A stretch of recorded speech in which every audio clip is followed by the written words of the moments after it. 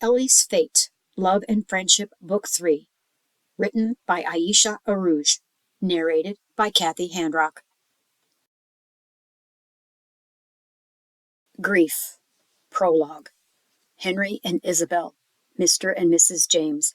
"You hardly touched your breakfast, Isabel," Henry observed. His wife came out of her reverie and said, "I don't feel hungry."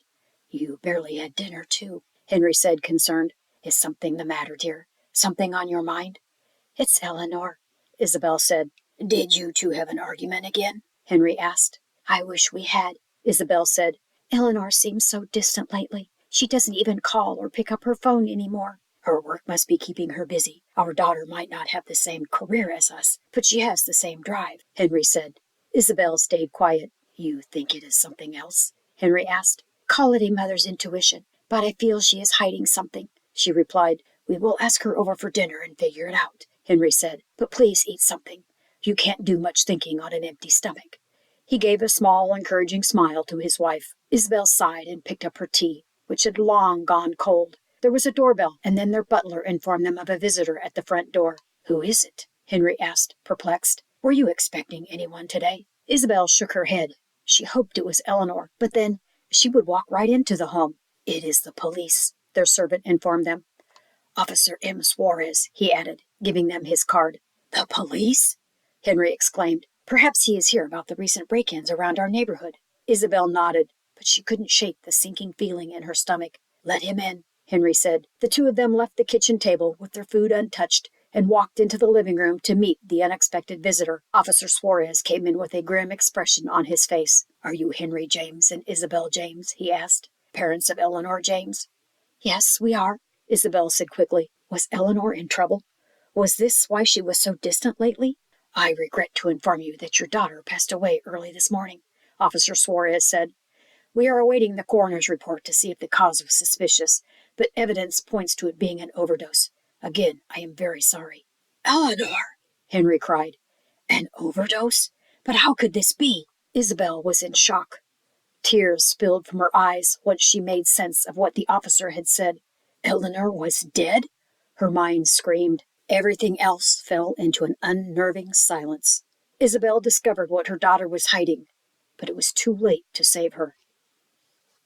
John. When John went out walking with Buddy, Cassie had been at her desk, scribbling away. When he returned, she was still there. She forgot to join them again, even if she promised she would. "Cassie." "Oh, hi, John. You are back? How was the walk?" "Buddy found a squirrel again," John replied, grinning. "He tired himself out. He went to his bed as soon as we got back and is sleeping like a baby now." Normally, Buddy discovering a squirrel on their walks would elicit either a groan or a laugh from Cassie. She did neither today. She barely registered any emotions anymore. "Oh, I see," she said. "When was the last time you ate, Cassie?" asked John, concerned. Cassie looked pale. She had bags under her eyes. He also knew she had been getting more nightmares lately. He would calm her whenever she woke up screaming. "I had breakfast not too long ago." "That was hours ago. Can I bring you something?" John asked. Cassie was startled and looked at her watch. It was nearly evening. "No, it's okay, John," Cassie said. "Don't worry, I will join you for dinner later." John had heard that before. Cassie would forget again. It was just her and her notes and her books on mythology. She was obsessed with any stories relating to death. "John, do you think people can return once they are gone?" Cassie asked. Cassie's voice surprised him. It was the first time she asked him something sounding like her old self. She must be thinking about Ellie, John thought. "I don't think so. But then again, I don't know what happens after we die," John replied. "So there could be a possibility?" "Perhaps, but we would have heard of it by now," John said. "Truth be told, I don't think it is possible to be back in this lifetime or this world." "But it could be in others?" "What do you mean, Cassie?" John asked. "You said that it is not possible in this lifetime or this world, but it could be in other lifetimes or in other worlds?" "I wish there was a way, but it seems like a dream," John said. His words startled Cassie. "Dreams? Dreams! That must be it! That is the link!" Cassie exclaimed. "Cassie?" Cassie was busy writing again. John knew that when she started writing, it would be hours before she looked up again. John knew what Cassie wanted. But it wasn't possible. No matter how much one wished for it, there wasn't a way to bring Ellie back. After Ellie died, Cassie just hadn't been herself anymore. She blamed herself for her best friend's death. John tried to tell her there was nothing she could have done. Cassie seemed to think that she could have.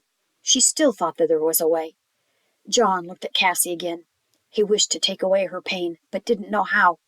He knew Cassie would forget to eat again, so he went into the kitchen to make them both sandwiches. He would make peanut butter and jelly sandwiches. The Cassie he used to know loved them. The girl who would find joy in the simplest of things had been missing for a long time. Now she was barely living. Grief overcame her life as she mourned for her lost best friend. Cassie. Cassandra, why do you blame yourself for Eleanor's death? Because I could have saved her. How? The signs were there, but I never noticed them.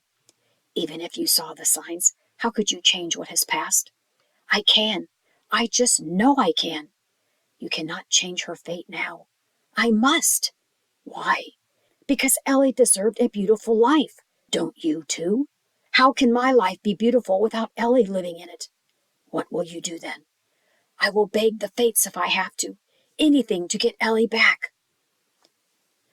My whole life shifted when Ellie died. Eleanor James. Ellie, my best friend. She was someone I knew better than even myself.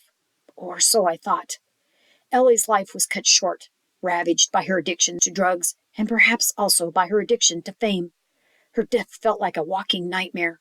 I wish it was something I could wake up from, but I couldn't escape it, not even when I tried. Lachesis, one of the three fates, said there was a way to save Ellie.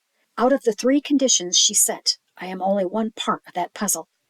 For her tragic life to turn around, Ellie would need my support, but she would also need to feel her parents' love and be reunited with her true love. I don't even know who that person is. Ellie has one last chance at life.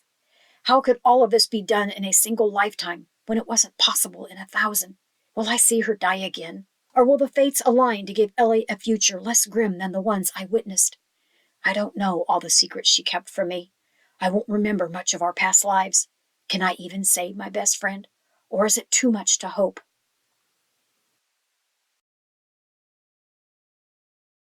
Chapter 1. Retake. No man steps into the same river twice, for it is not the same river, and he is not the same man. Heraclitus. Lovely as spring is my best friend. Bright as the sun is her smile for me. Her name is Eleanor, my dear Ellie. This poem documents the earliest moments of my friendship with Ellie. It was when I turned 8 years old. In the poem, 8-year-old me also drew 2 stick figures holding hands, surrounded by flowers and a smiling sun. I once asked my parents if Ellie was my sister or long-lost twin. I was so sure she was, even with my dark hair and green eyes, and Ellie with her golden hair and twinkling blue eyes. They said no, but I still have my doubts. I cannot explain my bond to Ellie, but it seems deeper and longer than my 16 years on Earth. Weird, right? I know this for sure. I am 16, even if I feel older, and I have the best friend in the entire world and possibly the entire universe. A little about me. My full name is Cassandra Lenora Grace, though people call me Cassie. I prefer the company of books instead of people, except for my best friend, of course. I have strange dreams that feel too real. I don't know what I want to be when I grow up. Ellie wants to be a superstar, but I am not so sure. Whatever my future career is, I hope it has something to do with reading or writing, or possibly both. Ellie loves all of my oddities, and I love her just the way she is. Her favorite subject is drama. Works like Shakespeare nourish her artistic soul. Ellie says that between the two of us, there is enough artistic flame to ignite the skies. She has a flair for the dramatic.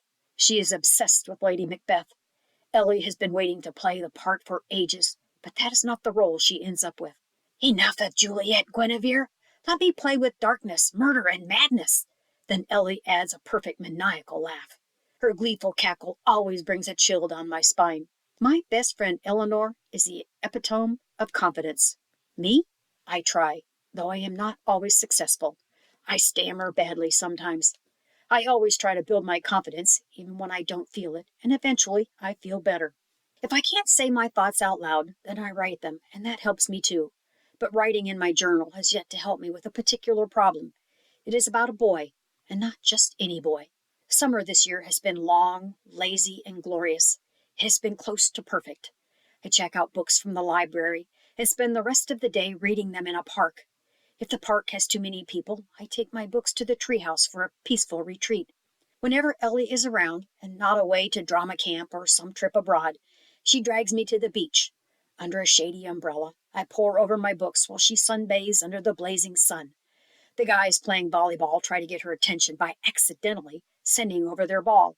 Sometimes Ellie tosses the ball back to them, and sometimes she joins them for a game or two. Whenever the ball comes my way, I just ignore it. I only have so much time to finish my reading pile, and this summer, like always, my to-be-read pile seems to be getting bigger every day. So far, so good. I can ignore the hot volleyball guys and read my books in peace. But there is one guy I can't ignore, no matter how hard I try. His presence is causing quite a commotion to my otherwise blissful summer. Yesterday, I was in my favorite bookstore, which was having a mega summer sale. Of all the places, I love this small, cozy bookstore. It is one of the best-kept secrets in our town. A person can easily miss it, as it is hidden behind a gigantic oak tree. There are books everywhere, stuffed in every little corner, and in no particular order. I could spend hours, no, days, going through everything. The owner is a grumpy fellow who doesn't like kids much, but seems to be okay with me being there. I started out in the front and searched through every book I could find, and reluctantly narrowed my selection down to 20 books. I only had that much money to spend, even at the crazy low prices. I paid the shop owner, who just grunted in response, and then I carefully placed my book treasures in the basket attached to the front of my bike. I wasn't paying attention to my surroundings.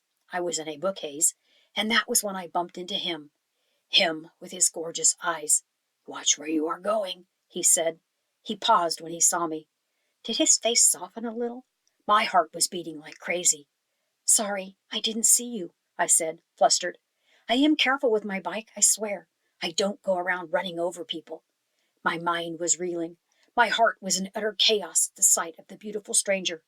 Was he new in town? I hadn't seen him around before, but why did he look so familiar? I stood there gawking at him like an idiot. He said nothing, but quietly picked up the book that had fallen off my basket. "Think you have enough books for this summer?" he asked, looking at my pile. "They should last me 2 weeks at least," I said brightly. He looked like he was trying to hide his smile. Wait, was he teasing me? I waited, thinking for sure he would tease me, but he didn't. "Happy reading," he said genuinely. The gorgeous stranger smiled before leaving, and left me and my nerdy heart in complete shambles. From that moment onwards, he has slowly been creeping over my thoughts. Who was he? I didn't even ask his name. I can't even focus on my reading anymore. I thought I would never see him again, but I saw him again and again in the last place I expected to see him. I lied when I said the books would last me 2 weeks. They lasted me only 1 week. Maybe it was a good thing? I found out that the boy who I nearly ran over with my bike came to my library every Tuesday. I mean, it is not my library. It is a public library, but I hardly see kids my age there, especially during the summer. He doesn't seem like the bookish sort. A stereotype, I know. But why does he sit in that same spot in the corner? I saw him reading my favorite new book, the same one that fell off my bike. Now I desperately want to talk to him, just to bring up the interest casually, that's all. Why is it that easy for Ellie, but so daunting for me? He has such a cute smile, too.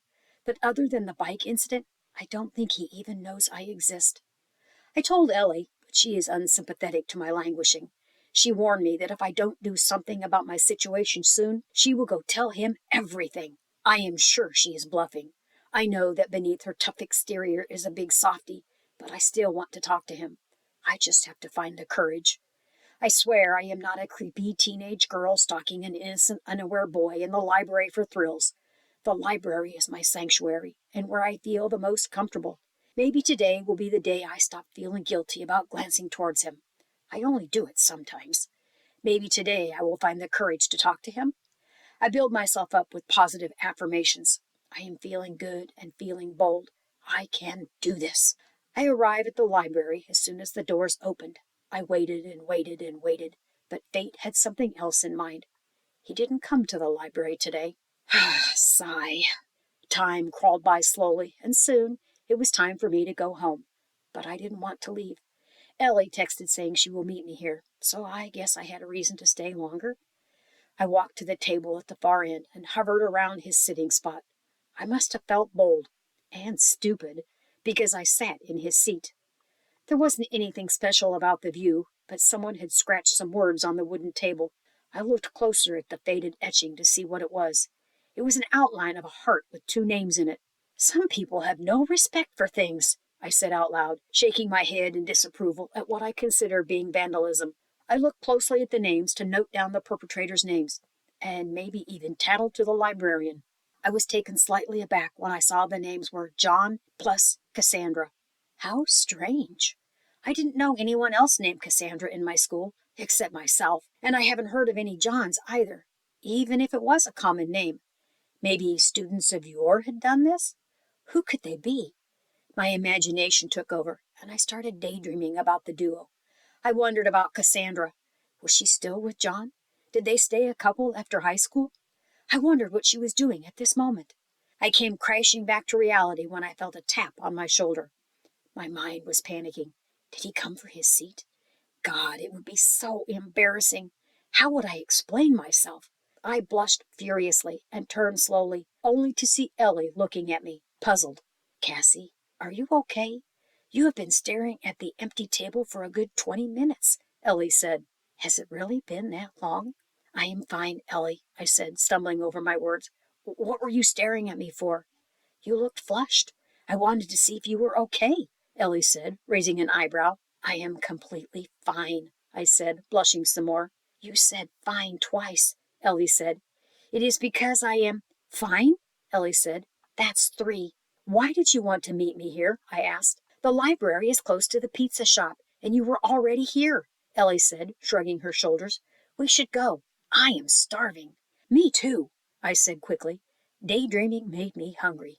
Ellie smiled like she knew something. I didn't ask her what, though. Before we left, I glanced back at his table from outside the library window, hoping against hope to see him there. Sadly, the table was still empty. Maybe I will catch him another day, I thought, and consoled myself. We brought the pizza back to Ellie's place. I say place, but it was more like a modern palace. Ellie lives in a gorgeous French Normandy-style mansion, nestled at the end of a quiet cul-de-sac. It was easily the most beautiful home in the neighborhood, even the entire town. Ellie's house has 2 kitchens, one that the family uses and the other used by their private chef. The family kitchen felt empty today. It has been strangely empty ever since Ellie's grandma died last year. Now there were no more cookies baking in the oven, no more cushion fights, no laughter anywhere. I used to see Ellie's mom around. Now it is just our voices echoing in the big rooms and empty hallways. It was nearly the end of the summer holidays, and her parents were still busy working. I hoped my expression didn't reveal my thoughts, because Ellie hates it when anyone feels sorry for her. She says she has enough money that she doesn't deserve anyone's pity. I guess I know why she says that. I have seen more than a few envious glances, catty gossips, and loud rants at her expensive lifestyle. Ellie might have money, but she must be lonely, especially since she hardly sees her parents around. They are big-time lawyers, getting busier each year with their successful firm and their powerful, demanding clients. I feel bad as I bother my mother for every little thing, and Dad, too, whenever I need additional support. We took the pizza boxes to the living room and placed them on the sofa table. Ellie handed me a plate that we grabbed from the kitchen. She picked her slice, the one with the most pepperonis, and after a moment said thoughtfully, I think he has a crush on you. I blushed. Who are you talking about? Don't be cute with me, Cassie, Ellie said, eating her pizza unconcerned. The library guy. The same guy you daydream about, that's who. I don't know what you are talking about, I mumbled, blushing harder. Oh, I think you do, Ellie said. He likes you too. I think he is just shy. How do you know that? So you admit you have a crush, Ellie said, winking. I saw him looking at you more than once. It was a very hopeless admirer type of look. When was this? I asked. Maybe last Tuesday, or the one before that, Ellie said. Oh, I know about the Tuesday thing and why you insist on being there that day. You say the strangest things, Ellie, I said, shaking my head. I know I am right, Ellie said, but there is one way to prove it. How? I asked, curiosity getting the better of me. Just ask him. What? Just ask him and he will confess everything, Ellie said nonchalantly. Ellie has wild ideas. She doesn't live her life by half measures. I love that about her, but sometimes it also causes problems for me. I never even had a proper conversation with him, and you want me to ask if he likes me? I asked, astonished. Yes, that is exactly what you should do, Ellie said, undeterred. That's a terrible idea, I said. It is a terrific idea, Ellie said. You know you want to do it, Cassie. I won't have my best friend pining away for nothing. I am not pining, I protested. You so are, Ellie said. You only had 2 slices of pizza. What does that prove?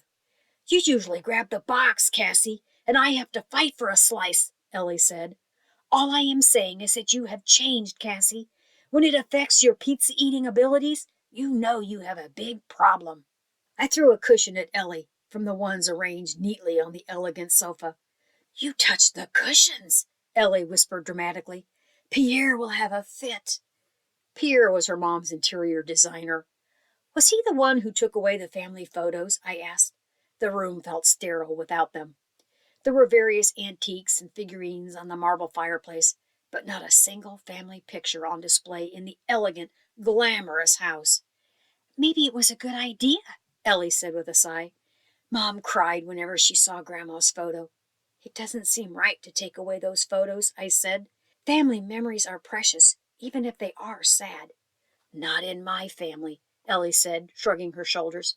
The James's motto is to bury any weakness or sadness deep down, where it can't touch us. Do you miss your grandma? I asked. Every day, Ellie said sadly. She was the only one who showed any feelings or cared. You feel, Ellie, I said. No, not if I can help it. Why? Because it only leads to heartbreak, Ellie said. You are one of the most caring people I know, I said. You know like 2 people, Cassie, including me, Ellie said. Then she thought about something and brightened up. That is why I am telling you, Cassie, as an objective observer. Ask your crush and end the agony. That couldn't be true. No person could stop feeling, but I didn't argue with Ellie. You know I will not let this go, Ellie said, taking another slice of pizza. Why not? I asked with a sigh. Because stubbornness is another James family trait, Ellie said, smiling.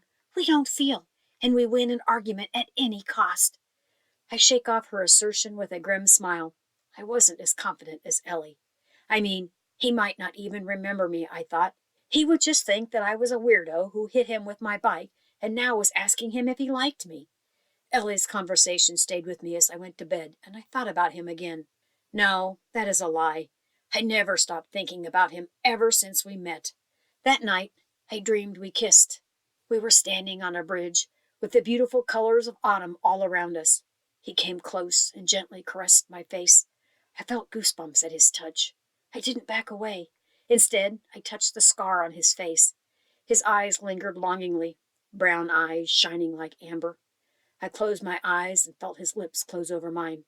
I woke up shaking. My heart was going a million beats a second. Why did my dreams feel so real? They didn't feel like dreams at all. They felt like memories. I wrote the dream down in my journal, adding them to countless other entries. These dreams feel like missing pieces of a puzzle. Maybe someday the pieces will fall into place, and I will understand what they all mean. Chapter 2. Back to School. Summer came and went. I never got the chance to speak to him. Ellie wasn't ready to be back in classes, but I looked forward to it. I wanted to concentrate on school rather than the aching feeling in my heart. I joined Ellie for our morning walk. She took one look at my face and raised an eyebrow. Cassie, why do you look like a sleep-deprived raccoon? I said, interrupting her. I already knew what Ellie was going to say. I was going to say like you pulled an all-nighter, Ellie said. Oh my God, are we going to have a test or something? Don't tell me there is an assignment due today. I mean, classes only started a week ago. No, nothing is due today. If it were, I would have reminded you 1,000,000 times by now, I replied. I didn't get much sleep last night. How come? Ellie asked. She then smirked and added, Were you dreaming about your boyfriend? Was that keeping you up? He is not my boyfriend, I replied, but my blush must have given it away because Ellie exclaimed, You were dreaming about him, weren't you? I sighed and nodded slowly. This is getting bad, Cassie. First the daydreams, now at night too, Ellie said, shaking her head. You should solve this problem head on before it gets any worse. It was just a dream, although what? Have you ever met someone who felt familiar to you? Like you know them from somewhere? I asked. You think you met him before? It's possible, isn't it? I asked, hopefully. I bumped into him this summer, but I feel I know him from before. Cassie, we have been glued together at the hip since we were 8, so I know all the people you know. Maybe I know a few more, since I am not stuck to books on weekends and actually have a social life outside of school, Ellie teased. I doubt you know him. It is just so bizarre. I feel like I know him. Again, highly doubtful, Ellie said. Unless you have been to half a dozen countries around the world, like your dream boy. How do you know that? I asked, surprised. I have been snooping, Ellie said. When I looked at her quizzically, she said, Social media. You're welcome. As all the online chatter, instant updates, and tense arguments gave me a headache, I remained a social media hermit by choice. I got all my gossip from Ellie. What's his name? I asked, curious. You should find that out yourself, Ellie said. I am sure I looked devastated because Ellie relented a little. He just moved to our town last year and will attend the same school as us, Ellie said, smiling. My heart leapt with joy. What else did you find out? I asked, breathless. He has a brother, a sister, and a cute dog. His family doesn't stick around a town for more than a few years because of his dad's job as an ambassador or something, Ellie said. My face fell. Will he move again? He might, Ellie said in a worried tone. Just admit it, Cassie. Your crush is getting worse. I don't have a crush, I replied stubbornly. Then you will have no problem talking to him? Ellie asked. I stayed silent. Let's imagine that he moves away without you ever talking to him, Ellie said. I don't want to imagine that, I said in a low voice. Then you should do something about it, Cassie, and do it quickly, Ellie said. I am giving you a week. A week for what? I asked. Either you confess to him or get over your crush, Cassie. You are not leaving me with much choice. It is not fair, Ellie. I can't have my best friend pining over a guy. You can have anyone you want. I don't want anyone else. I don't believe it, Ellie said, shaking her head. You don't know him at all. You just have a massive crush on him. It is not real. It is real, and I will prove it, I replied. I will talk to him. Talking won't prove much. Then what should I do? I asked. Ellie shocked me by what she said next. Kiss him, and I will believe it. What? I asked, stunned. I won't accept anything less than a kiss, Ellie challenged. When my jaw finally came off the ground, I shook my head. You are ridiculous, I said. Ellie smiled like a Cheshire cat. 1 week. I sighed. Ellie was having too much fun at my misery. It was time to make things a bit more even. Ellie, you should get ready for the pop quiz we have today, I said, keeping my expression neutral. Ellie's expression changed quickly. What pop quiz? She said, slightly panicked. I didn't even take any notes this week. Well, if you did, you would know we have no pop quiz, I said and laughed. Ellie was stunned. She quickly recovered and then pinched me. Never do that to me again, she exclaimed. What will be the fun in that? I said. Ellie stuck out her tongue, and I laughed. Maybe Ellie planted the idea in my head, but I had a terrible nightmare that night. The nameless, beautiful stranger haunted my dreams once more. I saw him standing in the school hallway, but my heart sinks when he walks away from me. I should stop him, I thought. I have to prove what I felt was real. It wasn't a silly crush, but I wondered how I would kiss him when I could barely speak to him. I ran and caught up to him. I stood nervously in front of him when I heard Ellie yell from a distance. Have you told him yet? Ellie said. I turned a deep shade of red. He was looking at me closely. What is that about? He asked. His deep voice sent a tremor down my body. What will I tell him? It is a stupid dare, I replied, deciding to tell the truth. I told Ellie that I didn't have a crush on you. We both know that, he said. Tell me something that I don't know. Well, like you, I stammered. He seemed shocked at my confession. Kiss him already, yelled Ellie again. I remember being annoyed at Dream Ellie, but probably the real Ellie might have acted the same. Is that another dare? He asked, looking warily at Ellie. No. Are you going to kiss me? He asked again. I stood silent. Do you even want to be here, Cassandra? I blushed. Yes. His expression became soft. Will this be your first kiss, Cassie? Yes. I blushed again. He called me Cassie. I really liked hearing it from his lips. He stepped closer.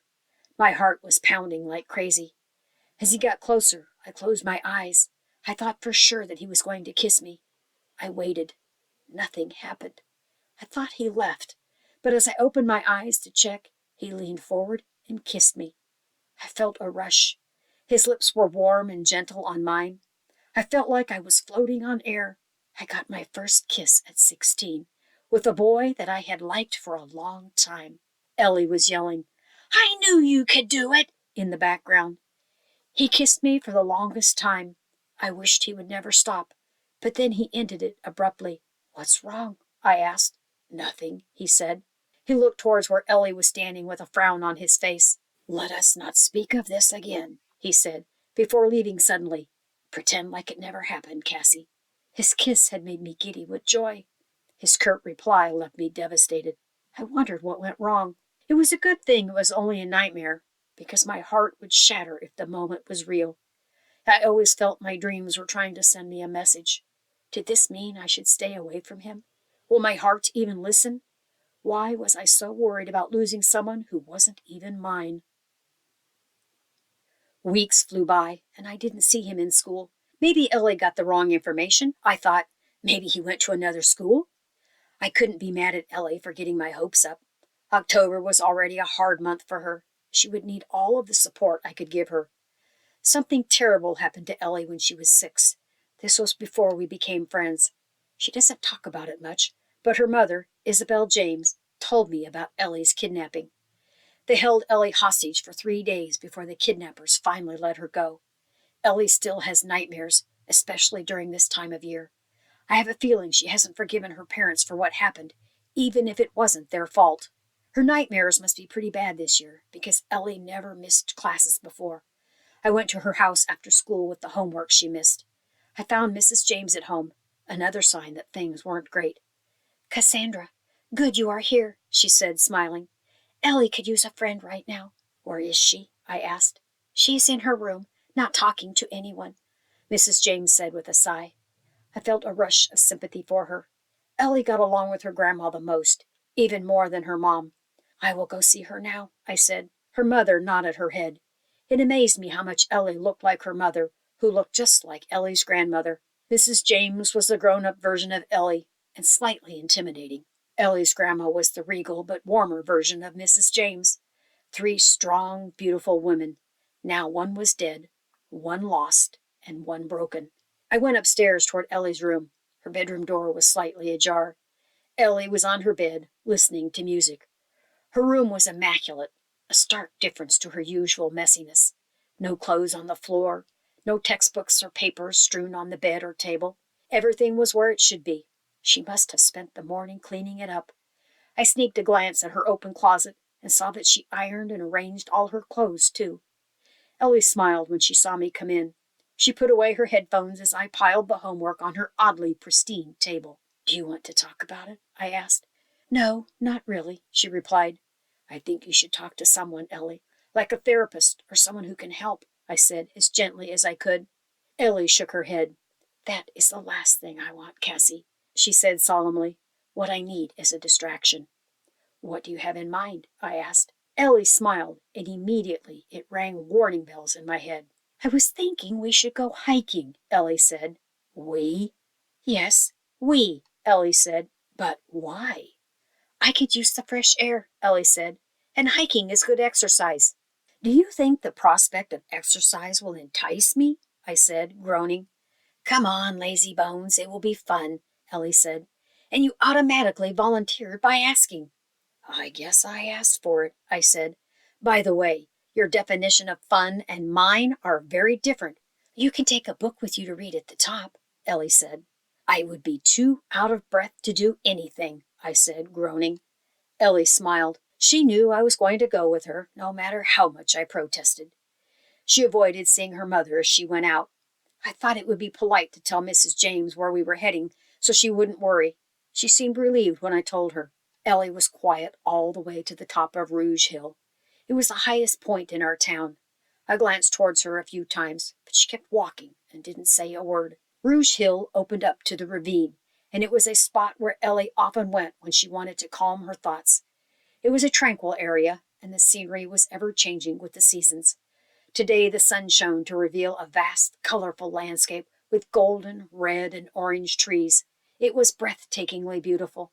To me, fall was the most beautiful of all the seasons, a time of transition, a time of change. Ellie was still deep in thought, barely noticing the most scenic of images in front of her. What are you thinking about, Ellie? I asked. I get worried when you are quiet like this. I don't want you to worry, Cassie, Ellie said. Then tell me what is on your mind. My mom never talks about Grandma, even when I ask her. It's like she wants to erase any mention of her from our conversations, Ellie finally admitted. I took a moment to gather my thoughts before answering. She's still healing from the loss, Ellie, I said. Some people need more time. I lost my grandma, too. Can't she see that? Ellie said, raising her voice. What if I disappear someday? Will she erase me from her memory, too? The thought was too terrible to even consider. You are not going anywhere without me, I said. You can't promise that, Cassie, Ellie said. I can, and I will, I replied. No matter where you go, I will reach you. Ellie smiled. It was like a burden was lifted off her shoulders. How are your legs after all this hiking? She asked, looking sideways at me. Weak. So weak. I have the worst knees, I replied, groaning. You have trouble hiking, yet you promised to find me anywhere? Ellie said, grinning. Friendship will give me superpowers, I said. Super Cassie to the rescue, Ellie said. Just don't ask her to climb stairs or hike. Weak knees are her kryptonite. I stuck out my tongue at her. Thanks, Cassie, for being with me, Ellie said, sighing. I know I don't always make it easy. I know. I should get an award or something for being such a great friend, I said. But I can make do with ice cream as well. Ice cream? In this weather? Ellie said, shivering. There was an autumn chill in the air. It was the perfect time to eat ice cream. We might have some left in the kitchen, Ellie said.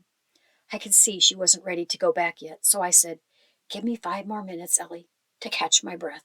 Ellie smiled. We stayed there at the top for an hour, taking in the view of the changing landscape. Whatever Ellie and her family were going through, I hoped it would get better with time, that they became a happy family again. We were finally ready to head back, but this time it was me that stopped us. My eyes caught something that I needed to see up close. Hidden in an open space between the tall trees with gem-like leaves was a spot where the sun shone through. It formed a spotlight in the middle. The ground was full of colorful leaves, all except at the center. Someone had cleared the ground. They collected the deepest of red leaves and arranged them to form a concentric heart. It was a work of art. Ellie gasped. Wow, look at that. It's gorgeous. I agreed. It is beautiful, but the question is, who did this? I asked. Maybe it was Banksy, Ellie said, getting excited. I don't know, I said. Using leaves to make a heart hardly feels like a political or social statement. Yeah, you might be right, Ellie said, disappointed. He is more of a street artist anyway. But on the bright side, we have an artist on the loose in our town. I laughed. You make him sound like a wild animal. We should give him a name, Ellie said. Something catchy like Banksy. How about Leafsy? A breeze picked up, and I had to remove the hair that had blown into my eyes. The sudden gust of wind scattered the leaves and swirled them, taking them down the valley. How about naming him after the hill? I suggested. Can we call him the Rouge artist? Rouge. Close to Rogue, Ellie said with a grin. I like this mysterious Rue Rouge of ours. That is a tongue twister, I said, but it suits the artist, whoever they are. We didn't find out who the artist was, but Ellie found her distraction. I was just glad that she was in a much better mood than before. Even better, Ellie was well enough to return to classes the very next day. Chapter 3. Mystery Artist. I got a pile of books from the library for my history research assignment. The books towered in my hands, and I could barely see ahead of me. So far, I had avoided collision, and I only had a few more steps until I reached my locker. I prayed I would make it without bumping into anyone. My prayer for safe passage went unanswered. Oof, I said as I bumped head on to someone. I dropped a few of my books, but my other prayer was granted. We really should stop meeting like this, said a familiar voice. My heart lurched in my chest. It was him. He was looking at me. His gorgeous eyes twinkled. He handed me back the books that had fallen. More books, he said, raising an eyebrow. They are for an assignment, I said, blushing. I am sure you are itching to go back to your reading pile, he said. Was he reading my mind? How could a stranger know me so well? I was going to open my mouth to answer him when someone yelled from behind. J.D., she said. The girl came jogging up to him. His name was J.D., I thought dreamily. Who was the girl? My heart sank as a thought occurred to me. Was she his girlfriend? What if she was? I was so embarrassed. I tried to blend into the wall as the two of them talked. You left this in class, the girl said, handing him back a sketchbook. Thanks, Lisa, J.D. said with some relief. Lisa gave him a brilliant smile. Are you coming to class? She asked. Yes, just give me a minute, J.D. said. I need to grab something from my locker first. You go ahead. I don't want you to be late. Okay, sure. I will save you a seat. Lisa gave a grim smile and left reluctantly. She looked over her shoulder as she left. She was looking at me with a wary expression. I felt a rush of dizziness. He didn't go with her. J.D. was fumbling with the sketchbook Lisa gave him. What's that for? I asked, feeling bold. This? Just my sketchbook, J.D. said. Can I see it? I asked. J.D. paused for a moment. It's okay if you don't want to, I blurted. I don't show it to many people, but sure, he said. Again, my heart went crazy. I opened the sketchbook and carefully went through his drawings. They were really good. Most were sketches of still life. Others were drawings of nature spots. Little drawings filled in every spot in the pages. Ideas and thoughts scribbled everywhere. I wish I could read what they all said. My eyes rested on the heart made of red maple leaves, and a puzzle clicked into place. J.D. was the mystery artist. You are the one who made this on top of Rogue Hill? I asked, stunned. You saw that, J.D. said, beaming. You went to Rogue Hill? Yes, it was beautiful, I said, blushing. My friend took me there on our hike. I wondered if someone saw it before it got blown away by the wind, he said. I'm really glad you saw it. I blushed some more and quickly went back to his drawings. There were a few more pages after the sketch. They were all beautiful, but the angel with green eyes mesmerized me. J.D. saw me looking at it and commented, That's my project for winter break. I hope there will be enough snow by then. I nodded my head absent-mindedly. Why did I feel like I had seen the angel someplace before? I could clearly see the image in my head. Rising above the ground was an angel, looking divine in the snowy backdrop. Two hands clasped together, as in prayer, and wings spread open wide behind the shoulders.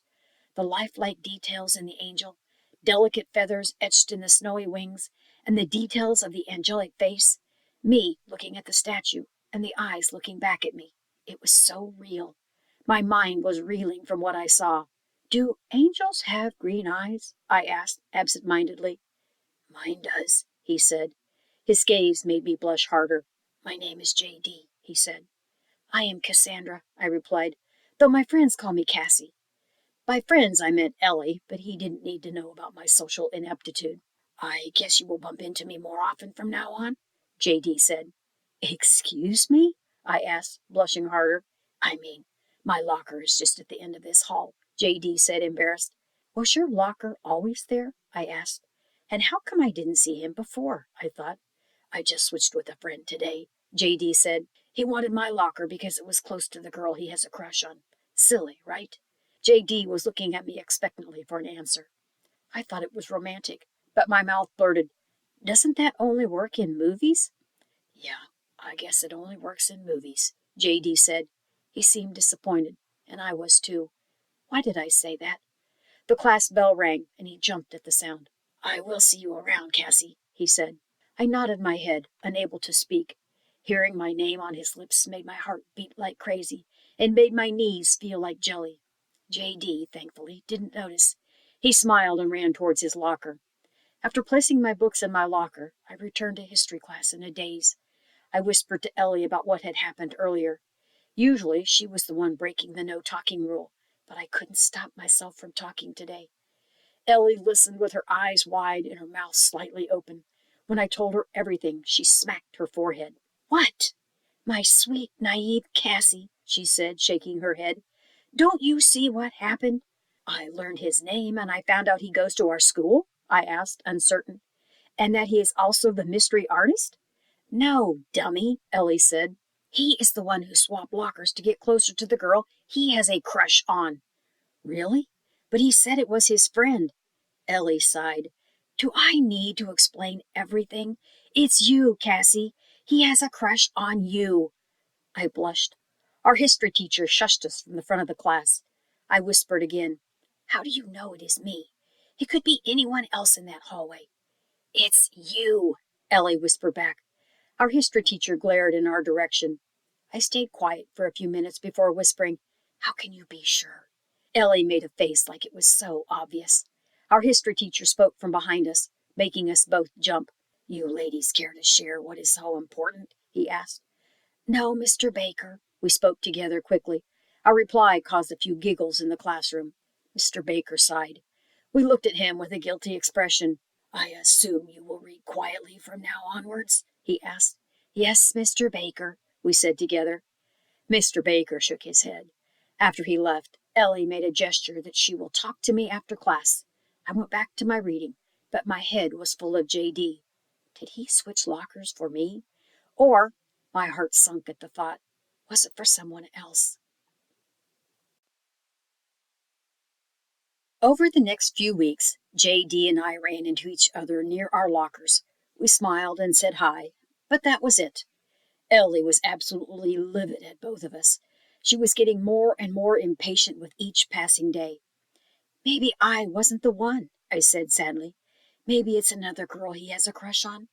Believe me, Cassie, it can't be anyone but you, Ellie said, frustrated. I saw the way he looked at you. I blushed. But he has said nothing to me. He is shy. That is why he is moving slower than a turtle. No, moving slower than history class, Ellie said. I know what can help speed things up. What do you mean? I asked. You need to see him outside of class, Ellie explained. You want me to ask him out? I asked, horrified. My world was spinning. Cassie, I know you, and I know that will never happen, Ellie said. But if we wait around for J.D. to make a move, it could take years. It took him months just to say hi to you. I still don't know what you want me to do, I said. I will ask you something that will be out of your comfort zone, Cassie, Ellie said. Brace yourself. I am asking you to attend a party on a school night. You know I can't do that. My parents will never allow it, I protested. You will be home before curfew, I promise, Ellie said. In her most enticing voice, she added, J.D. will be there. I blushed when I heard his name. I couldn't help it. Blushing was an automatic reaction from my traitorous body. Which party? I asked. So, are you considering it? Ellie said, grinning. Toby always throws a party once a month. Who's Toby? I asked. He is one of the volleyball guys, Ellie said. Seriously, Cassie, he talked to you like 1,000 times this summer. Oh, that guy, I said. He kept interrupting when I was reading. I should warn you, Toby likes you. He was so excited when I said you were coming to the party, too. Why are you telling me this? I asked, panicking.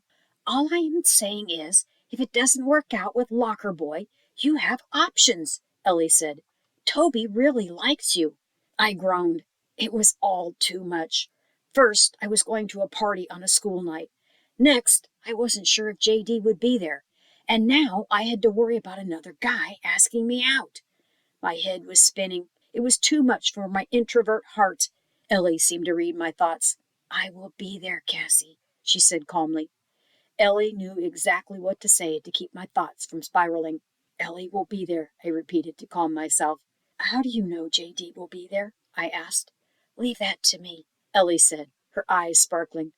I will make sure he comes to this party, or my name isn't Eleanor James, matchmaker extraordinaire and helper of hopeless romantics everywhere. I rolled my eyes. You should add that to your business card. Ellie grinned. I already have. I got permission from Mom to go to the party.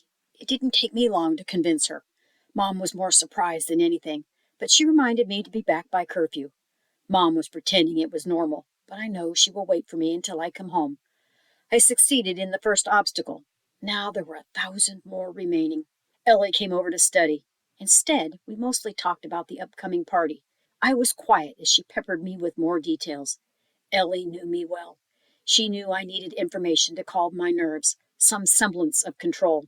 My sources confirm he is a decent guy, even if a little boring, Ellie said.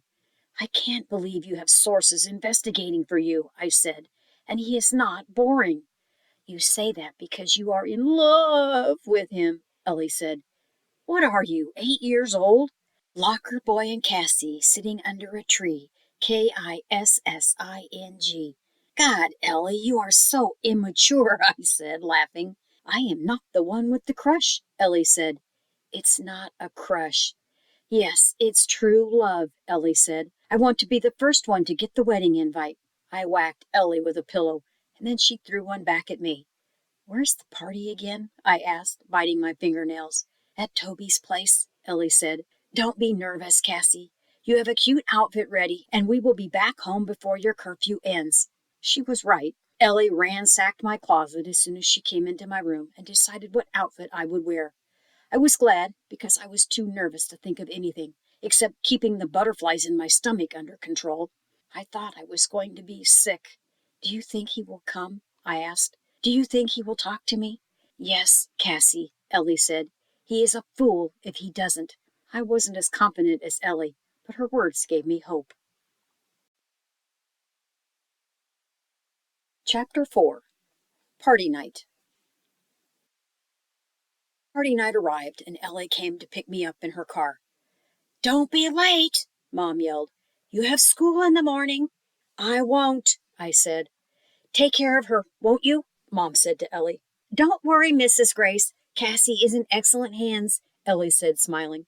I don't know how she does it, but Mom relaxed and smiled back. I think I'm going to be sick, I said as we pulled over near Toby's house. I can't do this. Oh, we are doing this, Ellie said. It will be worth it. You will get your dream boy, and I can rest in peace, knowing I did my part for society. I grimaced. You make me sound like community service. Come on, Ellie said, punching my shoulder lightly. Locker boy will flip seeing how pretty you look tonight. I blushed. I am just wearing a simple black dress. Haven't you learned anything from breakfast at Tiffany's? Ellie said. It is all about the girl wearing it, darling. There was a small crowd gathered in Toby's house. Music was blaring from the speakers, and all the house lights were turned on. It was a sleek, modern house with an enormous pool at the back, decorated with strings of lights. We should go meet with Toby, Ellie said. With Toby? Why? I asked. Because it is his party, and he invited us, Ellie said, like it was obvious. I don't think I should go, I said. What if he asks me out? It would be rude to say no, won't it? I will go see him then, Ellie said. You will have to be at the party on your own. I think I can manage, I said unconvincingly. I will just stay in a corner. Okay. I will come back as soon as I can, Ellie said. Just send me a text if you need me. I nodded. Sure. Ellie left while I lingered in one corner. It was only a few minutes, but I wished Ellie would hurry back. I didn't know anyone here. Time passed slowly. I wondered if Ellie found Toby, but then I saw him coming into the room. What if he saw me? I thought. I had to hide quickly. There weren't many hiding spots in the open concept house. Why do people like living in a glass box? I thought, exasperated. I hid behind the only large object I could find, a large abstract figurine. I hoped Toby didn't look over in my direction and see me peeking through the slotted eyes. I heard him talking to another person. Have you seen Cassie? Who?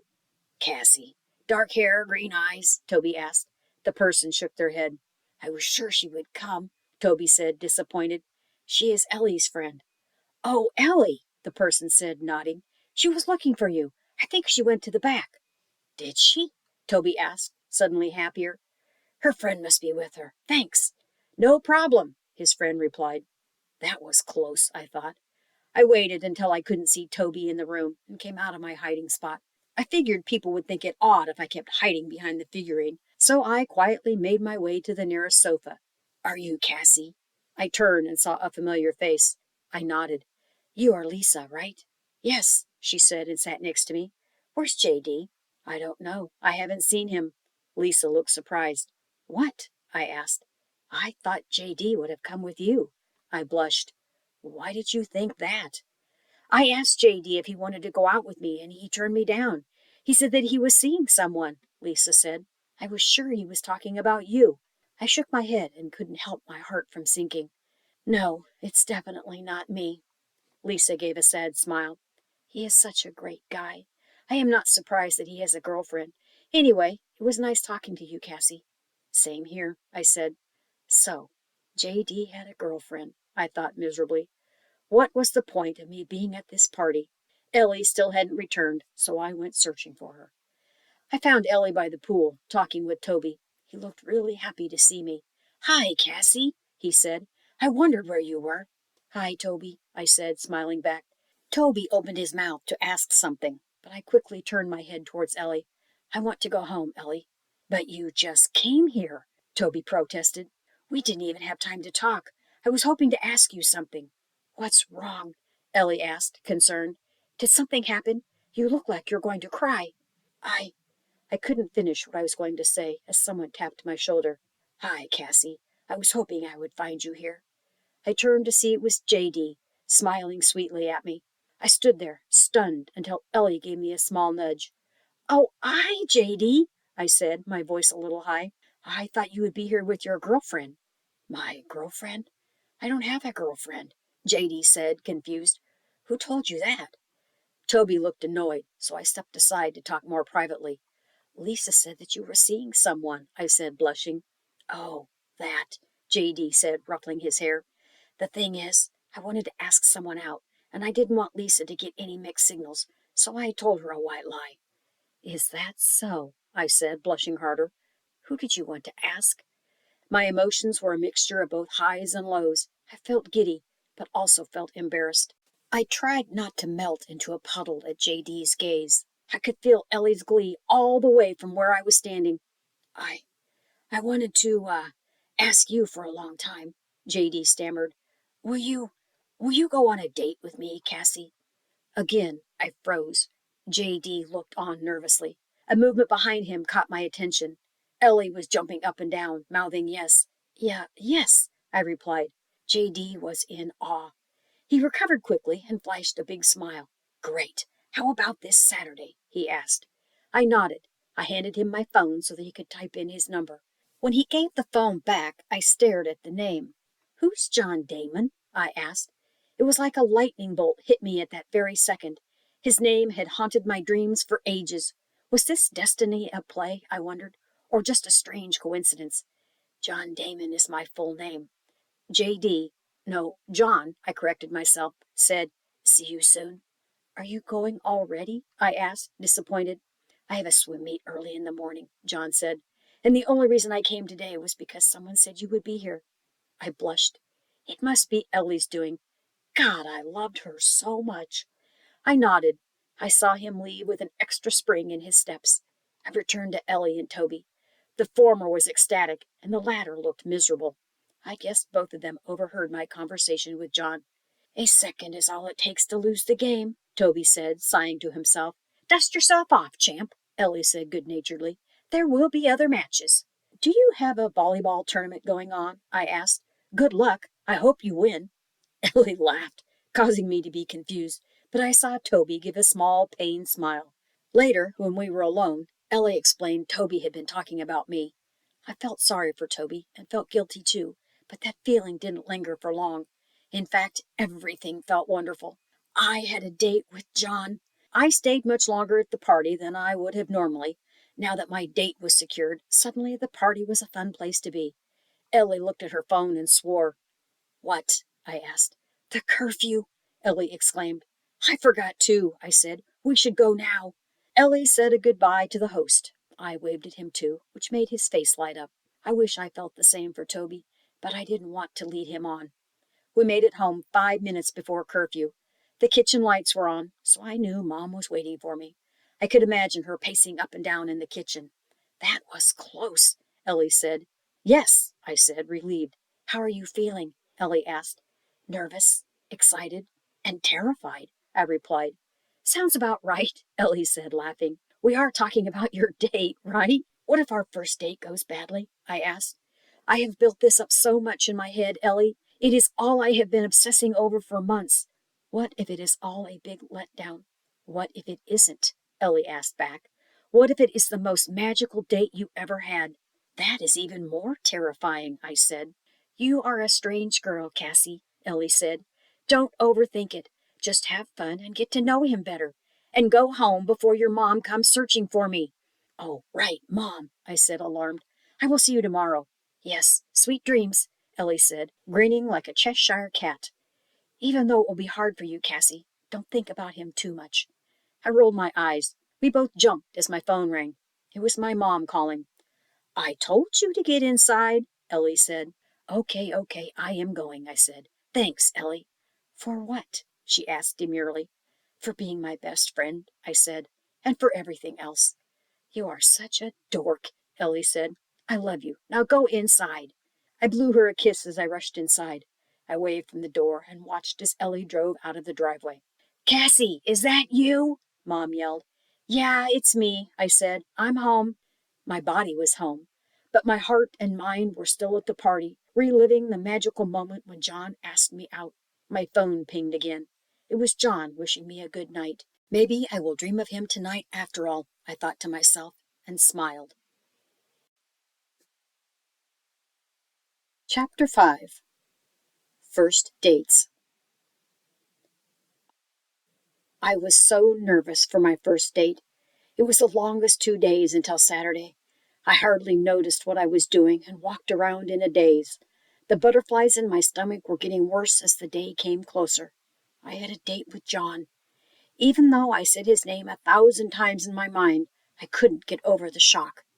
I decided it was a mere coincidence I wrote his name in my journal before even knowing it. If I kept thinking that fate's destined our meeting, I wouldn't be able to get through with the date. I would explode with the pressure. That was the other thing. I did not know what John had planned for us. I almost asked Ellie to go with me, but she banned me from even thinking about it. Guess I was on my own. John asked to meet me at the town square, which was a small park with a gazebo at the center, where the mayor occasionally did his speeches. I reached there 10 minutes early, but was relieved to see that John was already there. I saw him first, his hands in his pockets, moving up and down on the balls of his feet. He ran a hand through his hair, deep in thought. Guess he was nervous too. I smiled inwardly. He finally looked in my direction and smiled broadly, causing my heart to beat at rapid speed. I really need to do something about it. "Hi," I said, all nerves. "Hi," John replied. "You look beautiful." I blushed deeply. "You look great too, John." His eyes brightened after hearing his name, and I wished I could say it over and over again. "Sorry I didn't pick you up," John said. "I wanted to give you time to bail out, just in case you decided not to meet me." I looked at him, perplexed. "I was joking," John said with a grin. "I still can't believe that I have a date with you." I smiled. It was the most words John had said to me, and I could tell he was very nervous. "I am glad that we do," I said. "I really have been looking forward to it." That was the encouragement John needed. He gave me a heartwarming smile. "Aren't you going to ask where we are going?" John asked. "Where are we going?" I asked. "There is a new word museum that just opened up," John said. "Today is opening day, so I know you haven't already seen it." "A word museum?" I asked. "That sounds amazing." "I had a hunch you might like it," John said, smiling. "What gave that away?" I asked, amused. "A bird at the library told me this summer," John said with a twinkle in his eye. I smiled. John just admitted to seeing me at the library. We walked together towards the exhibit, which was being held in an old historic school that had been restored and renovated. Just knowing that fact alone made me love it already. Inside, it was a magical experience. The best part was that John was having as much fun as I was. We were in awe of the magical library, where dozens of books seemed to come alive by talking to you. John and I walked through a hidden door that was a secret passageway to poetry. We roamed through a quirky town called Lexicon Lane, gathering clues to solve a puzzle case together. The museum inspired and fascinated us to the wonder of words and language, to make us aware of the power and beauty of words. I became more aware of my date, his beauty, his curiosity, and his genuine enthusiasm for the world around him. He was one of the most beautiful people I had ever met. Now my dreams felt real, and my reality felt surreal. As we walked out, I glanced at the ice cream shop across the street. John must have noticed it because he said, "I know this sounds crazy, but do you want to go for some ice cream?" I could have cried with happiness, but I kept my composure. "In this weather?" I asked, uncertain. "The weather never stops me," John said. "It makes it even better." "I thought I was the only one," I said. "I am in if you are." John smiled. I reached home floating on air. I gushed to Ellie about my first date with John. She smiled as I struggled to describe the time we had together in words. "He is like a dream," I said, sighing happily. "It's too good to be true." Ellie snort laughed. "What? Maybe it's a dream for you," Ellie said. "He is perfect in your eyes. Most dream of Prince Charming, but you found your Prince Wordle, or Lord Ice Cream. I can't believe he likes ice cream in the cold, too. It is like fate destined the two of you together," Ellie said. I still hadn't mentioned to Ellie about my dreams. It was strange enough as it was. "So, any plans for a second date?" Ellie asked after a pause. "John asked me to see a movie," I said, blushing. "Are you okay with that?" Ellie asked, concerned. "I know you get nervous in the dark, and he is still a stranger." "I think I will be okay," I said. "I don't know what it is about him, but I feel really comfortable around him. Like I know him from before," I thought to myself. "That's because he painstakingly broke down your defenses," Ellie mused. "He could have asked you out in the library during summer, or even months later by the locker. But no, he is smart.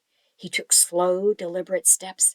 It's like he has a manual or guide or something written just for your case." "I wonder what that manual would be called," I joked. "Maybe How to Woo Cassandra Grace, the turtle version," Ellie replied. "Can you stop calling him a turtle?" I asked, annoyed. "Never," Ellie replied.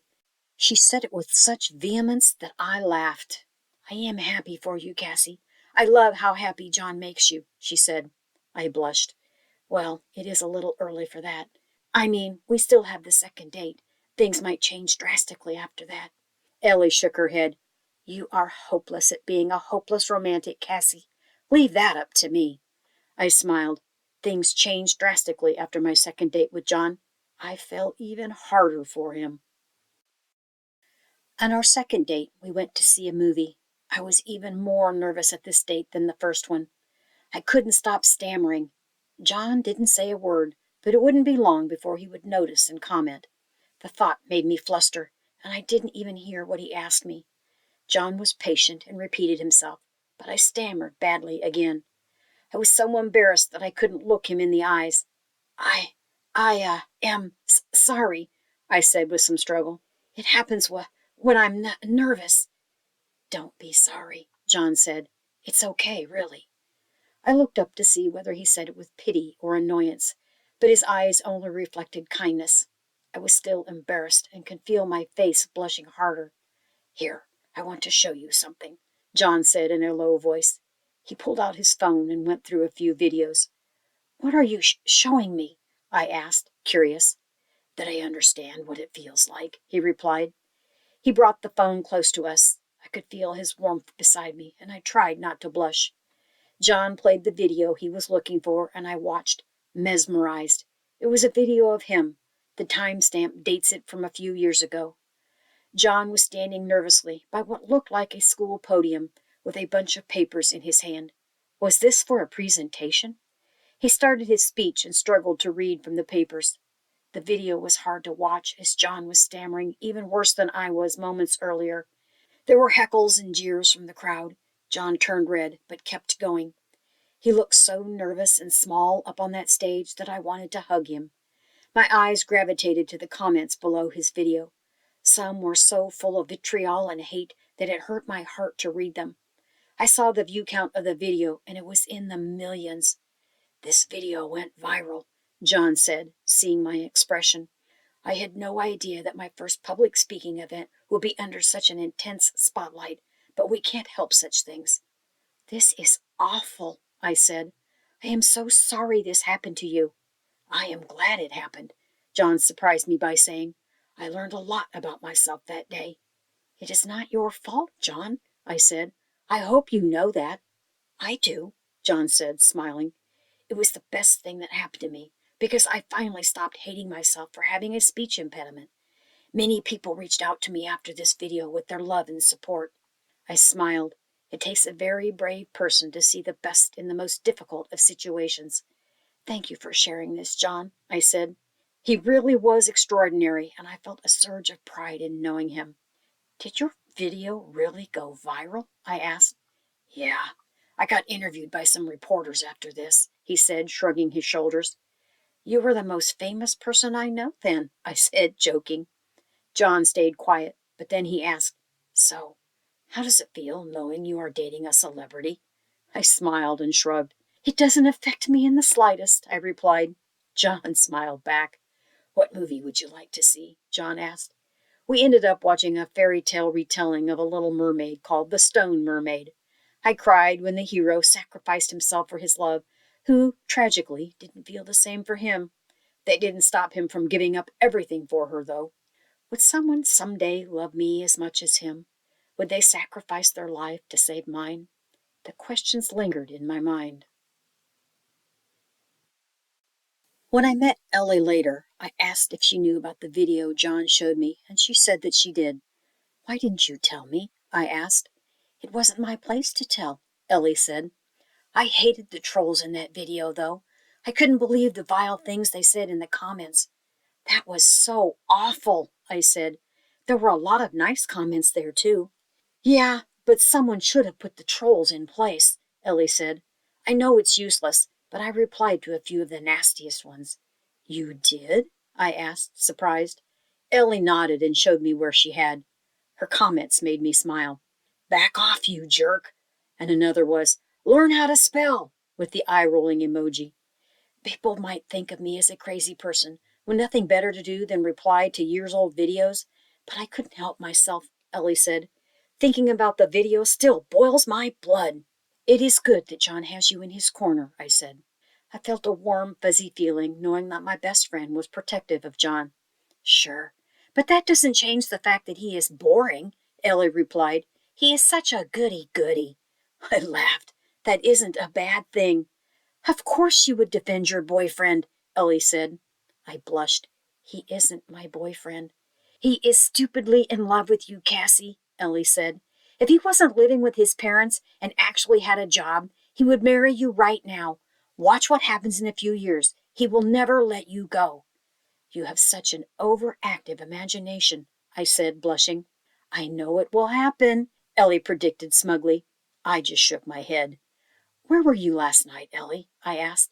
"I called, but you never picked up." "I was at Toby's house. He was having another party," Ellie said. "You were with John, so I figured I could go have some fun, too." "You were at another party? Isn't this the third or fourth one these past few weeks?" I asked, surprised. "People have more tolerance for social interactions than you, my dear Cassie," Ellie teased. "But doesn't it get to be the same?" I asked, making a face. "Wait. Are you seeing Toby now? Is that why you are hanging out more with him?"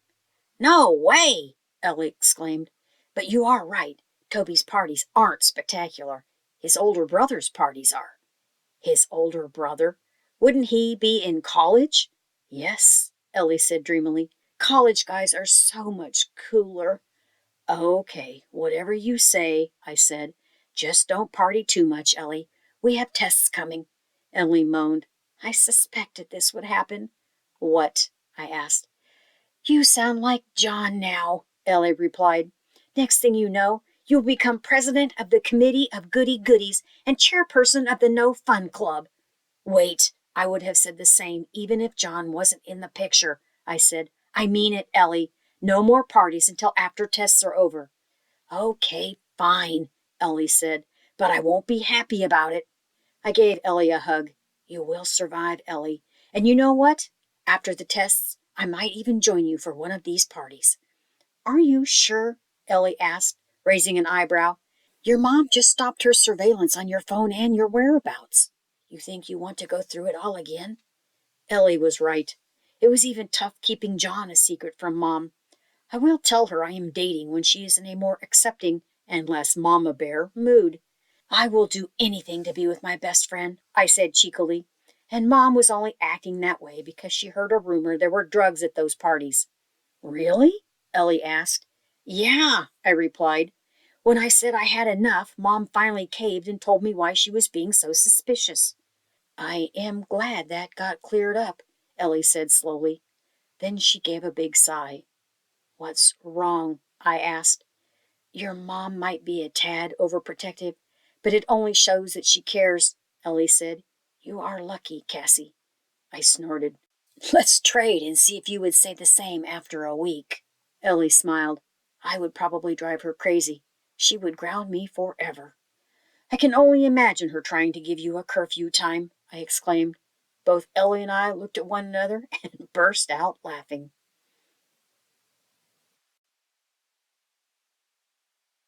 Chapter 6. Past Lives. Ellie was poring over her history homework, which was strange, as I had never seen her so interested in any assignment before. For her class project, she was researching the history of the Mayans.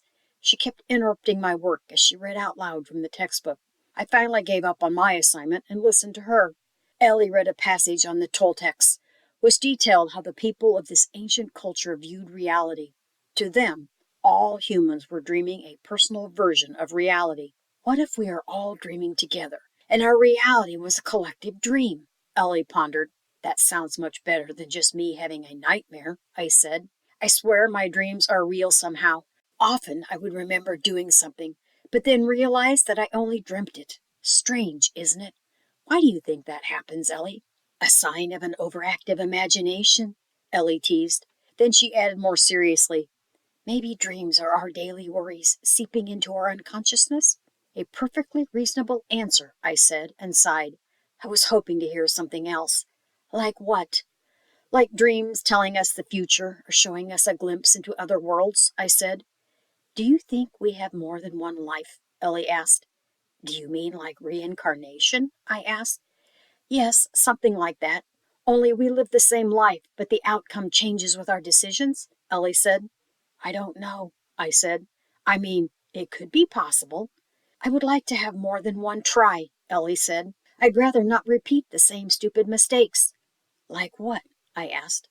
Like eating the entire bag of sweets, like I did for Halloween, Ellie said, clutching her stomach. Let's be real, Ellie, I said. You know you are probably going to do that again. Yeah, you're right. It's tempting. Do you think we would meet the same people? I asked. I hope so, Ellie said. I wouldn't want any life without you in it, Cassie. I wouldn't want any life without you, I said. Ellie smiled brightly. You got me curious. What other stupid mistakes were you talking about? I asked. You know some of the more embarrassing ones. Like what? I prodded. Like my first kiss, which, as you know, was during a spin the bottle game, Ellie said with a sigh. I envy you, Cassie. You still haven't kissed anyone and can make out with the perfect person. I blushed. What if the perfect person didn't want to kiss me? Ellie laughed. Oh, we both know John is just dying to kiss you. I blushed. That wouldn't be so bad. OMG, Cassandra Lenora Grace, you have become shameless, Ellie exclaimed. I shrugged my shoulders. So, when is your next date? Ellie asked. After tests, I said. That's 2 more weeks, Ellie said, raising her eyebrows. Why? Since I told you not to attend parties, I figured I should do it too, I said. I don't want to be a hypocrite. Wow, that is commitment and sacrifice. My dear friend is avoiding her doting boyfriend to set a good example. Ellie teased.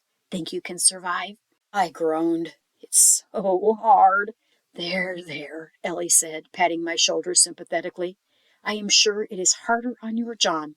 It is for the best. He can stop being such a goody-goody influence on you for a few weeks. Goody-goody? What about you? I said, scoffing. I don't get it, Ellie. You portray John as some paragon of goodness, but you yourself are the favorite of grouchy Carla Smith. Ms. Carla Smith was the manager of our local soup kitchen, where Ellie and I frequently volunteered. Out of all the volunteers, Ms. Smith favored Ellie and tolerated the rest of us. That's because I promised to share my future celebrity clout in bringing awareness to the soup kitchen, Ellie said with an angelic expression. I laughed. Not that I doubt you won't, but that was a brilliant move. Ellie gave me a bow.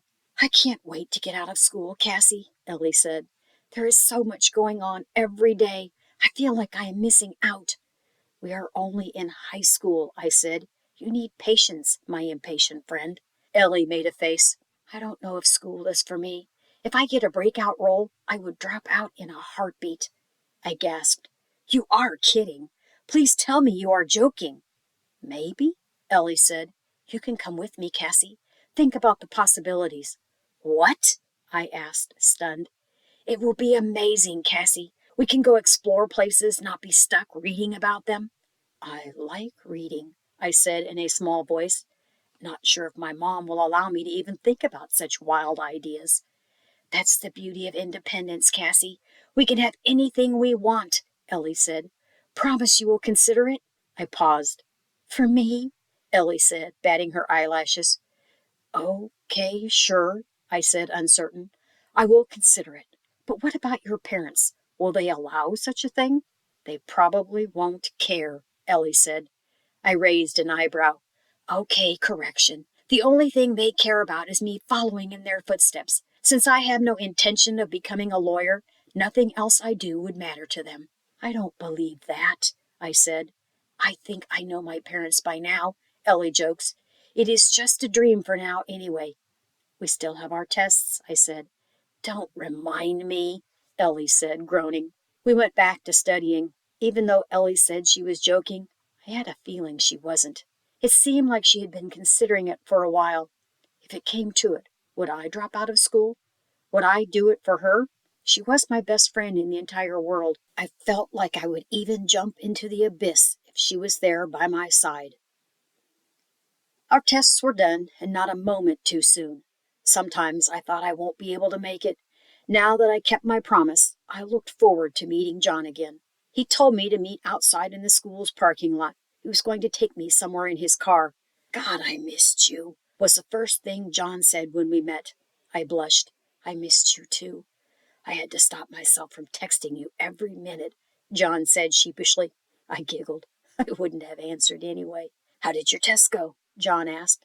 Better than expected, I replied. That's great, John said. Aren't you going to ask what I have planned for today? What have you planned? I asked. I can't tell you. It's a surprise, John said, grinning. But I promise you will love it. I know I will, I said, smiling. John was carrying a large backpack, which he stuffed in the back of his car. What's in there? I asked. Our supplies for today, he said. Supplies? What are we, camping for a week or something? I asked, laughing. No more clues until we get there, John said cheekily. I was getting more curious about what he had planned. We were standing in front of an abandoned warehouse, surrounded by open fields on either side. The signboard said it was going to be demolished in a couple of weeks. There were no trespassing signs everywhere. What are we doing here? I asked. It is still a surprise, John said, beaming. I am going to ask you something that is strange, but you have to trust me, okay, Cassie? Can you put this blindfold on and only take it off when I say it's ready? It will take me a few minutes to set up. A blindfold? I asked. Are you nervous? I nodded. Aren't we trespassing? I said, pointing to the signs. No one will care. This place is going to be destroyed soon. Why this place of all places? I asked. Without revealing too much, it was the only place that had high enough walls, John said. The school auditorium would have been perfect, but you tried the auditorium? I said in awe.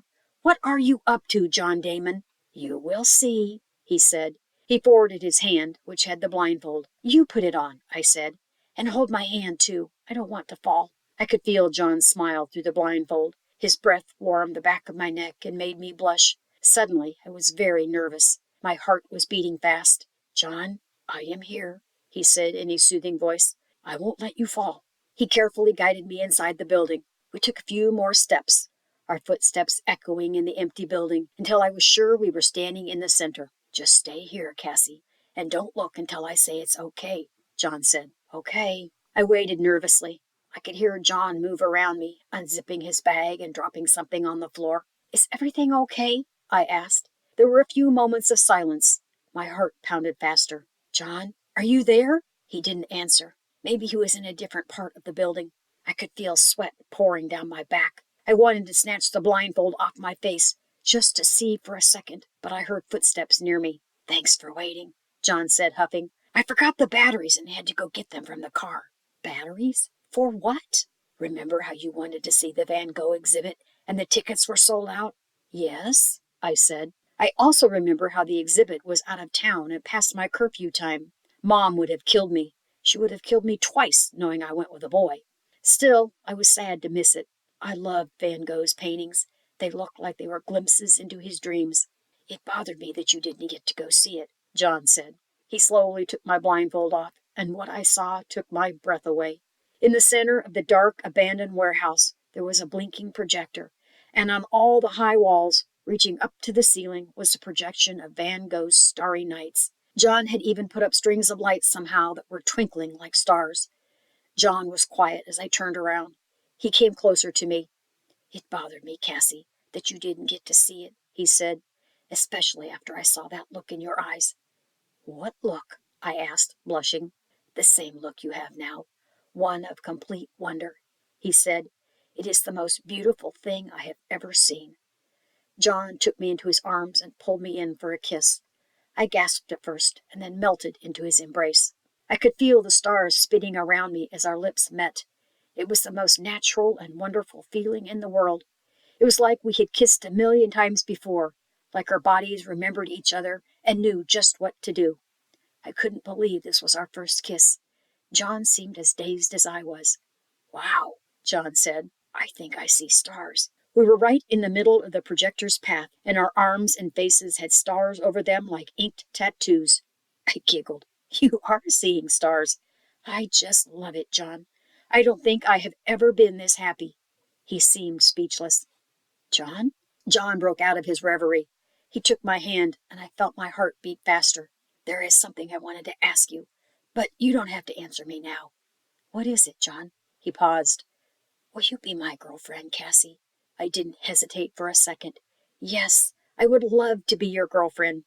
John took me up in his arms, and I laughed. "I don't think I have ever been so happy," John said, mimicking my words from before. "Are you teasing me?" "Maybe just a little," John said, smiling. "All of this has made me hungry. The hardest part was keeping this a secret from you." "I can't keep a secret to save my life," I said. "Now that you mentioned it, I am hungry too." "Good thing I packed us a picnic," John said. He pointed to a blanket spread on the floor that I had missed seeing before. "You really are the perfect boyfriend," I exclaimed. "How could I be so—" John stopped me by pulling me in for another kiss, making me feel even more lightheaded than before. John had packed my favorite pastries and brought ginger ales for us to drink. All that was missing was ice cream, but I forgave him since he promised he would bring a cooler to store ice cream for next time. I don't think that I would ever forget this moment, but I loved hearing he was thinking of surprising me again. We sat on the blanket, looking at the stars, and I started thinking about fates and destinies. I wondered what the future would look like for us. "What are you thinking about, Cassie?" "Nothing. Just something that Ellie said earlier." "What did she say?" "Ellie might drop out of school if she got a major role," I said. "She asked if I would drop out with her." "Are you considering it?" John asked, surprised. "I told her I will think about it," I said. "That's crazy," John said, running a hand through his hair. "Is it?" I asked. "I mean, she only asked. I didn't agree to it." "It's amazing that you will consider it for your friend," John said. "But I really want to know what you want." "That's the thing. I am not sure what I want," I said. "Surely graduating high school is on your mind?" John asked. "I want to study more, that's for sure. But does it have to be within the confines of a school? I pondered my thoughts out loud. I guess that is a decision you will have to make, John said. I could sense that John wasn't thrilled with the topic. What do you plan to do after high school, John? I asked. Go to university, graduate, then apply for grad school, he replied. Maybe become an ambassador like my dad. I am not sure yet. Will it be a university nearby or further away? I asked. Will you stay in Haven? I would like to go to Oxford, John said. Oxford? That's like 1,000,000 miles away, I exclaimed. My heart sunk at the thought. Will we even be seeing each other by then? It was like John sensed my thoughts, and he reached for my hand. He kissed the back of it and said, Don't worry about the future, Cassie. It will be beautiful wherever you are. I blushed. The butterflies in my stomach returned with an intensity. John always knew what to say to make me feel lightheaded. Come on, let's get out of here before the cops arrive, John joked. Or worse, the mosquitoes. I giggled. I couldn't wait to tell Ellie about today and watch her jaw drop. I wonder what she will say when I tell her that John blindfolded me and took me to an abandoned warehouse, that he even trespassed for me. Bet she can't call him a goody two-shoes after that. John continued to surprise me and shower me with presents. Each gift was even more thoughtful than the next one, and he didn't miss a single occasion. He built me a snow angel for Christmas, the same one as the drawing from his sketchbook. I got cute earrings with red glass hearts for Valentine's. Apart from the amazing, thoughtful gifts, I loved that he always made me his priority. I heard girls complaining about their boyfriends not spending enough time with them or not paying attention to them after a few months, but it was never the case with John. In fact, it seemed like he was even more gentle and romantic than before.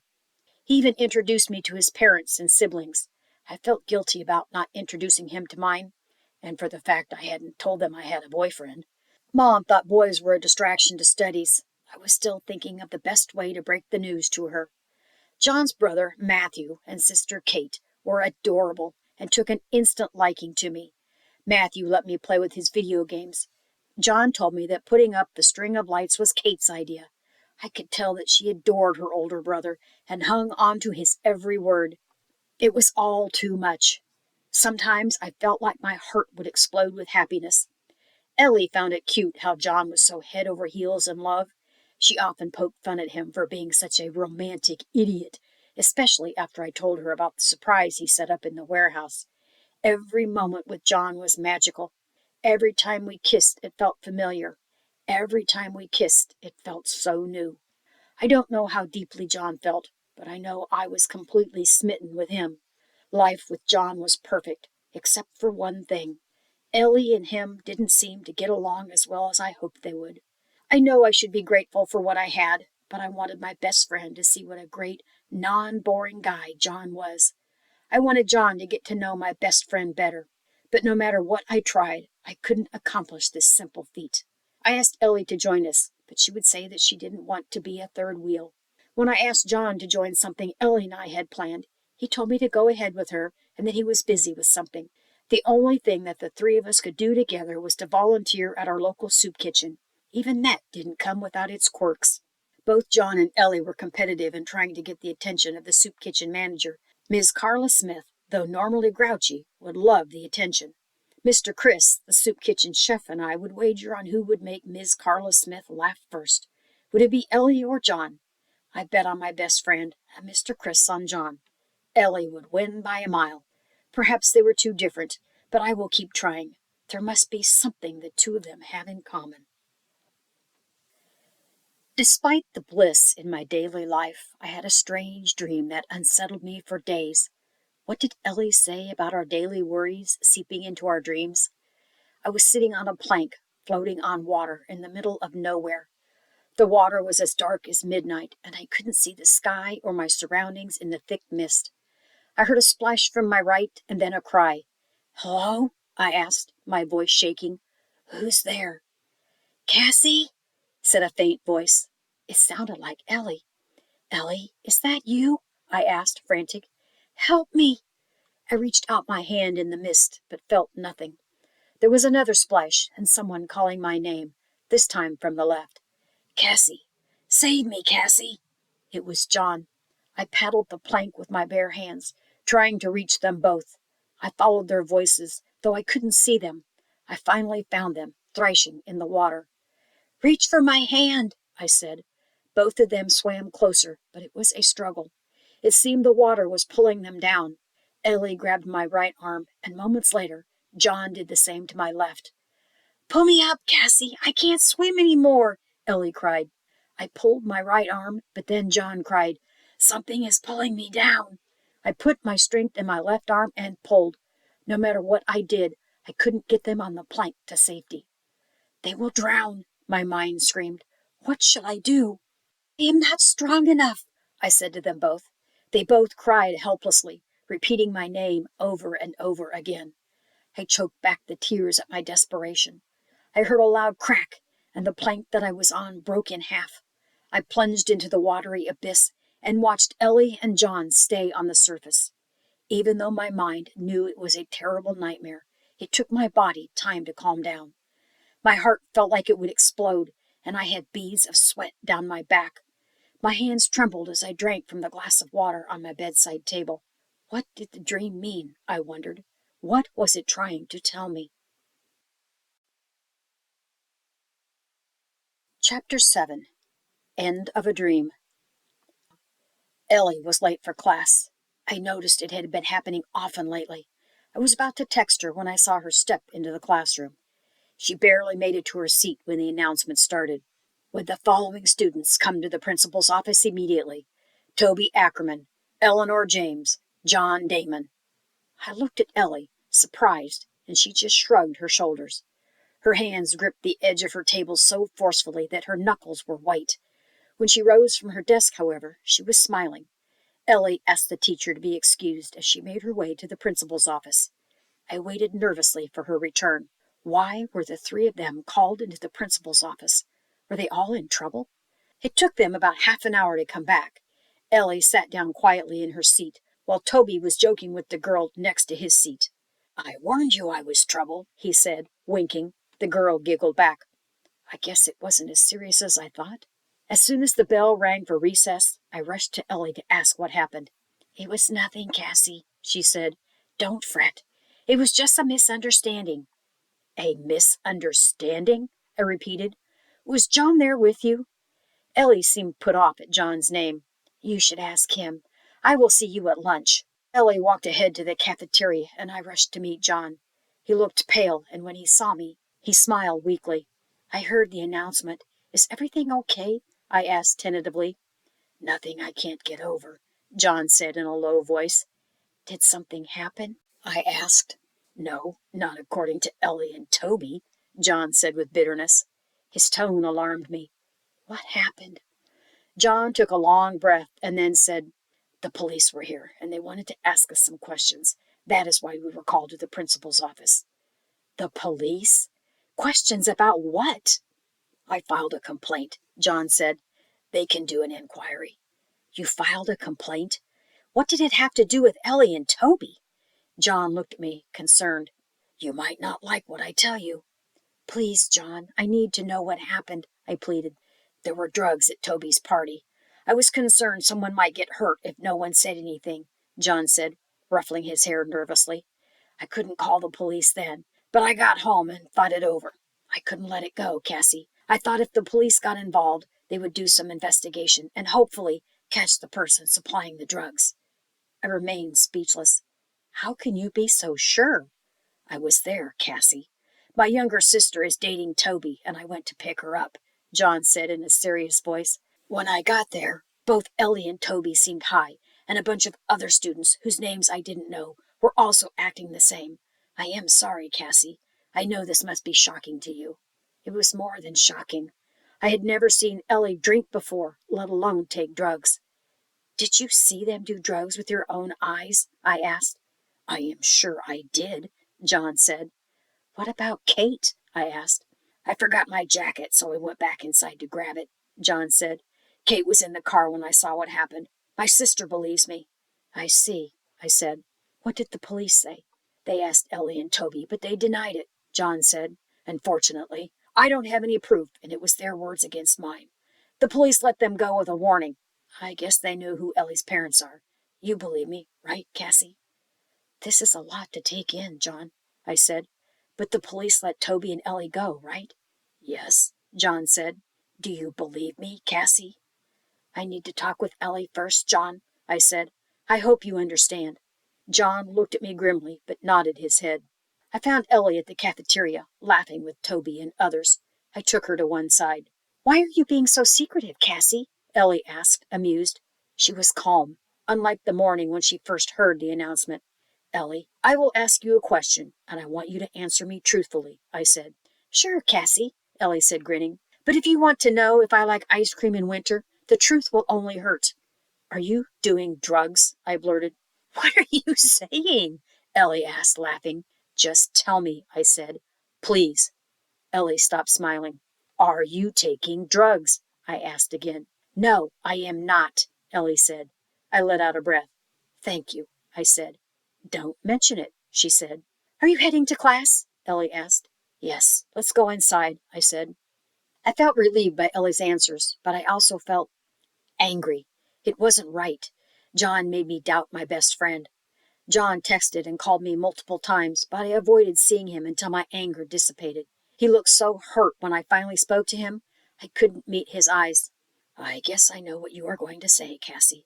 I get it, John said. You believe your best friend over the guy you are just dating. I couldn't breathe.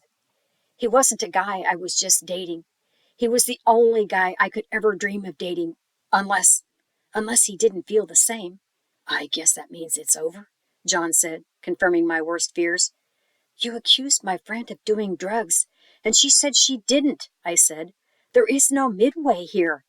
I love how trusting you are, Cassie, John said with a pained voice. Perhaps one day you will learn to trust with your open eyes rather than blindly. What are you saying? I asked. I could feel tears in my eyes. Your blind faith in your best friend will not help her, but confronting the truth will, John said. I hope you realize it before it is too late. What truth? I asked. I knew whatever John would say next would shatter my heart. Your whole life revolves around Eleanor, John said.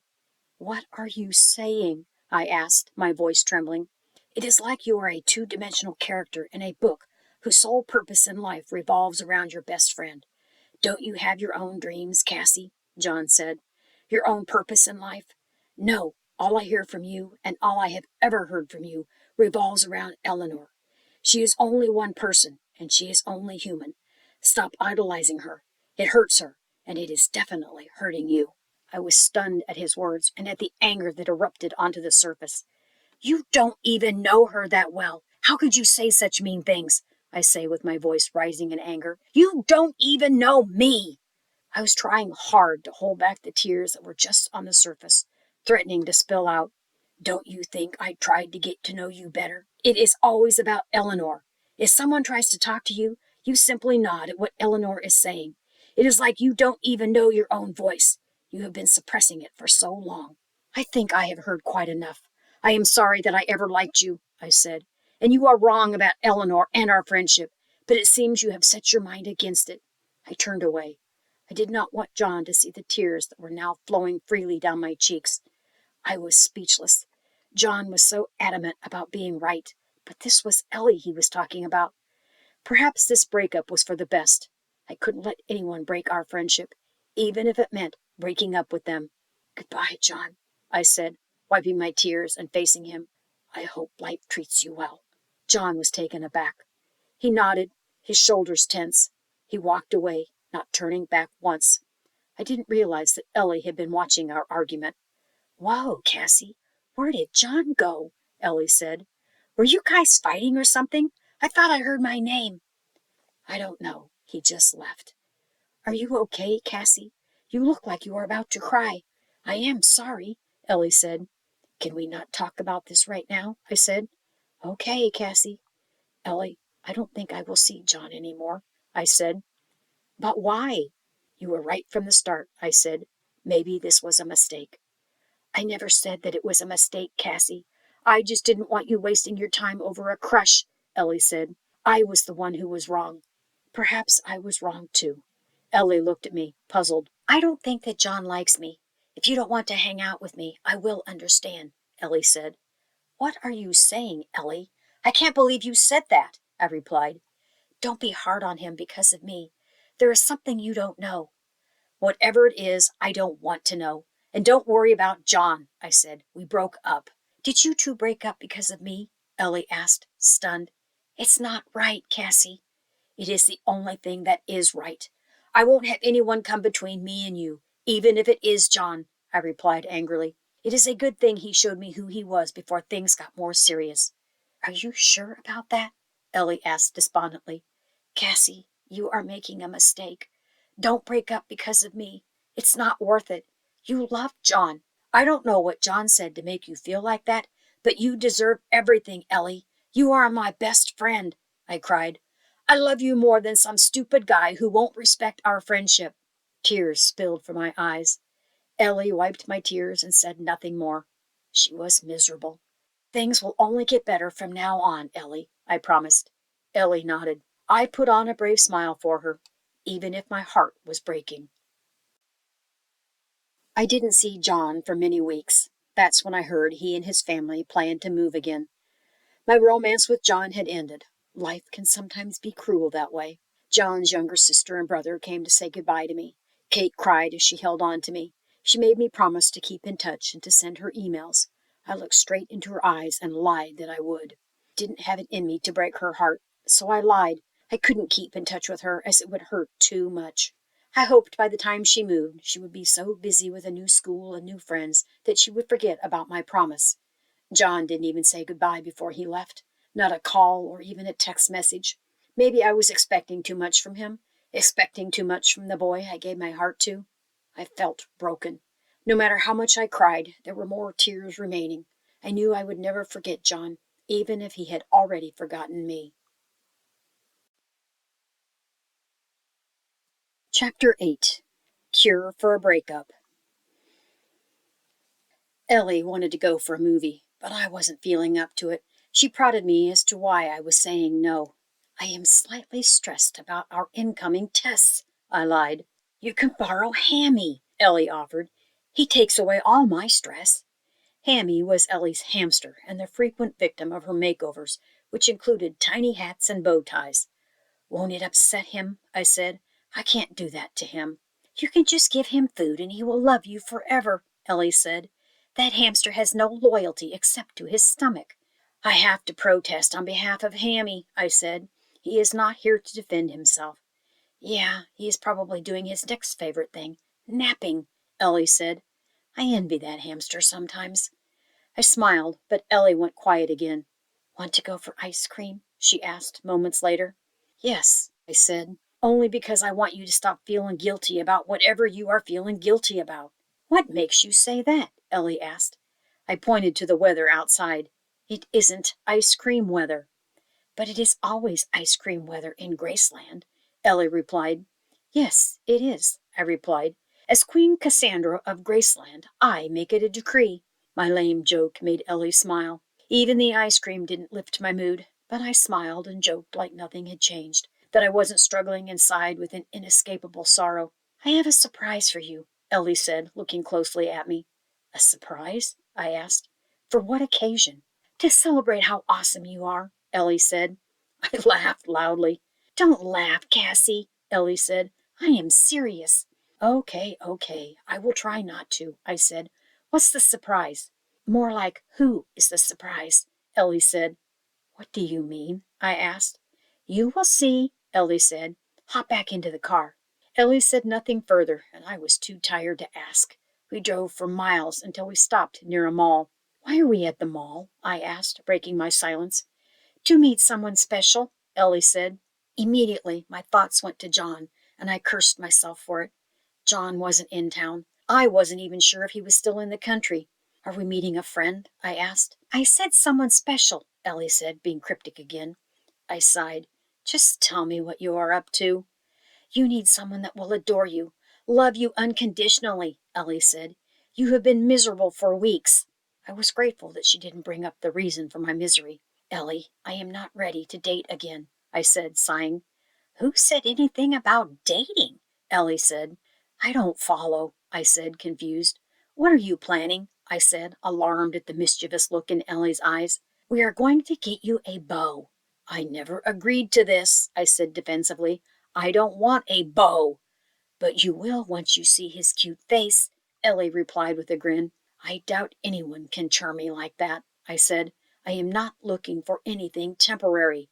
It won't be, Ellie replied. I know you are a forever type of person, Cassie, a regular fairy tale princess who will wait for her true love. I rolled my eyes.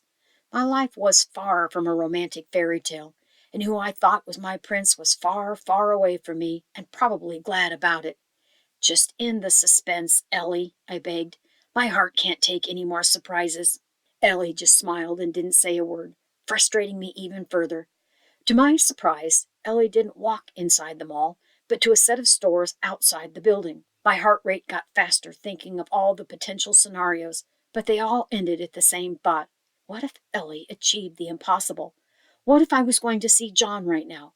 Why did my heart ache for him so much? The pain was unbearable, especially the way things ended between us. The display image in front of the tattoo shop caught my attention. Unlike the other, more intricate designs on the shop front, this was a simpler image, a heart made of thorns and roses with an infantry symbol in the center. Ellie, what do you think about this tattoo design? I asked, distracted. Are you thinking of getting one? Ellie asked. Me? No. I will die before the needle pokes me, I said, shuddering. Didn't you say you wanted a tattoo? Yeah, Ellie considered, but I won't get that one. Why not? I think I saw someone with the same tattoo, Ellie said. It wouldn't be original if I got it too. I'd much rather keep the one with my boyfriend's name. Wait, what? What boyfriend? You have a tattoo? Where? I stammered. No, Cassie, I was just teasing, Ellie said, grinning. I think getting a tattoo would open a Pandora's box. Just having one tattoo on my body would be impossible. Maybe Ellie was right. I still couldn't look away from the tattoo image. It looked like it had a haunting story of its own to tell. We kept walking until Ellie finally stopped outside a dog shelter. We are here, she said. Keep an open mind, okay, Cassie? I will try, I said. The girls at the counter greeted Ellie with a familiarity. They took us aside to another smaller room. There were photos of many cute puppies on the wall. What are we waiting for? I asked. Your beau, Ellie said. I played along. Does he work here? No, he never works, Ellie said. Oh, God. The suspense was excruciating, and time was moving at a snail's pace. Finally, the girl we met earlier came into the room, holding in her arms the cutest pup I had seen in my life. She placed the puppy in my lap, and the little pup jumped up and started licking my face. Oh, you are so cute, I exclaimed, and so tiny. You might want to give him a name, seeing you will take him home with you, Ellie said. What? He's mine? I exclaimed. But what about my parents? I didn't talk to them about this. I spoke to them, and they are good with it, Ellie said. In fact, they told me if you can get Cassie to smile again, we will adopt the whole dog shelter. I snuggled with the puppy as tears came to my eyes. After my breakup with John, I was trying so hard not to let my sadness show, but my loved ones noticed it anyway. Thank you, I said, choking back my tears. The pup barked and tried to lick my tears. Ellie seemed close to tears herself. I told you he was irresistible. What are you going to name him? Ellie, I think you should name him. Really? Ellie squealed. Because I have the perfect name. What? Buddy! Ellie exclaimed. The pup went wild hearing the name, wagging his small tail like a small hurricane. I guess he approved of the name, too. That's a great name, I said, smiling. I looked at the pup and said, Are you going to be my buddy, Buddy? The little golden retriever gave the brightest smile. In my heart, I knew he was going to be a troublemaker. But Ellie was right. I met someone very special indeed. Someone who would love me unconditionally. He was just the cure for my broken heart. He is perfect, Ellie, I said. Thank you. Don't thank me, Ellie said. Wait until you have to take him out on long walks. Long walks, I said, gulping. If you didn't know, my dear Cassie, dogs are very active and demand walks daily, Ellie said. Who knows? He might even love hiking. Oh, God! Was this your plan all along? I asked. Ellie gave a mischievous smile, and I swear Buddy did too. Trouble was brewing in Ellie's life as well. She had another argument with her parents. They wanted her to intern this summer at their law firm and stop dreaming of being a superstar. Ellie would normally shrug it off, but now it seemed to get under her skin. I was afraid of what she might do. Ellie considered dropping out of school. Again. I feared the moment she would ask me to do the same, to follow her on an adventure into the unknown. "Why are you so quiet, Cassie?" Mom asked. "Are you working on a poem?" "No," I sighed. "I can't write anything. My mind is too muddled to think of anything right now." "Whatever for?" Mom asked. "Don't tell me it's about a boy." I forgot to tell Mom about John. I could never think of the right moment, but now it was no use since we broke up. "Is it about a boy?" Mom asked, worried. It was, and it wasn't. John was always on my mind. "It's about Ellie," I said. "Is she having arguments with her parents again?" Mom asked. "Yes, they don't support her passion, and now she wants to drop out of school," I said. "Don't freak out, Mom, but she wants me to do it too." Mom surprised me by calmly asking, "Are you considering it?" I couldn't help but remember what John said, how he accused me of having no will of my own. What if Mom thought the same? I don't think I could bear that. But she was my mom, and I didn't like lying to anyone, least of all, lie to her. Even though I felt it was important to let Mom know what my thoughts were, I didn't know what her reaction might be, and that was making me hesitant to share it. Mom must be using her mom senses because she visibly relaxed and smiled. "You know you can tell me anything," Mom said. "Will you drop school with Ellie, too?" "If I don't, I feel like I abandoned my best friend when she needs me the most," I said truthfully. "She has no one that supports her, Mom. What should I do?" I rubbed my forehead. All this stress was making my head throb. "You are empathetic, and that is one of your greatest strengths, Cassie. But perhaps you should consider yourself for once, too," Mom said. "I should?" "Ellie is your best friend. She will respect whatever you choose, even if it means putting your needs ahead of her wants." "Will that be selfish of me?" I asked. "This is stressing me so much." "Not at all, my love," Mom said. She kissed my forehead. "I am sure Ellie wouldn't want you stressing so much." "You probably think I am stupid for even considering such a thing," I said, embarrassed. Mom shook her head. "You have a blind spot for Ellie, but it is understandable at your age," Mom said. Wasn't that the same thing John said? Perhaps there was a grain of truth in it. "I know you have a big heart, Cassie. That doesn't mean that you are stupid," Mom said. "I am proud that you are so considerate and kind, that you love freely and with all your heart. But I want you to understand that doesn't mean sacrificing who you are and what you want.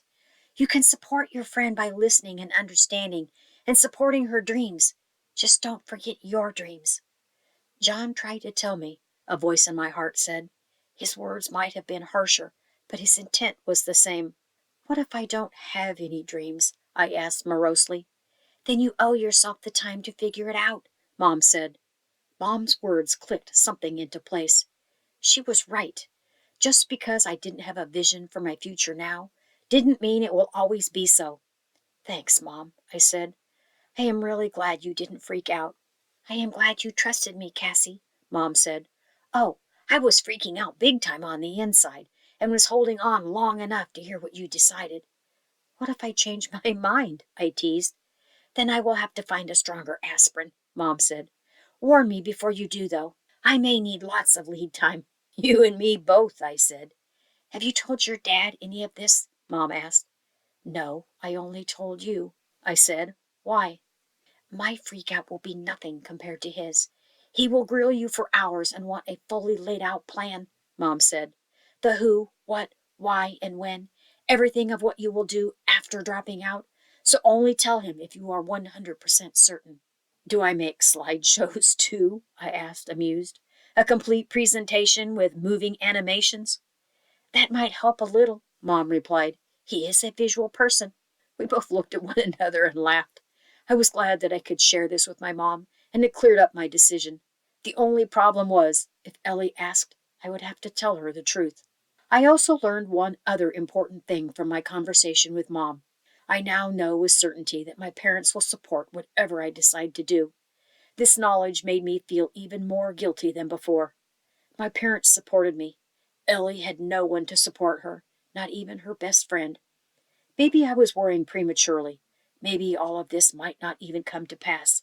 Maybe Ellie won't drop out of school at all.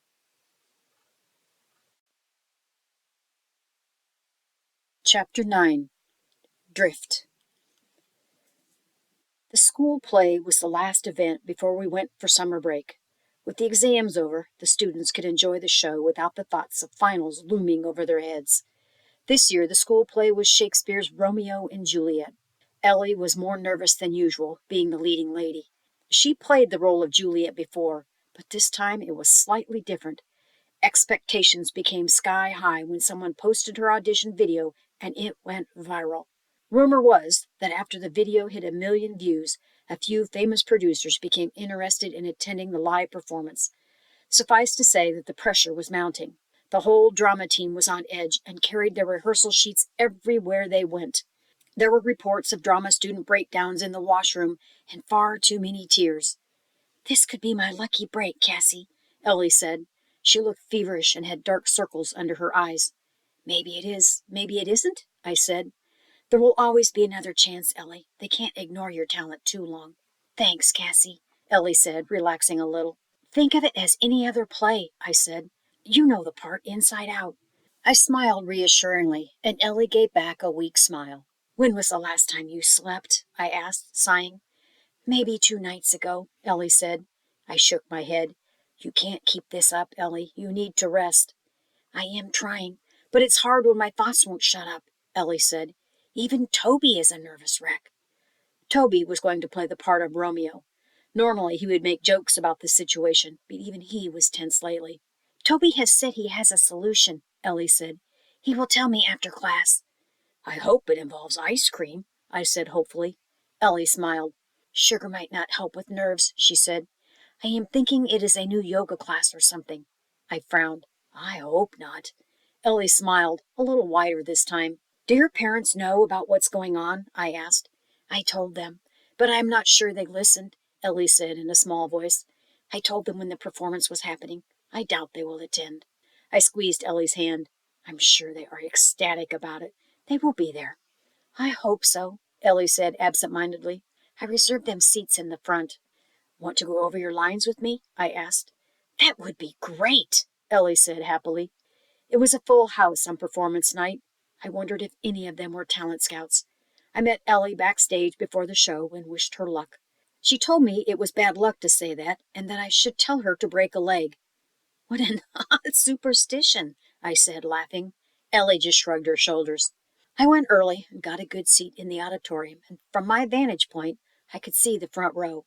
It packed quickly, all except for the 2 seats reserved for Ellie's parents. What if her parents forgot?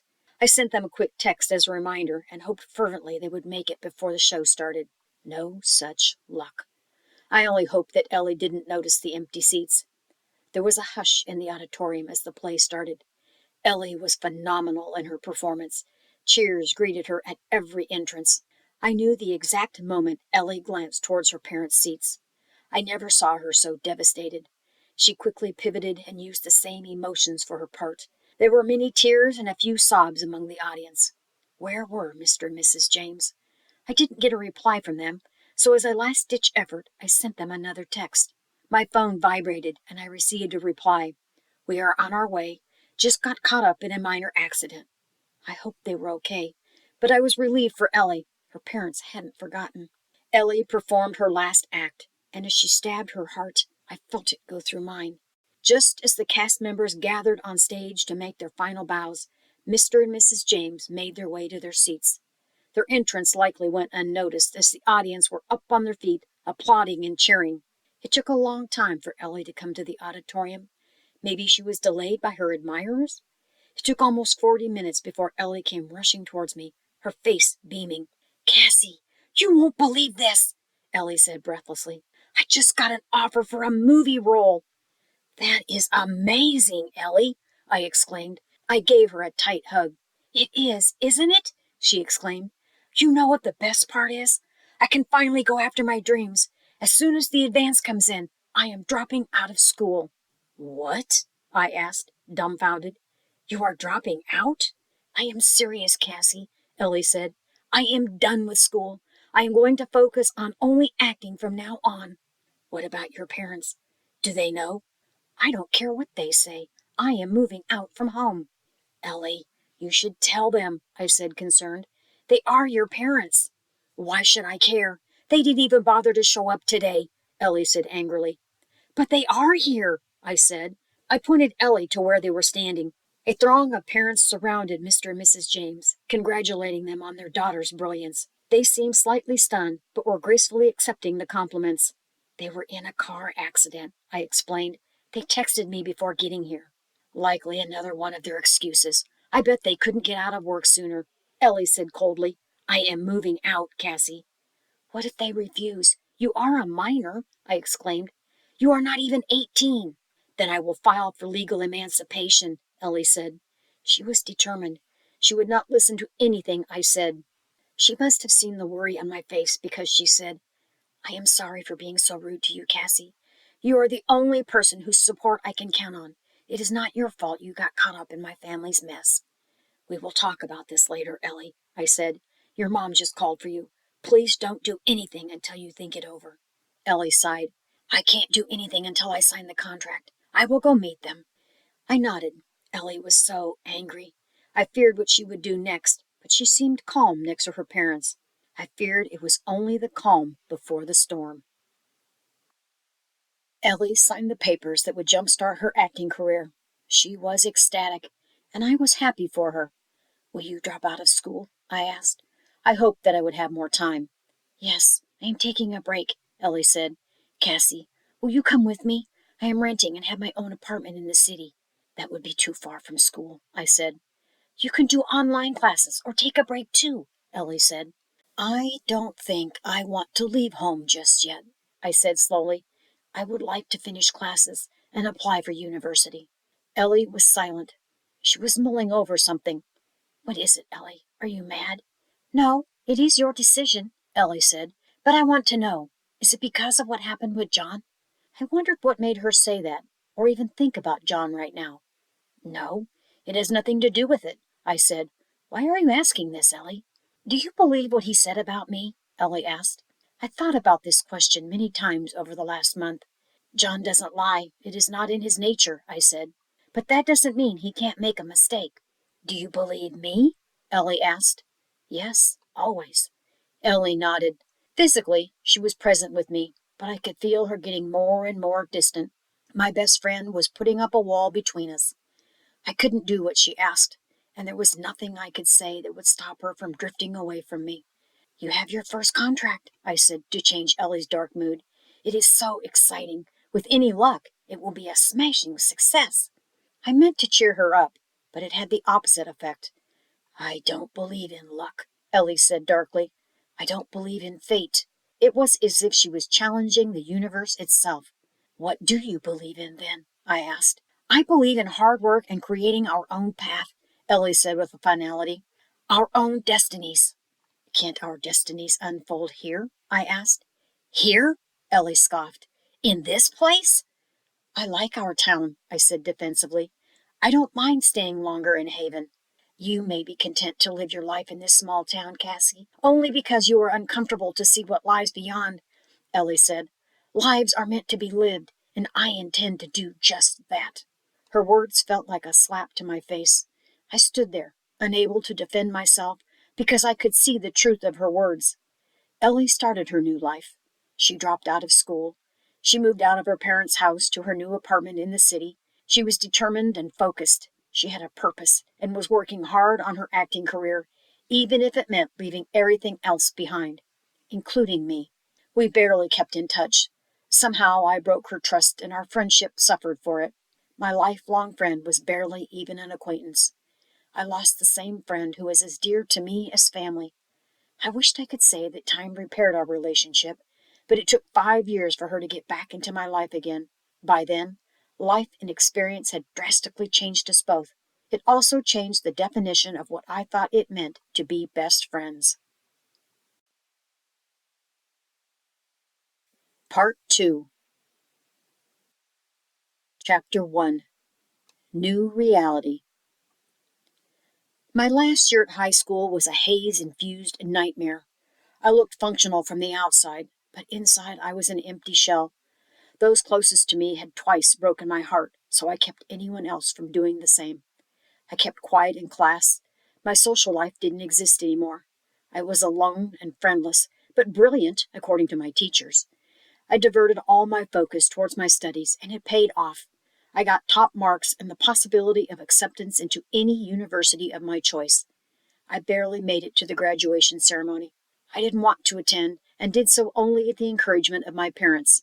I did it for them. I kept hoping to see Ellie in the audience, clapping and cheering for me, but it was just a hopeless wish. I didn't attend prom, but spent the night crying, thinking about John and Ellie. Buddy was the only source of joy in my life. I tried to forget the heartbreak that got me to him in the first place, and the person who brought him into my life.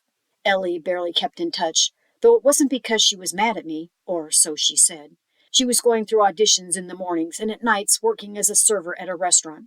She was too tired to text back, and it would be weeks before I heard back from her. It wasn't like before, where I could just meet her in person whenever I felt like it. I went to see her mom, who told me that Ellie wasn't in contact with her anymore. My heart broke at Mrs. James' sadness, because I knew how it felt. The first summer without Ellie and John, I avoided places that reminded me of them, which was nearly impossible, as their memories were everywhere. My summer job as a secretary at an accounting firm, Dad's idea, gave me a monotonous, mind-numbing routine. I read every single investing book on the bookshelf, too afraid to check out books from the library again. The only time I went back to the library was to return the books before they were due. I gravitated to the table where John used to sit. A gasp escaped from my lips when I saw that someone had scratched out the names John and Cassandra that were etched there before. I don't know why I did it, but that same day I rode my bike over to the abandoned warehouse. My heart sank when I reached the spot. The warehouse had been demolished completely. There was no trace of the structure remaining. No trace of my romantic date with John. No trace that our love ever existed. Just the wind howling over the open fields. The same echo of my aching heart. University was underwhelming. I chose the one closest to home, choosing to remain instead in our small town. Mom was obviously ecstatic that I was staying home. At least I made someone happy. I kept the same work ethic as high school and possibly worked even harder in my classes. I didn't bother to make any friends. Toby asked me out several times before I gave him a chance and went out on a date. I shouldn't have bothered. I don't think I will ever get over my first boyfriend. John's memory loomed over our date like a haunting spirit. Toby must have enjoyed the date because he called again. I just never got around to answering him back. The closest person to a friend was my literature professor, Professor Kaczmarek. We instantly bonded over books, and he treated me like a long-lost family member. According to him, we had the same intelligent, expressive eyebrows. He called me into the office one day, telling me he had big news to share. Professor Kaczmarek greeted me. "Ah, my most prized student." That made me smile. "Only to my most esteemed mentor," I replied. Professor Kaczmarek wiggled his famous eyebrows. There was barely contained excitement in his eyes. "You must be wondering why I called you here," he asked. "Your email made it sound like I won the lottery, Professor," I replied, amused. "I promise you this is even better," Professor Kaczmarek said, smiling. "Have you heard of our sister university?" "I might have heard of it," I said. I had no clue. "Well, they were looking for candidates for their research excursion program," Professor Kaczmarek said. "I thought it would be good experience for you to travel off campus, go see new archives, and learn in a new setting." "Do you want me to apply?" I asked, uncertain. "I only have one credit remaining before graduation." "This will count as your final credit," he replied. "What are the requirements? When is the due date?" I asked. "There is no need for all that. You more than qualified, and I already applied for you," Professor Kaczmarek said, to my amazement. "They were looking for top students for their scholarship program, and I submitted your name." "You sent my name?" I asked, stunned. "Of course. Why wouldn't I? I said you are my most prized student, and I didn't say that lightly." "Thank you," was all that I could say. I was speechless. "Will you accept? It will be all expenses paid. The scholarship covers travel and living expenses for students," he asked. "The only drawback for you will be the location. You love this little town of ours even more than me." I smiled. Professor Kaczmarek kept going. But it will only be for a few months in the summer term. Only from May to August. You will be back in time for graduation. I hope you consider it. It sounds like a wonderful opportunity, Professor, I said. When you say off campus, what do you mean? How far is the university? I can't recall. Not far. Just across the ocean in England, he said. In England? I exclaimed. So, Miss Grace, what is your decision? Professor Kaczmarek asked me with a curious expression. What was my decision? Maybe the universe was giving me a choice? Should I remain perfectly safe, and barely alive, in Haven, or should I, for once, move beyond my comfort zone? The prospect was terrifying, but I felt it was about time, I decided. I will go, I said. I accept the scholarship and the opportunity. Thank you, Professor. I am truly honored. Professor Kaczmarek gave a loud laugh and said, Excellent. I will let them know right away. What did I agree to? I was still reeling from the conversation when I left his office. I was leaving my small town for the first time in my life, and I was heading towards England. I was going to leave the old Cassie behind. This time, my life will be different. Mom cried when I told her about the research excursion program and the scholarship. Mom, it's only for a few months, I exclaimed. I know, sweetie, Mom said, drying her eyes. You have grown up so fast. I knew this day would come, but I am grateful I got so much time with my baby. She gave me a tight hug while I rolled my eyes. I will be back before you know it, I muttered. Buddy barked excitedly. I'm sorry, Buddy, I said sadly. I can't take you with me. I wish I could. Why not? Mom asked. Are pets not allowed? I could take him. I would just need a health certificate from the vet, I said. He's already microchipped and has his rabies vaccine. Then what is the problem, Cassie? The ticket would be pricey, I said. I would love to take Buddy, but how could I justify it? Cassie, you are going on a scholarship. Everything else is covered, and you are worrying about this? You hardly ask for anything, Mom said. This could be our graduation present. But, Mom... No, I won't hear it, Mom said. Buddy would be miserable without you, and you will be miserable without him. As if on cue, Buddy looked at me and whimpered. Mom put the final nail on the coffin. I will feel better knowing Buddy is with you, protecting you in a new place, so far away from home. She started crying once more, so I relented. Okay, Buddy will go with me. Both Mom and Buddy jumped together, hugging me to death.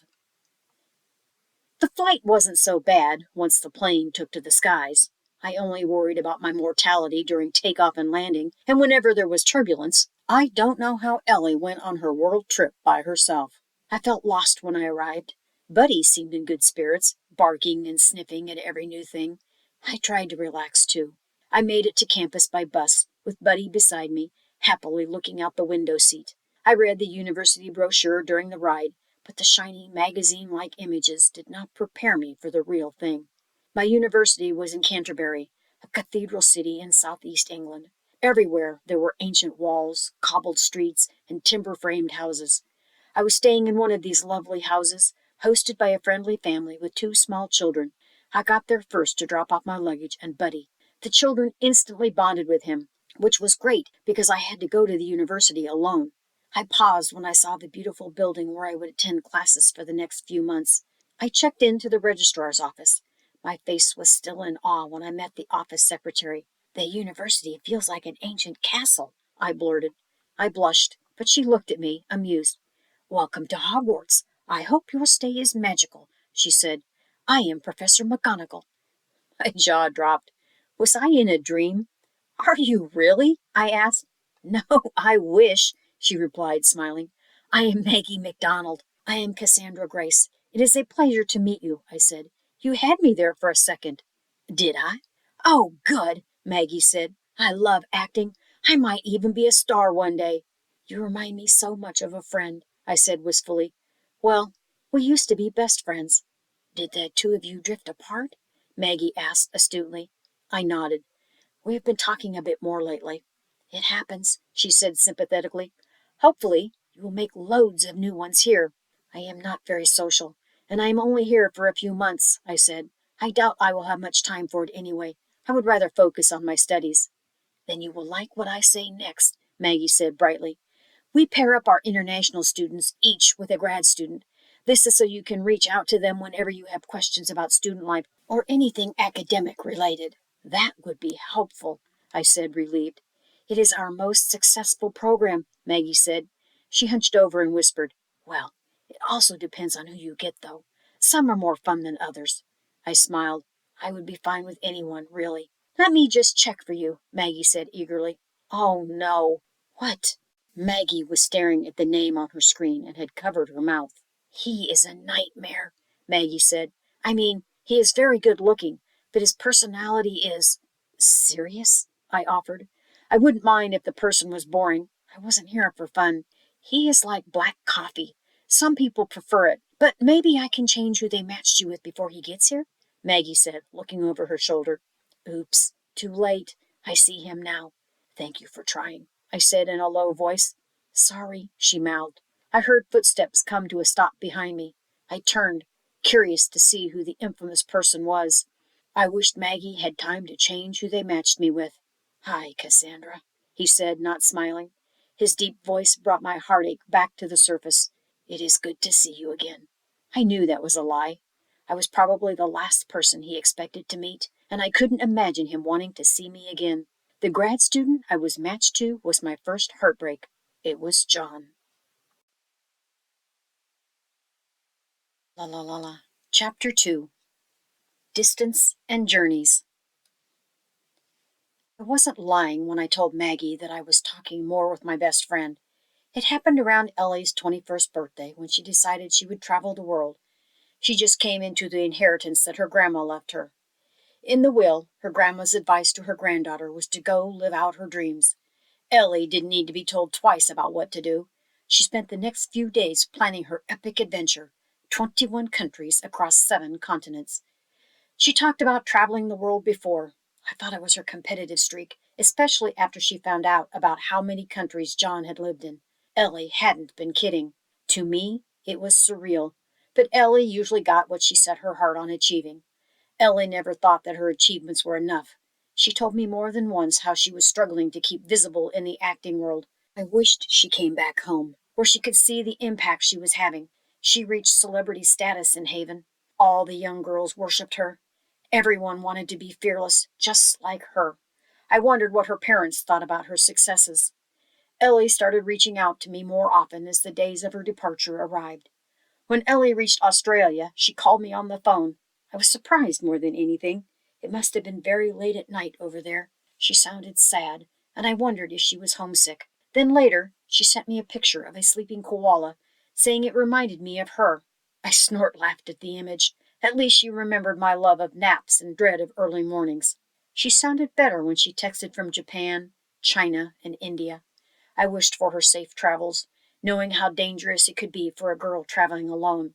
Her parents called me, asking if I wanted to send her anything for her birthday. I rushed to the vintage store where I had seen a dress that reminded me of Ellie.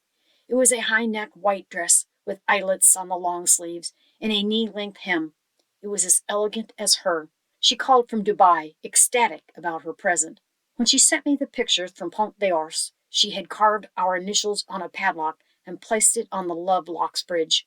I thought it was funny. She sent pictures of macarons and pastries from France, making my mouth water. She put us on a video call in Venice, Italy, Festa del Renditore, making me feel like I was there seeing the fireworks with her. Some weeks she would just disappear and I worried for her, especially when she told me she got sick in Spain. It was when Ellie got to Madame Tussauds, London, and played a prank on me involving Oprah. I knew that our friendship was returning to what it once had been. My heart melted when she said she read The Alchemist in Egypt, a book that I had given her ages ago. When Ellie stayed in the Amazon jungle, I kept dreaming of dangerous critters and giant snakes. She barely texted me during her stay in Argentina, nor did she pick up any calls. Just when I had given up hope, she picked up my call while on a cruise to Antarctica. It was the last stop. Ellie had completed her amazing trip, and she was coming back home. I'm going to catch the first flight home, Cassie, Ellie said. Are you really? I said, ecstatic. Maybe we can meet up when you return. Ellie paused. It might not be in the first few weeks. My apartment will be a mess. I have to go through my inbox and sort all the mail I missed while I was away, Ellie said. She sounded the same as she did before her trip. Oh, I see, I said, disappointed. I thought things were better between us, but I guess the closer she got to home, the more distance came between us again. I wanted to tell you about something that happened, I said. I'm going to England for a few months for my research program. Ellie was silent. You are going to England? When? Where? End of April. My classes begin in May, I said. The university is in Canterbury. Ellie laughed, and I missed hearing her laugh. Wow, Ellie said. This is unbelievable. I blushed. It was a good opportunity. I thought I should see the world more. You told me to see the world more. I didn't laugh because you were exploring out of Haven. I laughed because I am going to London in a few weeks, Ellie said. Remember I told you about the once-in-a-lifetime role that my agent got me? Guess where the shooting will be? I was speechless. Cassie, this is amazing. We can hang out again, like old times, she said. Like old times. Let me check the map, Ellie said.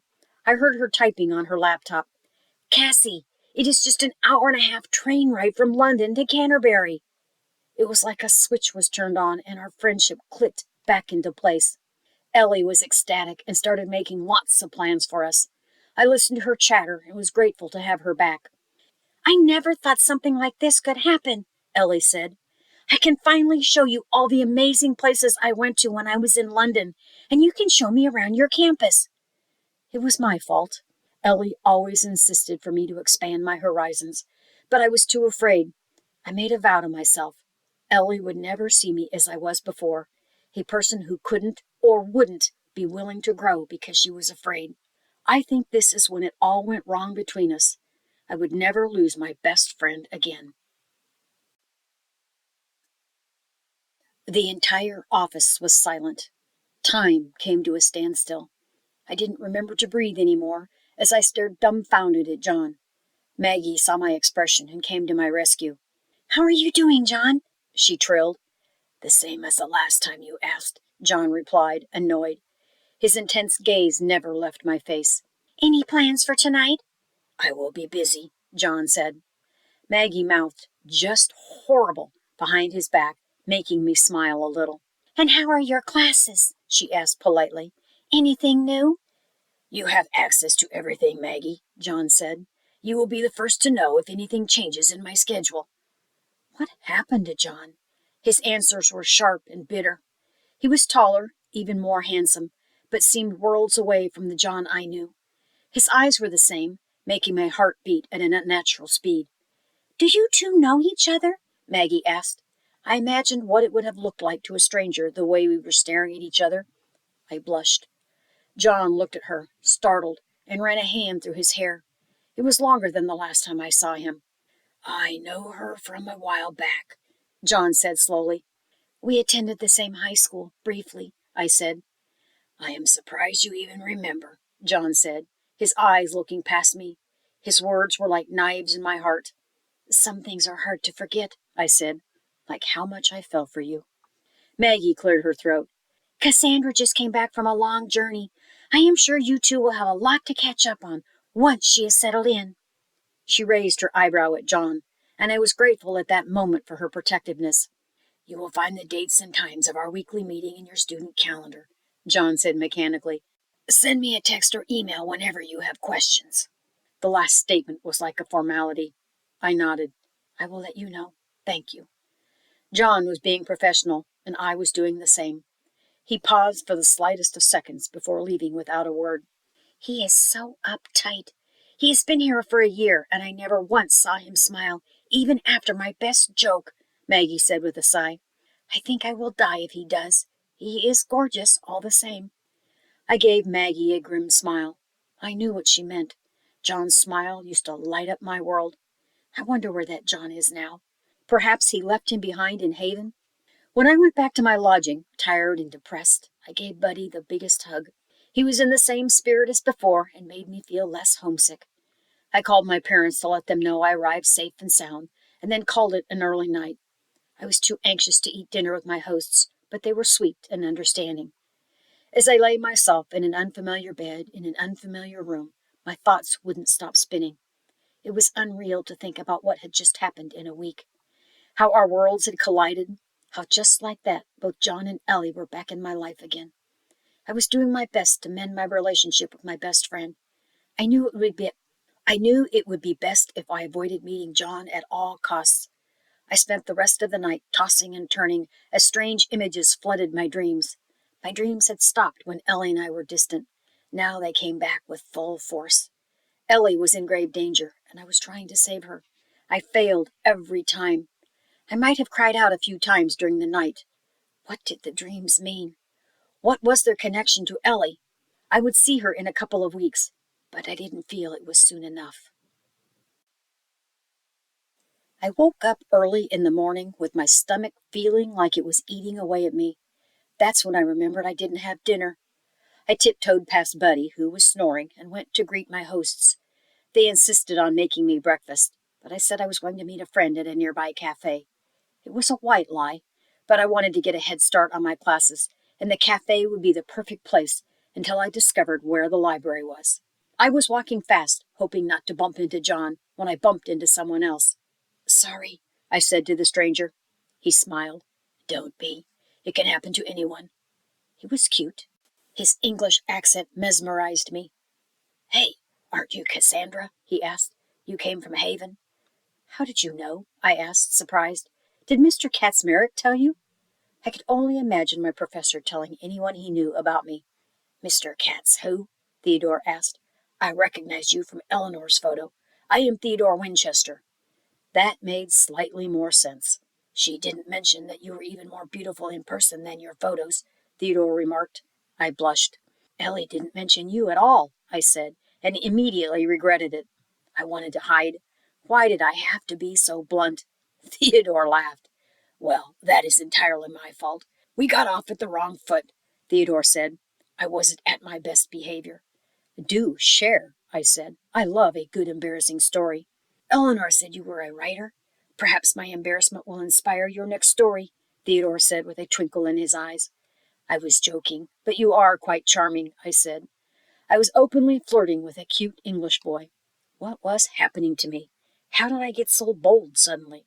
Even I was slightly afraid of the new me and what would come out of my mouth next. I blamed my irrational behavior on my empty stomach. Just at that moment, it growls, embarrassing me further in front of Theodore. "I shouldn't keep a lady waiting," Theodore said. "Can I join you for coffee?" I smiled. "I would like that, Theodore." "Please call me Theo," he said, giving me a charming smile. "Okay, Theo." I liked the sound of that. Perhaps my stay won't be such a disaster after all. Chapter 3. Fairy Tale Retold. As soon as we entered the cafe, all eyes were on us. I wondered if I had something on my face. Theo assured me I was fine and smiled like I missed a joke or something. The cafe had a clean, modern interior, with light streaming through the skylight. The food selection was amazing, everything from quiches to chicken croquettes, chocolate caramel slices to Dutch apple pie. It was likely popular because it had lots of customers. There was even a selection of ice cream. I made a mental note to come back for it later. We got our orders from the barista, who seemed flushed when Theodore smiled at her. I took out my credit card, but Theodore was a gentleman and insisted on paying. By luck, we found an empty booth just as a pair of students were leaving. People were craning their necks trying to see our table, so I finally asked what the fuss was about. "It was well while it lasted," Theo said with a smile. "They might be staring because of me." "Are you notorious or something?" I whispered. Theo laughed like it was the funniest thing he had ever heard. I was more confused than ever. "I blame Eleanor. She didn't tell you anything, it seems," Theo said. "I might be a famous race car driver who is also part royal." "Wow, which romance writer made you up?" I said, laughing. Theo raised his eyebrows. "Oh," I said, "that wasn't a joke?" "Nope." "You are a famous celebrity, and I am the only person on this planet who doesn't know?" I asked. "Pretty much," Theo said with a sly grin. "I am 16th in line to the throne. Not high-ranking enough to be important, but not so far down as to be invisible." Why didn't Ellie tell me, I wondered. "I know what you are thinking," Theo said, taking a sip of his coffee. "Are you a famous mind reader, too?" "I wish I was, so I would know what kind of impression I was making," Theo said. You are hard to read, Cassandra. I blushed. I am mostly curious about what happened between you and Eleanor. We dated once and thought it was best if we never did that again, Theo said in a casual tone. I nearly spilled my hot chocolate over my shirt. You two dated? I asked. And you learned about me how? You are all that Eleanor talks about, Theo said. In fact, she relayed one of your stories to me when I behaved poorly with my fans. Which story? Your version of Beauty and the Beast, he replied. Ah, I said. I deserved it, Theo said. I behaved like a stuck-up arse, and your story fits me to a T. I can never forget Eleanor's face when she said the killer line. All anyone really looks for and craves for is a little love and kindness. I am sorry that my story put you in such agony, I teased. You have no idea, Theo said. I had an instant crush. I wanted to meet this beautiful soul who wrote this fairy tale, where the prince was a beast because of how others perceived his character, not because of any physical deformity. The version where he fell in love with the girl and, for the first time, he loved someone other than himself. I blushed. Well, you met me. I hope you weren't disappointed. Not in the least, Theo said, as he held my hand. He looked into my eyes as he said, You were the mirror who showed me the prince has true form. I was determined to meet you the second I heard about you. That's crazy, I said. I didn't know what else to say. Eleanor said the same, and it didn't deter me, Theo said. A privilege makes me into a juck. I need someone humble like you to bring me back to earth. I stayed quiet, and Theo burst out laughing. Oh, dear Lord, I frightened you, didn't I? Is it bad that I want to call the police? I said. Don't get me wrong. Your story inspired me, Cassandra, Theo said. I never liked the original version of Beauty and the Beast. Me too, I said. I was disappointed when he turned into a prince. I wanted the beast back. You did? Theo said. You might enjoy reading monster romances then. What's that? I asked. Is it anything like Pride and Prejudice and zombies? Not even close. It romances with monsters, where the readers can live out their fantasies. What kind of fantasies? Various kinks involving tails, talons, and other monster pots, Theo said, grinning. I never blushed harder. You are a scoundrel, I said, laughing. That I am, Theo said. It makes me wonder how I came across an angel like you. A bad scoundrel and a worse flirt, I said, smiling. How do you even know about such books? I will read anything at least once, Theo said. I also speak what's on my mind. You will never have to wonder. I am an open book. Unlike John, I immediately thought, and then chastised myself. Why was I thinking about him? Theo, did you come on campus to stalk me, or do you actually attend here? I asked. I actually have classes here. Please don't report me, Theo said. I thought it was you who came to see me after Eleanor gave my glowing review. It turns out she never mentioned me. How embarrassing. I guess I would have to do the review on my own, I said. Theodore grinned. I would love to hear all the details. Hold nothing back. The time flew by, and it felt like it was just the two of us there. Theodore was an intelligent and captivating conversationalist, friendly and easygoing. He talked about anything and everything. John and Theodore couldn't have been more different. I looked at the time and saw it was getting late. Buddy must be up by now. It was nice meeting you, Theo, I said, picking up my bag. I have to go. Theo looked disappointed at me leaving, even if we just talked for an hour. Are you going to meet someone? Yes, he doesn't like waiting, I said. I am so jealous of your boyfriend, Theo said. What's his name? Buddy, I said. Buddy? Yes, he is my dog, I said. My one and only Beau. Theo gave a sly grin. We'll have to fix that, won't we? My heart raced at his flirty grin. When can I see you again? Theo asked. Soonish, I said. I still don't know what my course load is going to be like. Wow, I never met an angel who was a nerd, Theo jokes. Well, I never met a race car driver who was part royal, so I guess we are even, I said. Theo smiled. He was going to say something, but he paused as someone entered the cafe. Oh, bloody hell. Who is it? I asked, craning to see the person who arrived. Do you have a second? Theo asked. I would love for you to meet my friend. I shrugged my shoulders. Sure. Theo jumped from his seat towards his friend. I still couldn't see who it was because a line of planters blocked the view. I wished I had known sooner and made my escape. He was walking slowly behind Theo, like a dark cloud rolling in after sunshine. "Have you met John?" Theodore asked as he reached our table. "John is helping me out with translations. Did you know he is proficient in 5 different languages?" Of course he was.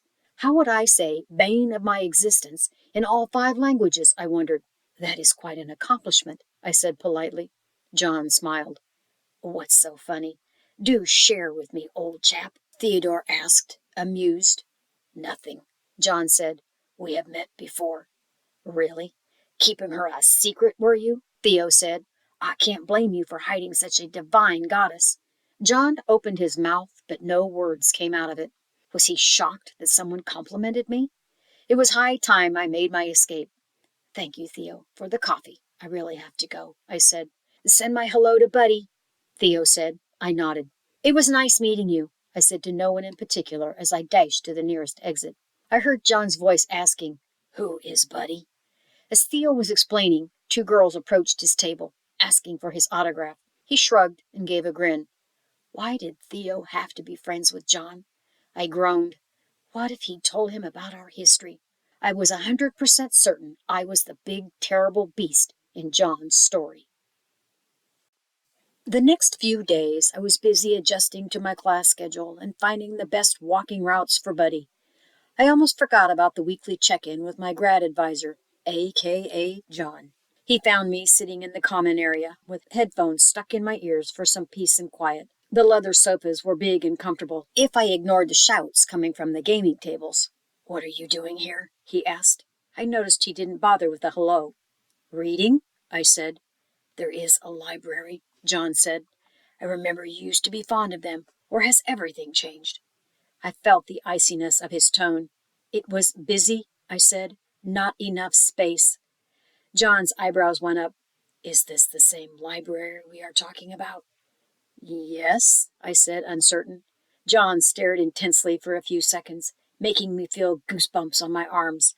"Follow me." He didn't wait for me to answer and walked ahead. I sighed and gathered my things to follow him.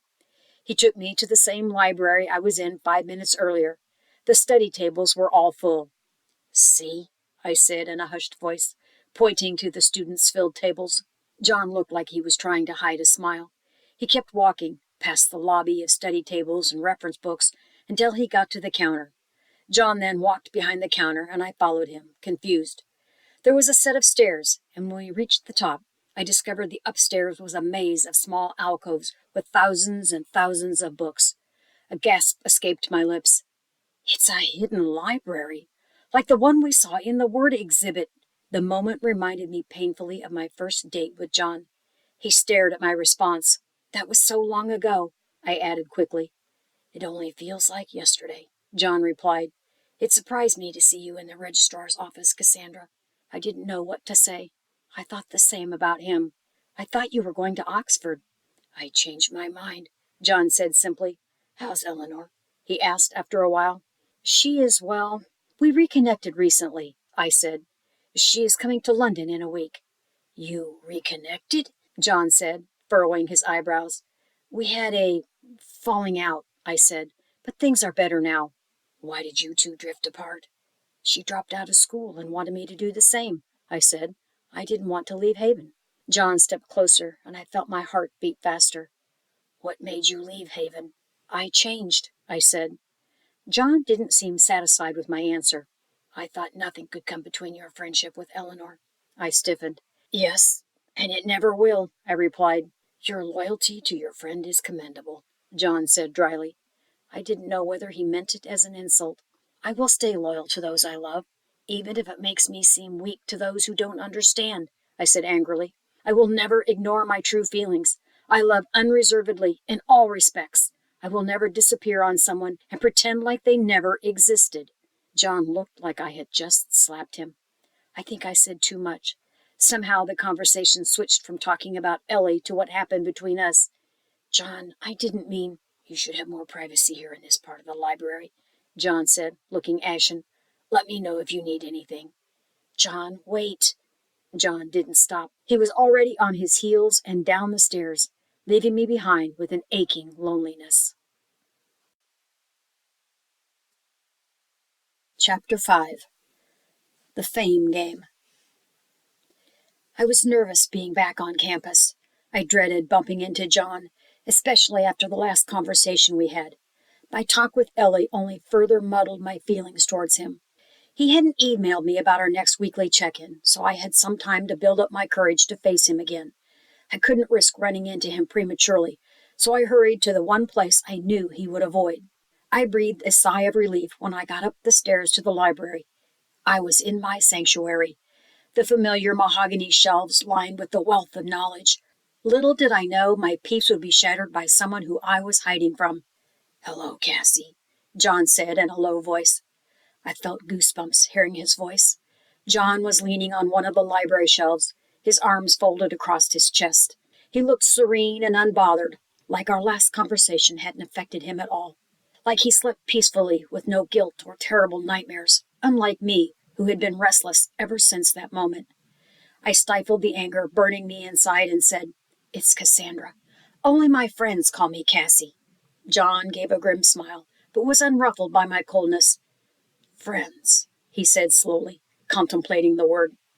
John leaned in, and my pulse increased.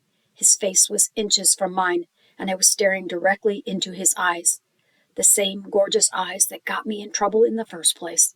The ones I couldn't stop from haunting my dreams. "But we were never just friends, were we, Cassandra?" he asked. John said my name with a caress that I felt touch my entire body. Both John and I looked startled towards the noise. "John, fancy seeing you here," Theodore said in a joking tone, but he had narrowed his eyes into slits. "You must be done and on your way?" Even though Theodore said it in the mildest of tones, I sensed the underlying threat. "On the contrary, I just began," John said wryly. He randomly picked a book from the shelf and took a seat across from where I was going to sit. Theodore made a sound of irritation and sat beside me, glaring at John. I tried to concentrate on my paper, but it was hard with my former and current suitors at the same table. I sat another 15 minutes before bolting out of the library with some excuse. Sigh. My sanctuary was no longer mine. What was John trying to do? Was he deliberately flirting with me just to irk Theo? But Theo wasn't even there. He only showed up later. What was John doing there in the first place? Was he waiting for me, knowing I would come there? I had to stop my thoughts from spiraling. I couldn't let my mind wander down that path again. John was my past, and I should leave him there. I hadn't gone far when someone called out my name. My feet stopped automatically. "Cassandra, wait!" It was Theodore. I felt let down. "Theo," I said, trying not to show the disappointment in my voice. "Is everything all right?" "I was going to ask the same before you bolted," Theo said. "Was it something I said?" "No, not at all," I said. "What makes you say that?" "You seemed nervous." "I know I asked you out on a date, but if you are not ready to do that, I understand," Theo said. "It's okay if you changed your mind." I groaned internally. I forgot all about his phone call. "I haven't changed my mind, Theo," I said apologetically. "Between classes, adjusting to a new time zone, and catching up with Ellie, I just forgot. Sorry." Theo looked shocked. "You forgot?" "I forgot," I said, apologetic again. Theodore laughed and shook his head. "What's so funny?" I asked, confused. Here I was, worried I said something horrendous or that you read all the tabloid specials on me. Theo said, "By the way, just so you know, the rumor about me dating the supermodel twins was highly exaggerated." I gaped at him. "The supermodel what? Maybe I should start paying attention to the tabloids?" "Only after our date, please, Cassie. I am begging," Theo said, as he grabbed one of my hands and dropped to his knees. "Give me a chance before you hear the bad things about me." I looked at him, stunned. Theo was groveling at my feet. Okay, Theo, get up," I said, recovering. "Someone might see you." "Can I pick you up tonight at 8?" Theo asked, not letting go of my arm. "Please say yes." "Yes. Now get up," I said. Theo let go of my hand and grinned as he got up in one leap. I promise you won't regret it, he said, smiling. I was too dazzled by his smile to say anything back, so I simply nodded. Theo showed up at my place on time, which was a good thing, because I was about to chew off my fingernails, a nervous habit, and ruin my nail polish. I said goodbye to my hosts and promised them I wouldn't stay out too late. It was a school night, after all. You look beautiful, Theo said as soon as he saw me. I blushed. Thank you. He opened the car door. What, no sports car? I asked, getting in. Only on some weekends, Theo said. It is a part-time hobby, but I would love to take you on a ride one day. I have been on a motorcycle with Ellie, I said. I think I have reached my maximum speed capacity for this lifetime. Theo smiled. You are so funny, Cassie. I was being serious, I said, deadpanned. Theo smiled again. Theo drove us away from campus towards the city. We were silent the entire hour it took us to get there. He stopped his car in front of the fanciest restaurant I had ever been to, the kind where the menu price made your eyes water. We hadn't even opened our door when we were swarmed by flashes of lights. What is happening? I asked, worried. Shit, it's the paparazzi, Theo said. He reversed the car slowly, and I saw the crowd of photographers that had gathered in front of the restaurant. They were calling out his name. Sorry, Cassie, he said, miserable. I don't know who leaked I was coming here. Our first date was supposed to be private. That's fine, I said reassuredly. We can go somewhere else. Theo nodded silently and kept driving. When he was quiet for a while, I asked, What are you thinking about, Theo? I know it must be strange for you, but this will be the normal if you continue dating me, being stalked by paparazzi, being the daily fodder of tabloids, having your every move scrutinized and dissected, Theo said. I am afraid to know if that changes your mind. It doesn't, I said. I don't care about fame. Must be nice, Theo said in a low voice. Unfortunately, I can't do the same. I didn't know what to say, but a question came to my mind. Theo? Yes, Cassie, Theo said. Why do you care so much about what the tabloids say? I asked. I didn't care until recently. I acted out and rebelled, but my parents warned me they would cut me off from family funds. Unlike other people, my inheritance is tied to my reputation, Theo said, before they brushed my antics off as cute. But now that I am older... You are not cute anymore? I teased. Good one, Theo said. Nope, now I can't get away with it any longer. At least you are being honest with me about your deceitful ways, I mused. But I have changed, my lovely Cassie, Theo said, making me blush, and I can start this new me, proving I am worthy of someone as wonderful as you. So, I am an experiment of sorts? I asked. I folded my arms over my chest in mock anger. You are killing me, Cassie, Theo said. I admit I sounded like an idiot a second ago. I guess I am blubbering because I really like you. I blushed. He continued, I would love to know you better, Cassie. I would like that too, I said, smiling in return. I know the perfect spot where we can do just that, Theo said, his eyes twinkling. Where are we going now? To avoid chances of running into paparazzi, Theo took me to open mic night on campus. We had more fun than we would have inside a fancy restaurant.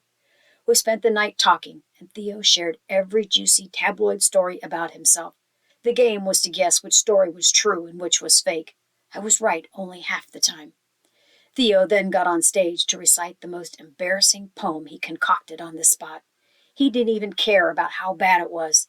I laughed until my sides hurt while he smiled towards me from up on the stage. I was still laughing when he parked outside my place. I had fun, I said. I did too, Theo said. Care to do it again tomorrow night? I paused. I really shouldn't, Theo. I have a paper coming up. Maybe next week? Okay, Theo said in a sad voice. Cassie? Yes? Can I have something to tide me over until then? Sure. What do you want? I asked. Theo leaned in and kissed my lips. I gasped, taken by surprise. He kissed me again, deeper this time, making me feel lightheaded. Theo broke off the kiss, smiling. I will see you next week, Cassie. Yes, I said breathlessly. Next week. Good night, Cassie. Good night, Theo, I said. I stepped out of the car and turned to look when I reached the door. Theo waved at me from the car and drove off. I smiled as I went inside. I had another date with Theo in a week. Oh no. A sinking feeling came to my stomach when I remembered that tomorrow was my weekly check-in. John and I both broke up a long time ago. I shouldn't be feeling guilty about dating Theo. Would he know about my date? Would it make things more awkward between us? Somehow, the thought didn't comfort me, especially after his strange behavior in the library. What was going on with him anyway? These thoughts kept me awake half the night, so when I received a text message, I thought it was my alarm and that I had overslept. I looked at the phone, bleary-eyed, and was surprised to see Hira's message. Congrats on making the headlines, Cassie. Call me XOXO Hira. Ellie also texted me with a picture. It was me, zoomed in with a high-lens camera, with a deer in the headlights expression. They splashed my face across the front page of a tabloid with the heading, Who is Theo's Mystery Date? Meeting John today was going to be harder than I thought. I groaned and covered myself back with my blanket. People are going to stare at me all day, trying to figure out if it was me. I received another text notification. I quickly grabbed my phone to read it. There were 2 messages, one from Theo and the other from Ellie. Sorry. Sad face. I will make it up to you, Theo. How much trouble should Theo be in? Just let me know. Winky face. Ellie. I laughed. I felt better knowing my best friend had my back. There was no point in hiding in my bed. I decided I would be as brave as Ellie and face the day head on. Chapter 4. Reunion. I told Ellie I would meet her at the airport, but she told me to meet her halfway. I was pacing back and forth on the train platform, and Buddy watched me, tilting his head from side to side. It had been more than a year since I saw her in person. Even then it wasn't over 10 minutes. She made a brief stopover at Haven to pick up some documents and met me on the way out. Buddy was the first to see her. He sped like a bullet in her direction, nearly knocking her hat off. Ellie looked beautiful, as always. My heart swelled at the sight of my best friend. She paused when she saw me. Cassie, it is so weird seeing you out of Haven, she said, blinking her eyes. It's like I am seeing a fairy or something. I choked back my tears. I am more of a unicorn. I missed you, my pineapple, Ellie said. I missed you too. Tears were streaming down her face, and I realized mine were too. We hugged in the middle of the platform, with Buddy jumping all around us. We parted slightly, which gave him enough space to squeeze through in the middle, and it was the 3 of us united at last. Where are you staying? I asked, after we both had a good cry. I rented an apartment with my manager/agent/PR. She arrived ahead of me, Ellie said. The shooting is going to be for 6 months, so we thought it was the best thing to do. What is she like? I asked. Is she the one who got you the role? Ellie nodded. Hira is a hurricane disguised as a human. She is a force to be reckoned with, Ellie said, laughing. I am just glad to have her on my side. I am too, I said. I can't wait to meet her. Ellie's phone rang, and she glanced at it. She then received a text notification. It's her, she said, grinning. Let's not keep her waiting. She is dying to meet you. We arrived at the address. What I thought would be a simple apartment in an apartment complex turned out to be an elegant Victorian townhouse, complete with picturesque ivy climbing on the brick structure. Ellie shook her head. It looks very nice, I said. Buddy barked in agreement. Hira went overboard with the budget again, Ellie said. I didn't think I could find someone who was worse than me. She rang the bell, and after a few moments, her manager came to the door. Hira looked like she stepped out of a fashion magazine. She was head to toe in high-end designer wear. She looked so much like Audrey Hepburn in Breakfast at Tiffany's that I nearly squealed. I wasn't the only one. OMG! Dark tresses, dreamy green eyes. Cassie? Hira asked. I have heard so much about you that you have reached a mythical level in my mind. Hira, it is so nice to meet you, I said, beaming. What a lovely townhouse. Yes, what a lovely townhouse, Ellie mimed in a deadpan. How much is this loveliness going to cost, I wonder? Hira laughed, or I should say twinkled like a million sparkling stars. Not much for my talented superstar, she said. Don't worry, I turned in a favor from an old friend of mine. Enough talking. Come inside and bring the adorable pooch with you. Buddy perked up when Hera petted him.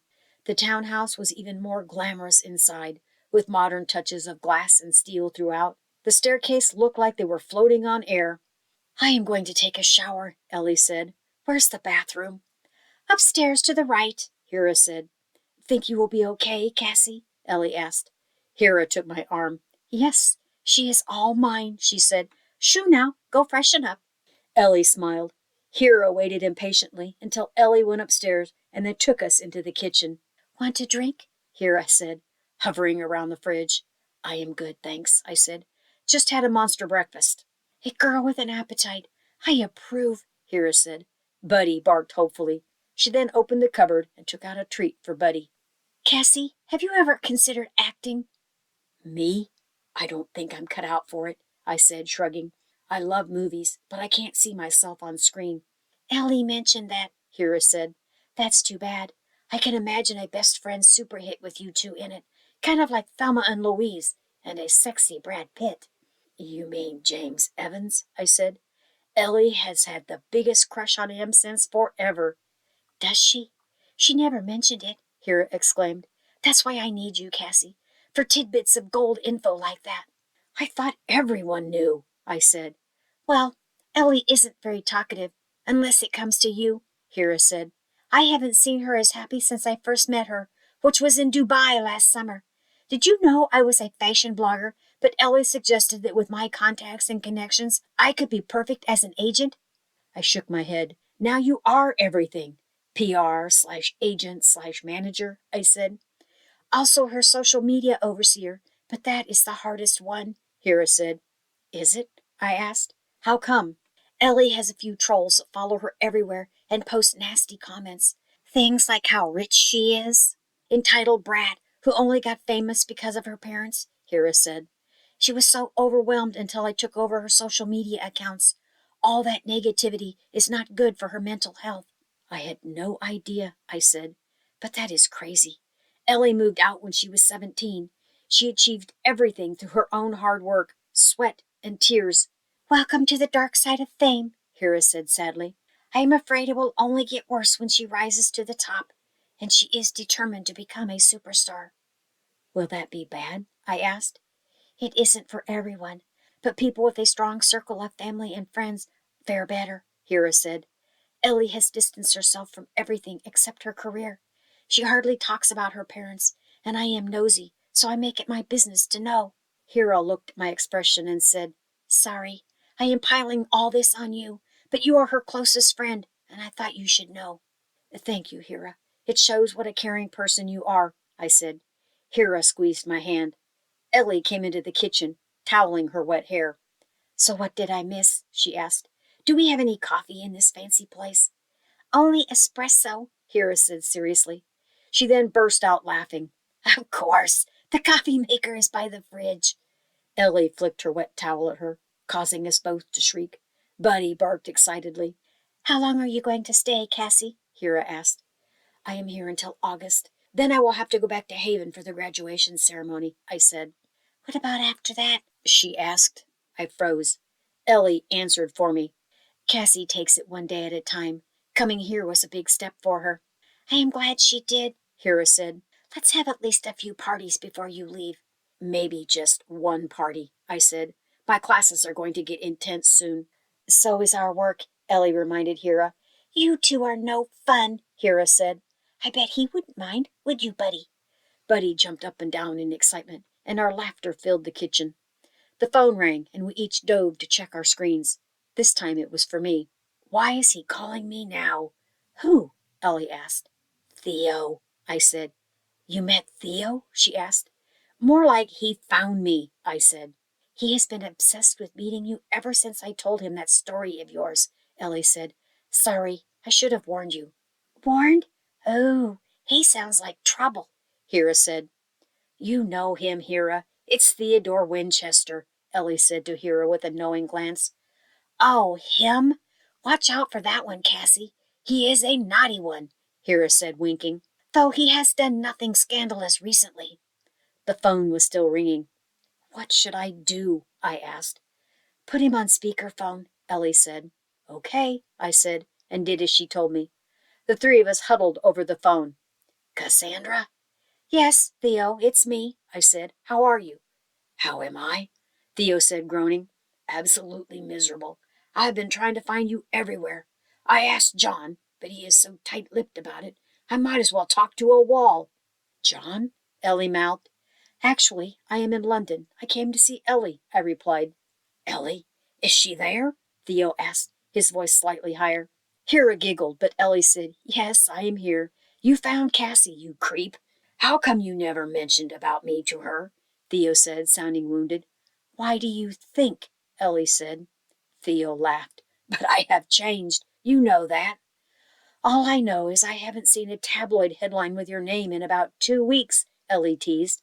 "That is a record, isn't it? I am practically angelic," Theo said. "Right. Sure," Ellie said, rolling her eyes.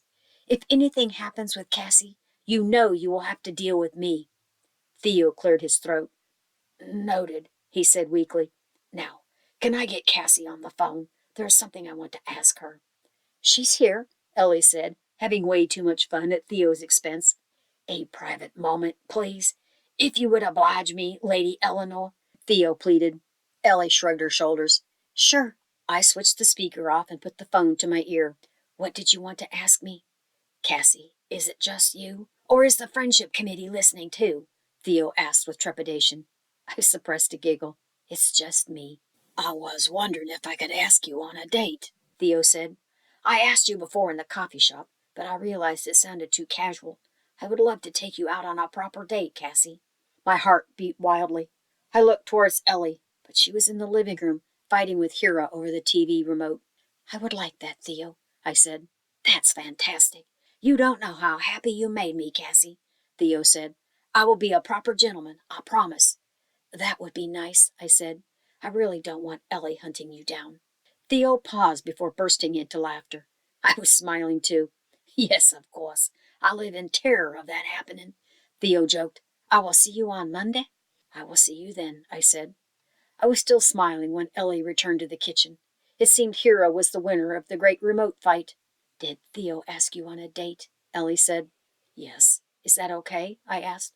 "I know you and him—" "Oh, God, Cassie, never mention that ever again," Ellie said, shuddering. "We were just wrong together." "What about me?" I asked. "Date him and see for yourself," Ellie said. "I thought I heard John's name, but I might be mistaken." I blushed. "No, you heard correctly. Theo and John are friends." Ellie's eyebrows shot to her forehead. "Your John?" I blushed harder. "He is not mine anything," I said. "But it's John Damon, if that is what you are asking." "So John really is here?" I nodded. Ellie was deep in thought.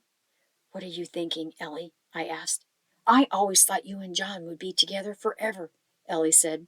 "How could you say that? Even after what he said about you," I exclaimed. "I am no angel, Cassie, and John is so—" "He is so what?" I asked, my voice trembling. "He is so good, Cassie. You were so happy together," Ellie said, with concern in her eyes. "Well, he doesn't remember it the same way," I said. "He hardly speaks to me." "I can't believe it," Ellie said, shaking her head. "He was crazy in love with you, Cassie." "He was a teenager. We both were," I said. "Maybe it is supposed to feel that way at that age." Ellie made a non-committal sound. "What about Theo? Do you like him?" "Yes. He is cute and funny," I said. "He is very nice to me." "I hope it lasts," Ellie said. "I really do." When she saw my expression, she said, "I am just worried for you, Cassie. I will support you, whoever you choose, but I hope you listen to your heart." "I will," I said. "I always have." Hera called from the living room. "Are you girls going to watch TV with me? I promise I won't hog the remote." Ellie laughed. "You can't stay alone for 1 second, Hera? I want to know what you two are talking about, but I am too comfortable to move from this sofa," Hera said, yawning. "Hera, you're the most lazy snoop I know," Ellie joked. "Are you coming, Cassie? We can watch an Audrey Hepburn film." "That sounds perfect," I said absent-mindedly. My mind was still reeling from what Ellie said. She didn't sound mad at John. In fact, she was even taking his side. Was it possible she had forgiven him? The question was, should I do the same? Chapter 6. Can't Hide the Past. There were a few extra whispers and stares, but they were manageable, and not much else was different as I attended my classes. I guess students at the university didn't read the tabloids. It made me hopeful that John wouldn't have noticed either. I don't know why it bothered me so much if he found out. In his email, John asked me to meet him at the common area. He wrote that the meeting wouldn't last longer than 5 minutes. I should have taken that as a sign of things to come. "Hi, Cassandra," John said. No Cassie this time. "Hello, John," I replied. "How are you?" John gave a grim smile. "I won't torture you with small talk," he said. "Is there anything you would like to ask? How are you finding your classes and your professors?" "Classes are going well," I said. "I think I am getting the hang of my schedule now. My professors all posted their office hours." "That's good," John said quickly. "If you don't have any questions, then I guess this meeting is over." My heart sank. That was fast. John picked up his messenger bag, but then he paused. "This will be my last meetup as your grad advisor. The registrar's office will assign you another grad student for the next meeting." "Your last meeting?" I asked, surprised. "But why?" I knew the reason. He never wanted to see me again. John had a curious expression on his face. "I don't think I am the best advisor for you," he said. "Given our past, it would be hard for me to stay objective in my final write-up." "Oh, I see. It is probably a good thing," John said. "You can be more comfortable with someone new." I blushed. What did he mean? Was that a jab at my dating Theo? John's expression was unreadable, confounding me further. "Yes, you are probably right," I said nonchalantly. If it was a dig, I wouldn't let John get under my skin. "Good luck with your classes, Cassandra," John said. "Thank you, John," I said. "Good luck with yours." John walked out of the common area at a hurried pace, like he couldn't stand being there for a moment longer. This was it. I didn't have to worry about any future awkward conversations with John. I should feel relieved, but a part of me had hoped that things would get better between us, that we could get on friendlier terms before I went back to Haven. John made it clear that he never wanted to see me again. Ellie had a different take on what happened. It was Sunday, and I was spending the day in London. It had become an unsaid ritual, me spending all the other days on campus and saving one day to hang out with my best friend. Even if I was drowning in coursework, I needed a day to deal with everything else. It was a rare sunny day outside, but I couldn't enjoy it because of the dark clouds hanging over my mind. "He still hates me," I said, sighing. "Since when did you care what he thinks?" Ellie asked. "And I don't think so." "John basically said he never wanted to see me again," I said. "Is that what he said?" "I think you are reading it all wrong," Ellie said. "What else am I supposed to believe? He canceled our weekly meeting because he couldn't stand the sight of me," I said, groaning. "My dear Cassie, you are being melodramatic," Ellie said. "Like I said, you are reading this situation all wrong." "Enlighten me then, please," I said, defeated. "He's clearing the path for himself," Ellie said. "I am surprised you don't see it." "Clearing the path? For what?" "For dating, dummy," Ellie said. "As your mentor, it would be unprofessional and unethical to date you. Now he is under no such restrictions." I blushed. "You are nuts, Ellie. He hates my guts." "No, he hates Theo's guts," Ellie said, biting into her apple. "Just wait. It will become clear soon enough." I still didn't understand. "Why now?" I asked. "I bet his jealousy flared up looking at the tabloid headlines," Ellie said. "Only you can be his mystery woman." His mystery woman? I imagined myself in an elegant black dress with ruby red lips, my face half hidden in shadows. "You watch too many movies," I said, shaking the image from my head. "Well, that's a given," Ellie said. "It's my profession." "For someone who claims to be an expert, how come I never hear about your dates?" I asked. "That is because she is on a dating break," Hira said as she came into the kitchen.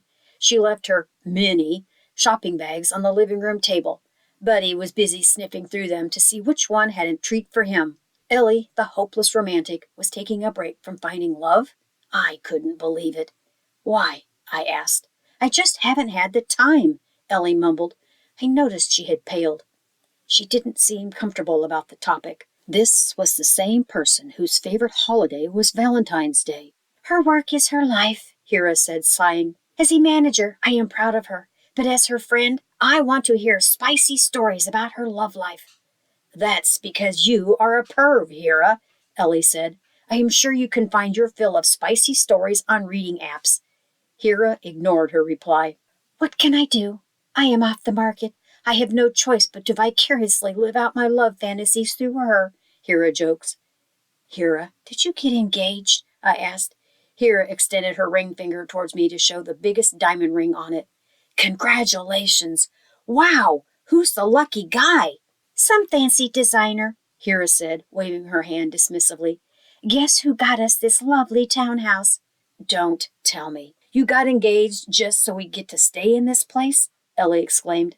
I will do anything for you, darling, Hera purred. She blows a kiss to us. You are so cute, Ellie said. I can see why Amir adores you. Hera beamed. She had the unmistakable glow of someone in love. Both Ellie and Hera bantered back and forth while I pondered over something Ellie had said earlier. Ellie said she didn't have time to date. Did that mean she already found the right person? Buddy trotted into the kitchen, carrying a gift bag in his mouth. He placed it gingerly on Hera's feet. You clever boy, Hera remarked.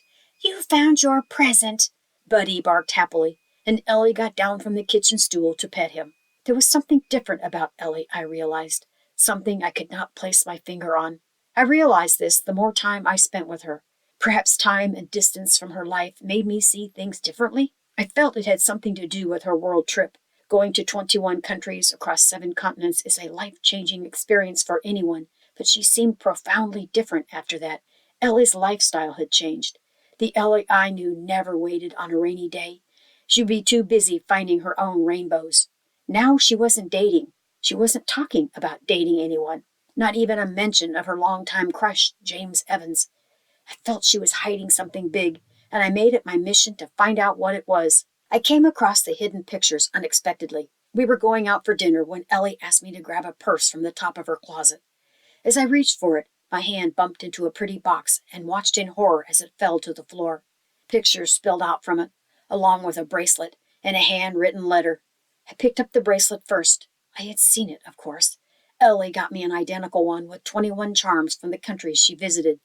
But her bracelet had 22 charms. The additional charm was pink, with a heart enameled in it. Then I looked at the pictures, and it made sense. Ellie had posted all the pictures of her world trip throughout the house, except for these. In these pictures, Ellie was standing with a guy I hadn't seen before. He was handsome. He had his hand on her waist, and she was looking up at him. They looked, for lack of a better word, very coupley. I never saw Ellie look like that before. So happy and in love. Did she have a secret boyfriend? Was that why she wasn't dating anymore? Ellie yelled from the other room, asking if I found the purse, so I couldn't read the letter. I only got a glance at the sign-off, which read, With love, Nicholas. Who was Nicholas? I heard footsteps nearby. I quickly stuffed everything in the box and placed it back to where it was on the top of the closet. Ellie, I found the purse, I said breathlessly. That was too close. My heart was pounding like crazy. I came to say I changed my mind, Ellie said. I want a different one. She dove into her closet and emerged with a cute clutch. As she searched, one dress fell off its hanger. That is such a beautiful dress, I exclaimed. Isn't it? Ellie beamed. I found it in a little vintage shop in Paris. She put the lilac dress on her body and twirled around with it. Ellie was lost in her thoughts. Why don't you wear it? It will be perfect for today, I said. Ellie stopped abruptly. She quickly put the dress back on its hanger and back inside the closet. This time, she placed it at the very back. Why did you put it away, Ellie? I said. I love to see you wear it. I am saving it for a special occasion, Ellie said, blushing. She didn't say what the special occasion was, but I didn't prod. I could sense that Ellie wasn't ready to talk about it. Yet. But I knew her secret. It was about a handsome boy, a beautiful dress, an enameled heart, and my best friend being hopelessly in love. We went to dinner, and she joked and laughed like nothing was different. Only now I noticed the change in her, the shadow that remained behind each of her smiles. Chapter 7. The Perils of Dating. Theo was careful about being seen in public together. We spent most of our time hanging out in local cafes around campus. I know he was doing it for my benefit. He didn't want to run into any paparazzi and scare me prematurely. John, unlike what Ellie said, was nowhere to be seen. Even if our dates were low-key, things with Theo seemed to move at a rapid speed. By the third date, he confessed he was falling in love with me. I felt I was on a speeding train, with no conductor or brakes. "I think I am falling hard for you, Cassie," Theo said. I nearly spilled the coffee over my dress. My hands were shaking, so I put the cup down. "I think we are moving things too fast," I said. "We've only been on a few dates." "Sorry, I should have realized," Theo said, rubbing his neck. "I am a race car driver. I kind of only have one setting." "I am the opposite," I said, sighing. "Please be patient with me." "Don't apologize, Cassie," Theo said, taking my hand and kissing it. "You are worth the wait." I blushed. "Are you okay for tonight?" Theo asked. "I know it is last minute, but I just got an invitation to this brilliant party." "Tonight?" I asked. I was hoping to stay in. I am falling behind on my readings. "Can we just go to this party?" Theo pleaded. "I promise I won't ask you again until you are caught up with your studies." I hesitated. I will have to cancel my Sunday plans with Ellie in order to catch up. "Please," Theo said again. "Okay, just this once," I said, relenting. "But I am serious, Theo. I might not be able to do this again on last-minute notice." "You are amazing," Theo said. "The party will be amazing. It will be our first time officially being seen together." I wondered if that meant being the fodder of more tabloid headlines. The party was an elegant affair, held in a manor with a beautiful garden, where Theo seemed to know everyone.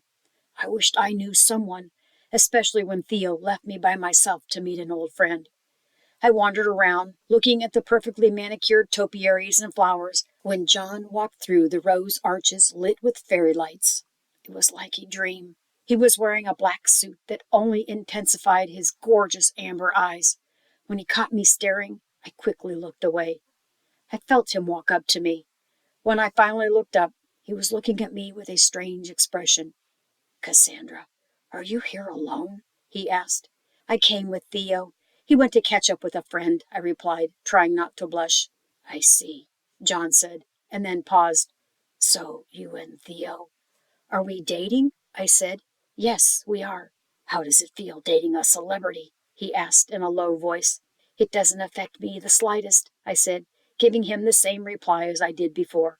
John asked me that question before when he showed me his video that went viral for the wrong reasons. He looked at me with a gaze that made me blush. I wondered if he remembered. "I didn't think it would," John said in a solemn tone. What did he mean? Was that a compliment or a criticism? I couldn't ask John what he meant, as Theo returned, wanting me to meet someone. When he saw John standing next to me, his expression changed. He greeted him coldly before excusing himself. Theo took my hand and led me away inside the manor, making me feel like a puppet on a string. He didn't even give me time to react or say goodbye to John. I looked back apologetically at John. His gaze never left my side. I missed one weekend with Ellie because I had to catch up on my readings. I was feeling guilty and miserable, but she assured me that nothing exciting happened, and I missed nothing. The next Sunday, however, was eventful. It started when Hira came hyperventilating to us. Once we got her some water and she calmed down, Hira told us what she had accomplished. "You won't believe this, darling, but I got you a date with none other than James Evans," Hira said, and then squealed. I had to laugh at her enthusiasm. Ellie just stared at her. "Why isn't she saying anything?" Hira asked me. "I think she is in shock," I replied. "Of course, if this is her reaction, I can't imagine how the rest of the world will react," Hira said. "Oh, wait, I know already. They will go insane." "How did you set up a date with James Evans?" Ellie finally said, recovering. "You don't ask the magician how they perform their magic, my love," Hira said. "This is big. I am getting goosebumps thinking about what it can do for your acting career, not to mention how cute the two of you will look." Ellie gave a grim smile. "Oh, don't be nervous, my angel," Hira said. "James Evans is lucky he gets to date you. If it works out, I can't wait for the wedding invite. Imagine how cute the babies will be. I will be an adorable Auntie Hira." I had to stop myself from falling over, laughing. Hira had a greater imagination than me. Thank you for setting up the date, Hira, Ellie said, smiling. I can't imagine the trouble you must have gone through. It was no trouble, my lovely, Hira said, beaming.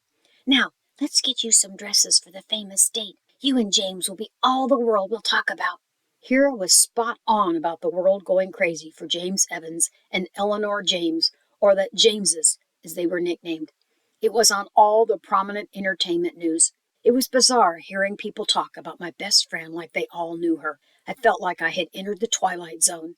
The media circus around Ellie was much worse than anything I faced, and it followed her everywhere she went. The media bombarded her with often very personal questions, and Ellie answered them as gracefully as she could. Ellie even got hurt when a throng of photographers crowded her, and there was a scuffle amongst them. She slipped and fractured her wrist. Luckily, one of the more decent reporters drove her to the hospital to get her checked out by a doctor.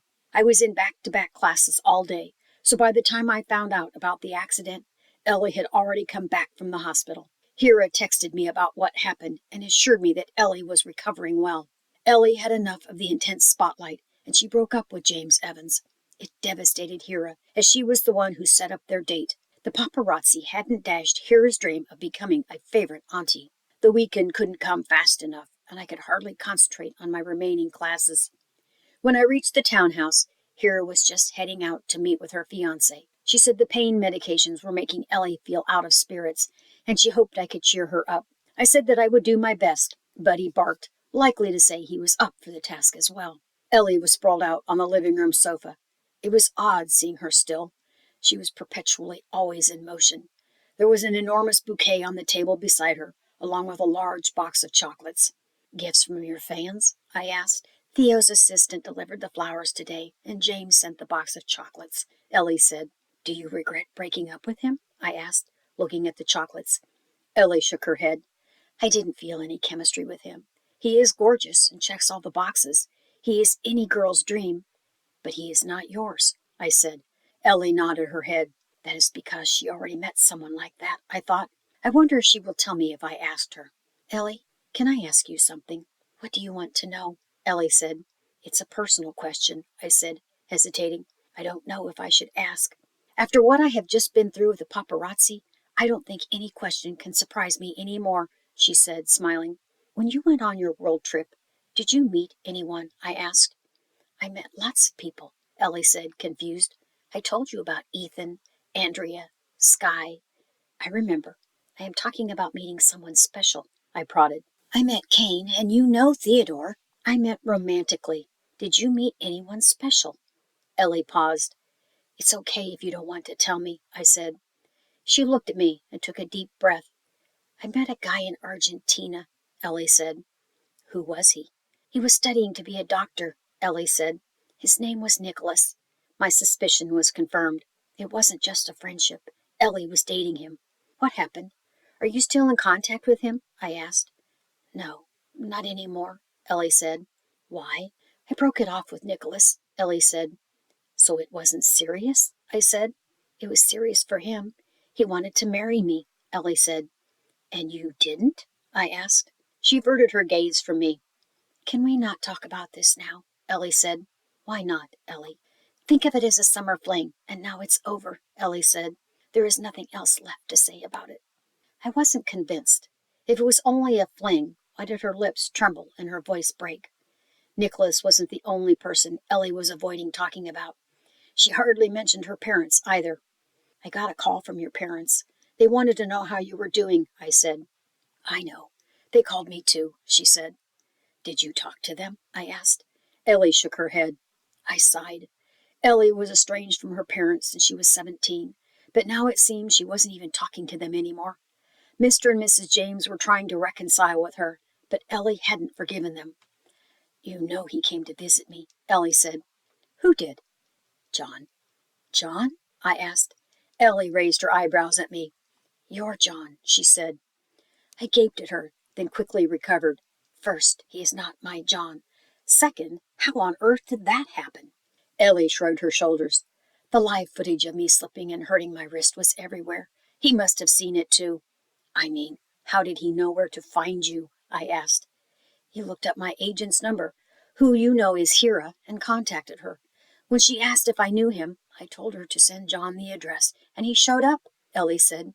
You just missed him. He left shortly before you came. I was speechless. John came to see Ellie. I really was living in the twilight zone. You should forgive him. He really is a good guy, Ellie said, looking at me closely. Is that what you want to tell me? No. I want to say ditch Theo and date him, but you are not ready to listen to that right now, Ellie said. She was right.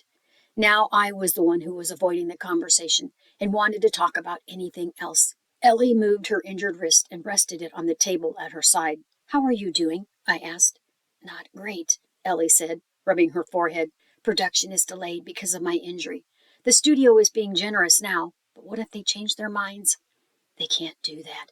You have a contract with them, I said. Yes, but it is based on my work. I don't know what I'll do if I lose this project, Cassie, Ellie said. My career is already hanging by a thread. Then you will find another film, I said. Don't worry about that now. You need to focus on getting better. Ellie looked away. You don't understand. It is not that easy. Maybe I don't understand. But you are not alone in this, Ellie, I said. You have Hira and you have me, I said, smiling. Ellie shook her head and mumbled something that sounded like, but for how long? I couldn't tell if that was what she said as Buddy plopped himself on Ellie's stomach. Buddy, you weigh a ton. You are not a small puppy anymore. Get off her now, I said. Let him stay, Ellie said, scratching him behind his ears. I will get my core workout this way. I can't believe you are thinking about exercising. You just fractured your wrist, I said. Well, someone has to think about it, Ellie said. I know you only think about ice cream and wonder all day about what John is thinking. I blushed. That's not fair. His actions make no sense. I mean, he comes to visit you out of nowhere? It isn't out of nowhere, Cassie. Stop denying the obvious, Ellie said. We both know all his actions are motivated by you. I blushed. We don't know that. Fine, Ellie said. Keep thinking he is some mysterious Heathcliff figure. I will just wait until you two stop being stubborn and get back together again. I am dating someone else, I said. Theo, if you haven't forgotten.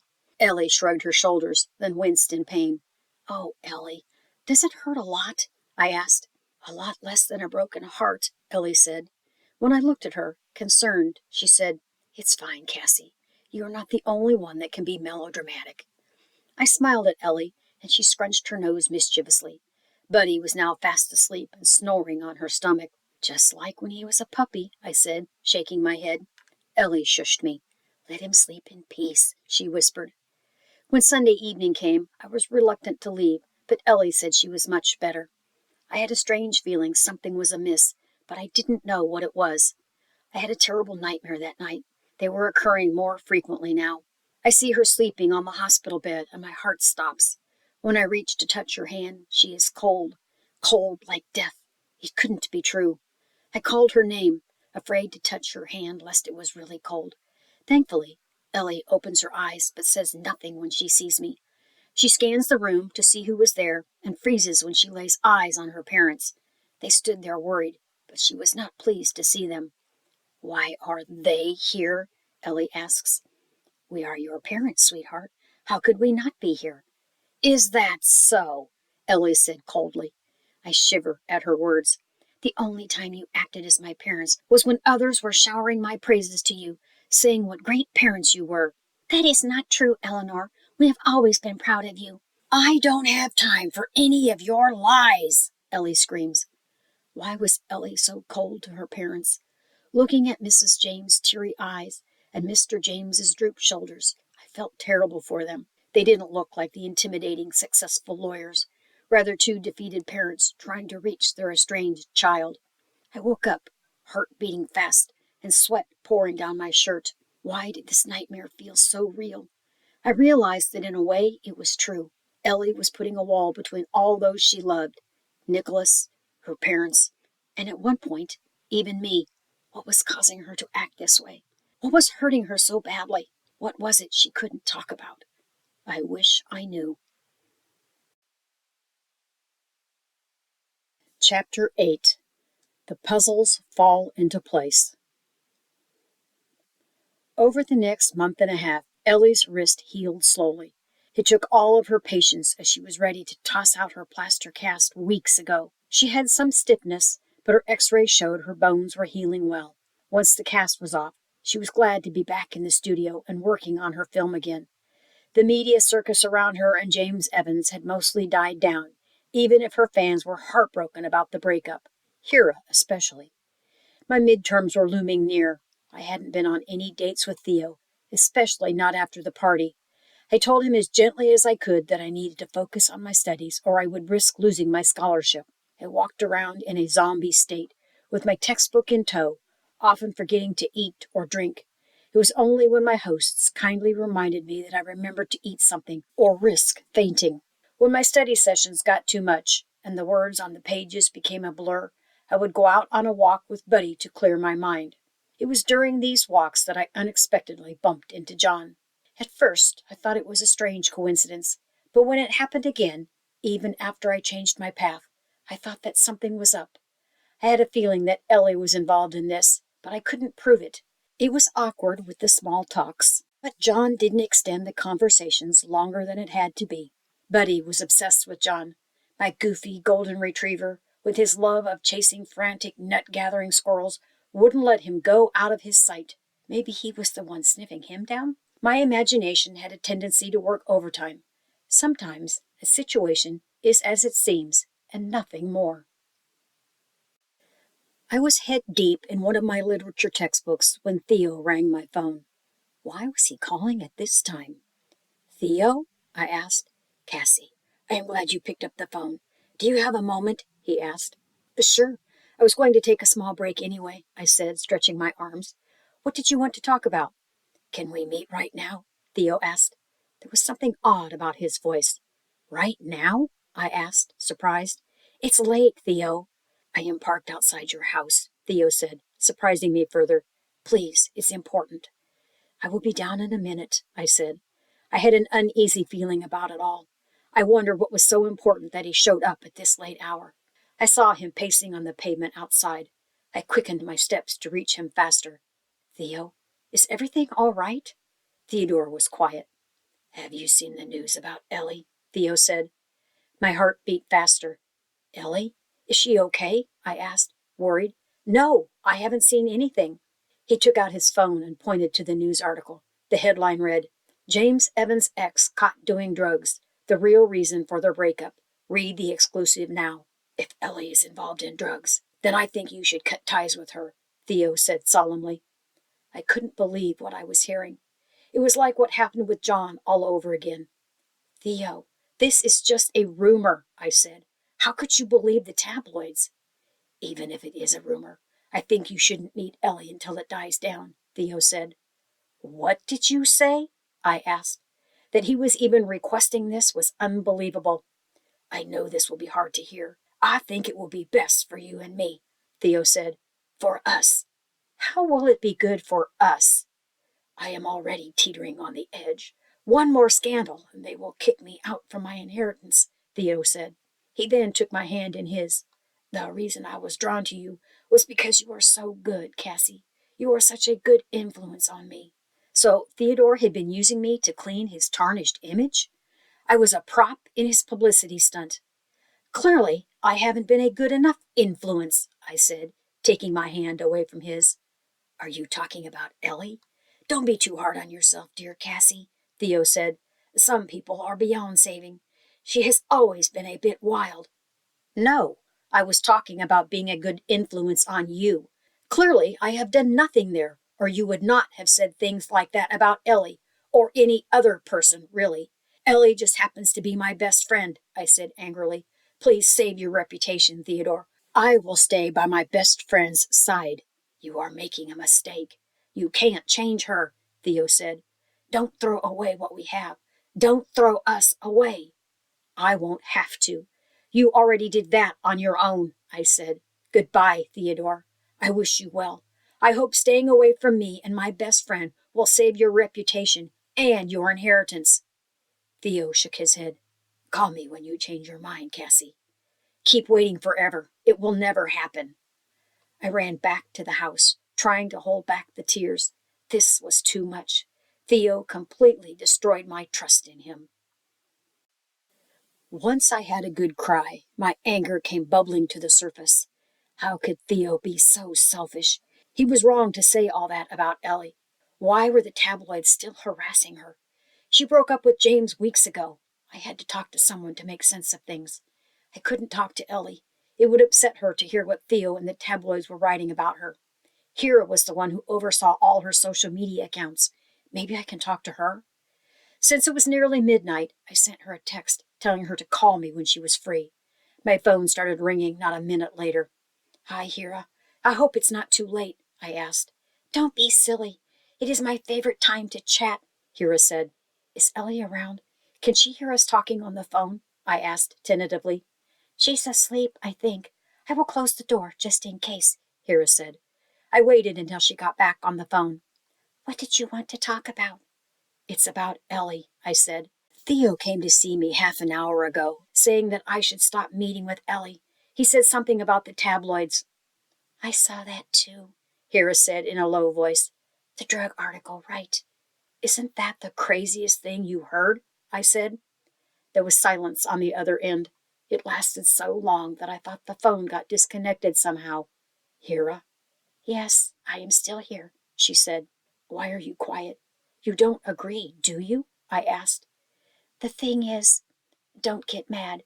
I would have said the same thing a few months ago," Hera said. "But now I am having doubts." "Doubts? Why?" "Ellie has been acting strange. She is more distant," Hera said. "It is even affecting her work. She doesn't show up on time and can't remember her lines. The studio called in last week to talk with her, and I was there too. They aren't happy with her acting. They are thinking of dropping her if she doesn't get her act together." I took in all that Hera said. My mind felt numb. "So you think it is drugs?" I asked. "It could be. I don't know, Cassie," Hera said. "I am just worried about Ellie." My world was spinning. Had John been right all those years ago? "What should we do, Hera?" I asked. "Maybe we can talk to her together," Hera suggested. "It will help her when she knows we are on her side and want her to get better." "That's a great idea," I said. I was so glad that I called Hera first. "I am in." "Great. We will talk to her together when you come over," Hera said. "She might not listen at first, but we will keep trying. I am not giving up until we figure out what the problem is." "You are a great friend, Hera," I said, choking back the tears. "I am so glad that you are there with Ellie." "But she needs her best friend.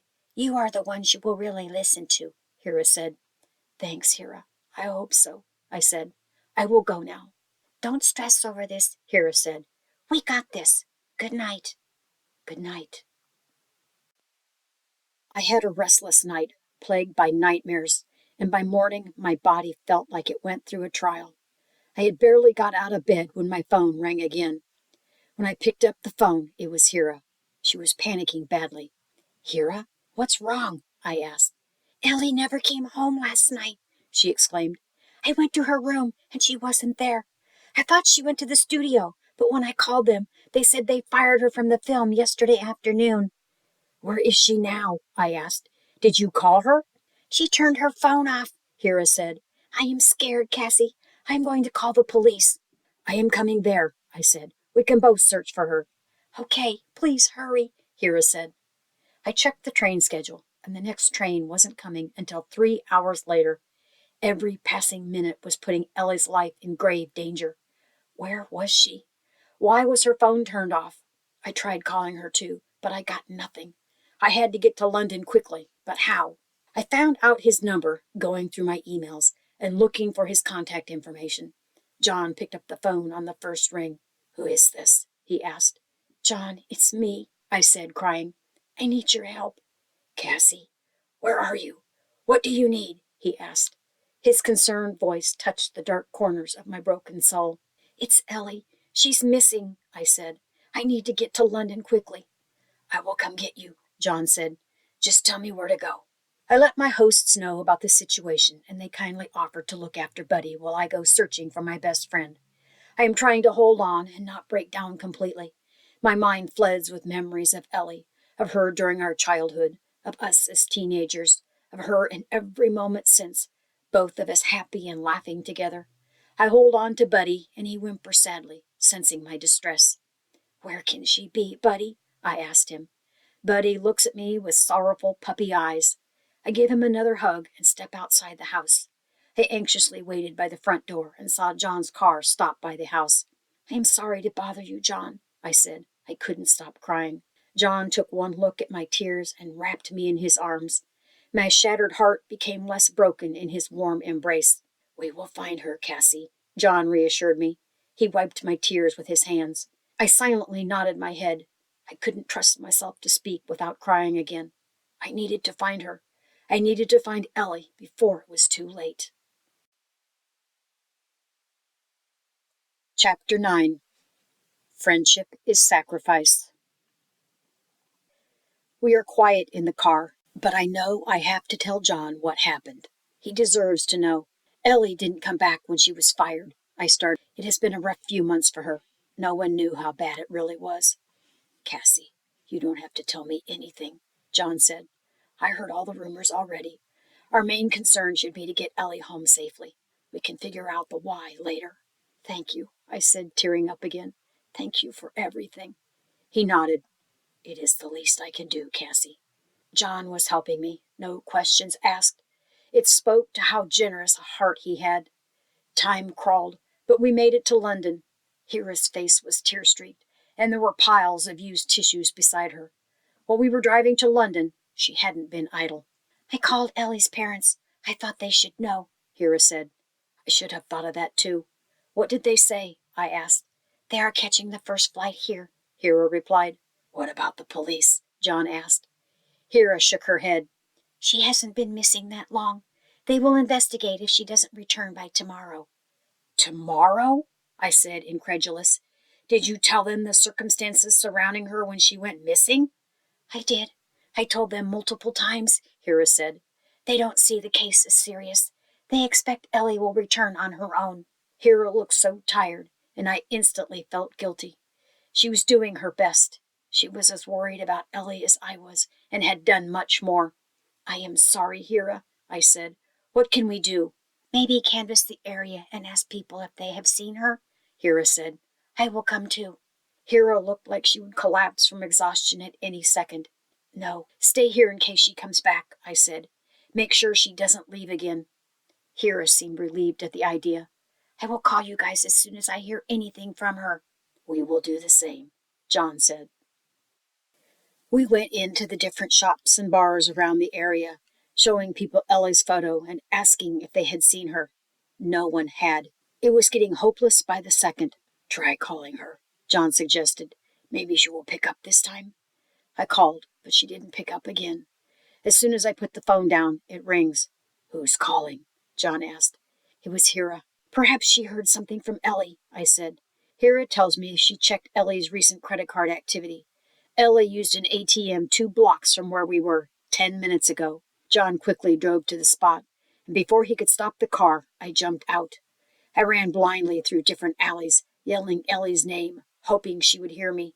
I reached another dead end, but as I was turning, I noticed a movement in one corner. I saw a glimpse of Ellie's blonde hair, and I followed her. John caught up to me, panting. We both saw Ellie at the same time. She was talking to a man in a hoodie. I yelled her name, and they both looked at us, startled. You set me up. I told you to come alone, the man yells, frantic. You will pay for this, bitch. He pulls out his gun, and Ellie freezes on the spot. John yells for us to get away, but we are trapped. The hooded man aims his gun at Ellie. I screamed and ran towards her. That is when the gun goes off. I feel a sharp pain in my heart. It is searing hot, and I feel it could burst at any moment. Darkness surrounds me, and I collapse to the ground. The last I hear are screams of Ellie calling my name. Am I dead? No one was around when I opened my eyes. Not a soul, not a sight. My body seems fine, so I rise on my feet. Hello? Is anybody there? No one answers. I try to recall what happened. Ellie, was she okay? Ellie, are you there? Can you hear me? I hear some muffled voices, but they are too faint to hear. Am I to walk in this valley of nothingness forever? I feel calm, almost serene. I know that wherever Ellie was, she was safe. Is that what you think? I startle at hearing a voice. I see a shadow emerge from the mist. It is a lady. She walks with a rod in her hand, clothed in a white robe, wearing a crown of roses. She has an ageless face, but it seems familiar. Why is it so familiar? Her eyes are remarkable, silver, the color of moonlight. Surely I would remember them if I saw them before. Is that what you think? She asked again. That Ellie is safe? Can you read my thoughts? How do you know about me or Ellie? Think, Cassandra, and you will remember. I am perplexed. I don't think we have met before. But wait. Slowly, an image becomes clear. A conversation that we had before, when she told me who she was. You are Lachesis. Yes. You decided our fate, mine and Ellie's. No. I gave you a chance to start anew. So it has been decided then. Ellie is safe now? That hasn't yet come to be. Do you think she would be okay with your sacrifice? Were you okay when she was gone? No, but she has to be. Like you should have when she died? I don't know how to answer that question. I am ready for whatever comes next. Are you? For it may prove to be more difficult than your sacrifice. Yes, I am ready. So let it be. Listen, and listen well. Your fates have always been intertwined, but now it is severed. Your task was to guide Ellie back to the light, away from the darkness. Will she die too? No. Death is too easy. Fighting the darkness while you live is the most difficult task. This will be our last meeting, Cassandra Lenora Grace. You and your friend's fate have been decided. You will not remember ever meeting me again. This was it. I gave my life and saved my friend. My heart feels light for the first time in years. My one regret? John will never know how much he meant to me. The ground gives way, and I am plunged into the watery abyss. I sink further and further as darkness engulfs me once more. I close my eyes just as two sets of arms reach for me. They are calling my name desperately. Don't go. Not yet. I gasp for air as they pull me above water. It is John and Ellie. They snatch me away from the darkness. I open my eyes slowly. I am in a hospital bed with Ellie by my side, holding my hand. She is asleep and muttering something. Cassie, don't leave me. Please, please wake up. Ellie, I say. My voice is weak. I will never do that. I will never leave you, my very best friend. I drift into unconsciousness once more. I open my eyes, and this time I see John sitting in a chair by my hospital bed. He looked downwards, his amber eyes hidden, like he was praying. There are bags under his eyes of sleepless nights. His face still looks like that of an angel, except for the scar on his face, betraying the fact that he was human and not made of marble. I feel a sharp pang in my heart. Why do I always put John through this? Why is he second in my thoughts when I am the first in his? John finally looks up from his prayer. It startled him to see me awake. Cassie, his voice cracks painfully. John, he is elated to hear me speak. I have to tell Ellie. Here I just took her to have something to eat. He's about to leave to get them, but I stop him. Stay with me, John. John freezes and stays rooted to the spot. He looks at me with the strangest expression. It was a mixture of pain and longing. Oh, John, I have always put him through so much. I am here, Cassie. I won't leave. I am sorry, John. I always take too much from you. I avert my gaze to hide my tears, but John gently turns my face to face him. No, Cassie, I am sorry. I misunderstood you, John said. I thought you blindly loved Ellie above everyone and everything, but I was wrong. How are you wrong to think that, John? Didn't I do just that? I asked. You would have done the same for anyone that you love, Cassie, as you did for Ellie, John said. What makes you so sure? When you were drifting in and out of consciousness, you were calling for Ellie, but you were also calling for me. You repeatedly said my name, too, John said. I am sorry, Cassie. I knew you had a generous heart, but I underestimated how much. I now know that I am in your thoughts just as much as Ellie is. There is no competition in your love for us. I feel ashamed I thought there was. John, I will always be by your side, Cassie, John said. No hesitation, doubt, or question will deter me. I smiled. I will like that, John. Stay with me. He takes my hand, and I drift off to sleep once more. The third time I wake, I feel pain throughout my body. I groaned, and Hira and Ellie rushed to my side. Cassie, you are awake. I am awake, I said. Both Hira and Ellie are smiling and wiping their tears. What happened? I asked. You were in a coma, Hira said. Do you remember anything? I concentrate hard to remember. Sometimes I feel I remember something, but then it is too faint to recall. Maybe I was just sleeping the whole time. I had drifted off to a dreamless state. How long was I out? I asked. A few days, Ellie said. Are you okay? Is John okay? I asked. Did anyone get hurt? We are all okay, Cassie, Ellie said. Why did you run away, Ellie? I asked. Why weren't you answering our calls? And who was that man you were meeting? Ellie looked at Hira. Can I have a moment alone with Cassie? Hira nodded and tried not to look hurt. Sure, darling. I will be outside with John and your parents. Your parents are here? I asked, surprised. They came yesterday, Ellie said. Did you tell them what happened? I asked. I have told no one anything. I was too worried about you, Cassie, Ellie said. Why did you do that? Why did you put yourself in danger for me?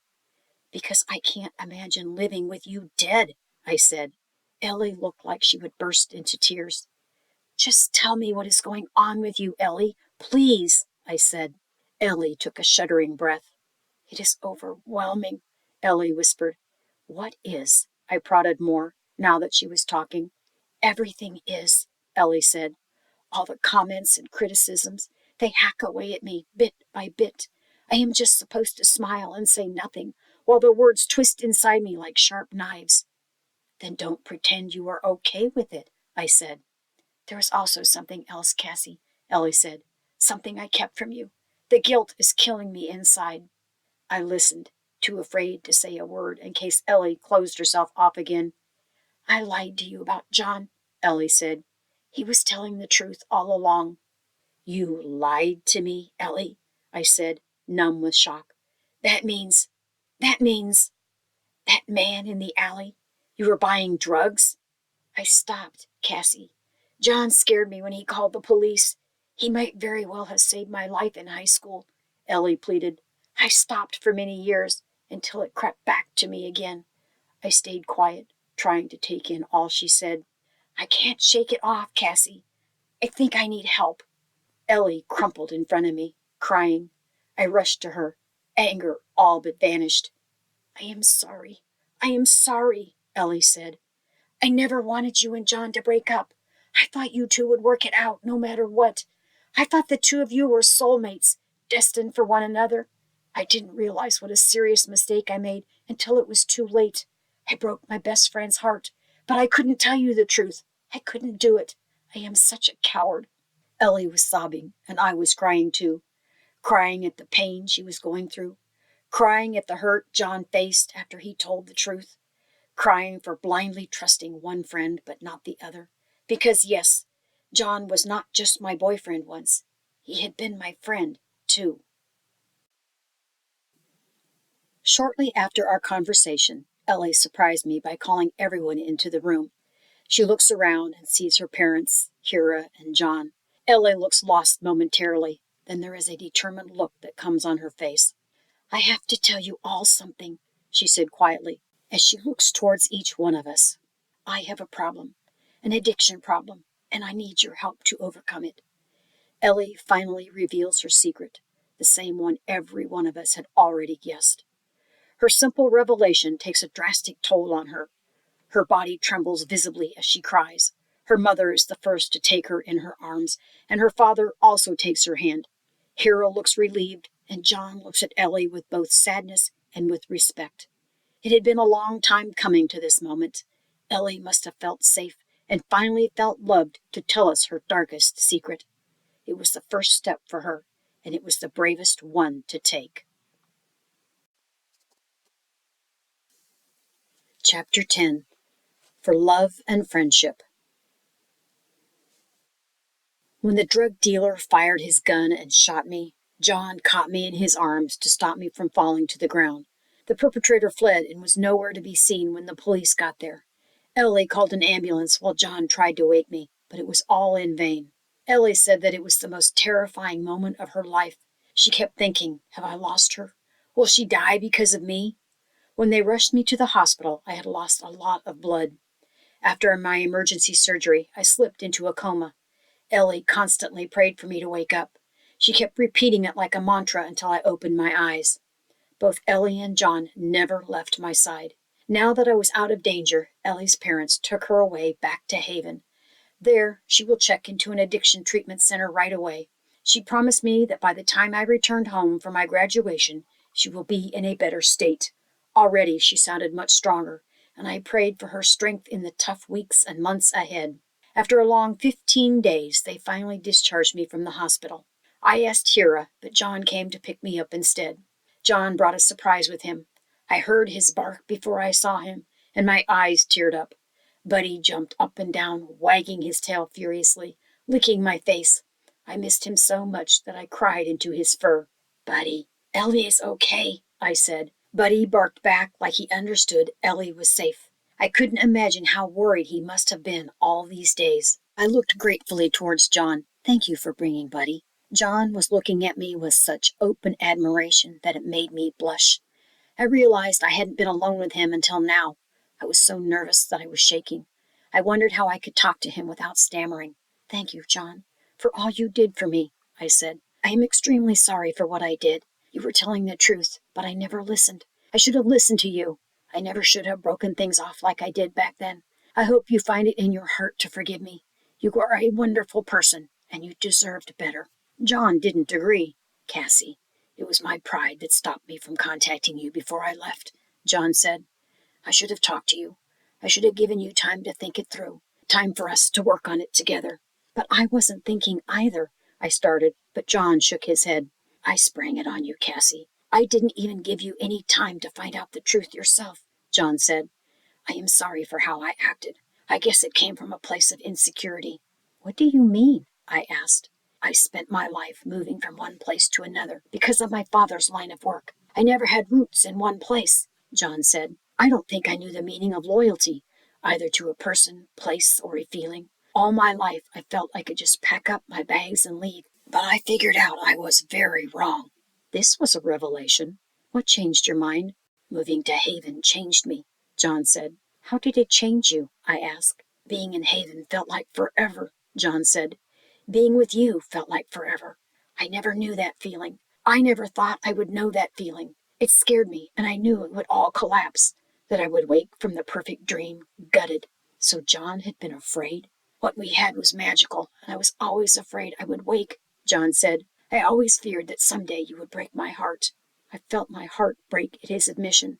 I remembered I was so cruel to him when I first saw him at the university. I am sorry I was so angry with you, I said. I didn't mean to accuse you, to make it sound like you were heartless. I didn't contact you either, so the burden fell on me, too. John shook his head again. I couldn't meet your eyes that day, but I am grateful you didn't hold back.